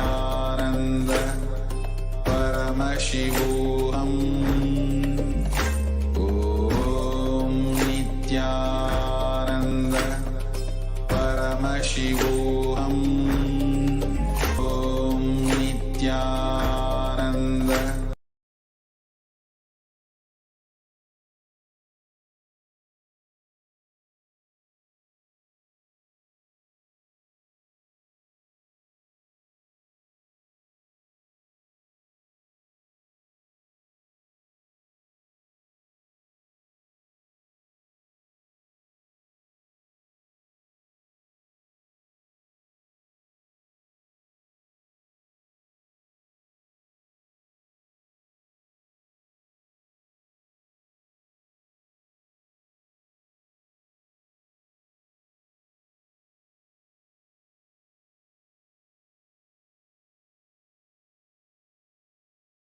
His Divine Holiness, Bhagavan Nithyananda Paramashivam. Let's start with the Sadguru Vandanam. Nithyanandam Paramasukhanam Kevalam Jnanamurtim Dvandvatitam Gaganasadushnam Tattvamasya Laksham Ekam Nityam Vimalamachalam Sarvadi Sakshi Bhutam Bhavatitam Trigunarahitam Sadgurum Tam Namami. Let's go through the disclaimers. Security measures. No photography, video, audio recording. Important cautions.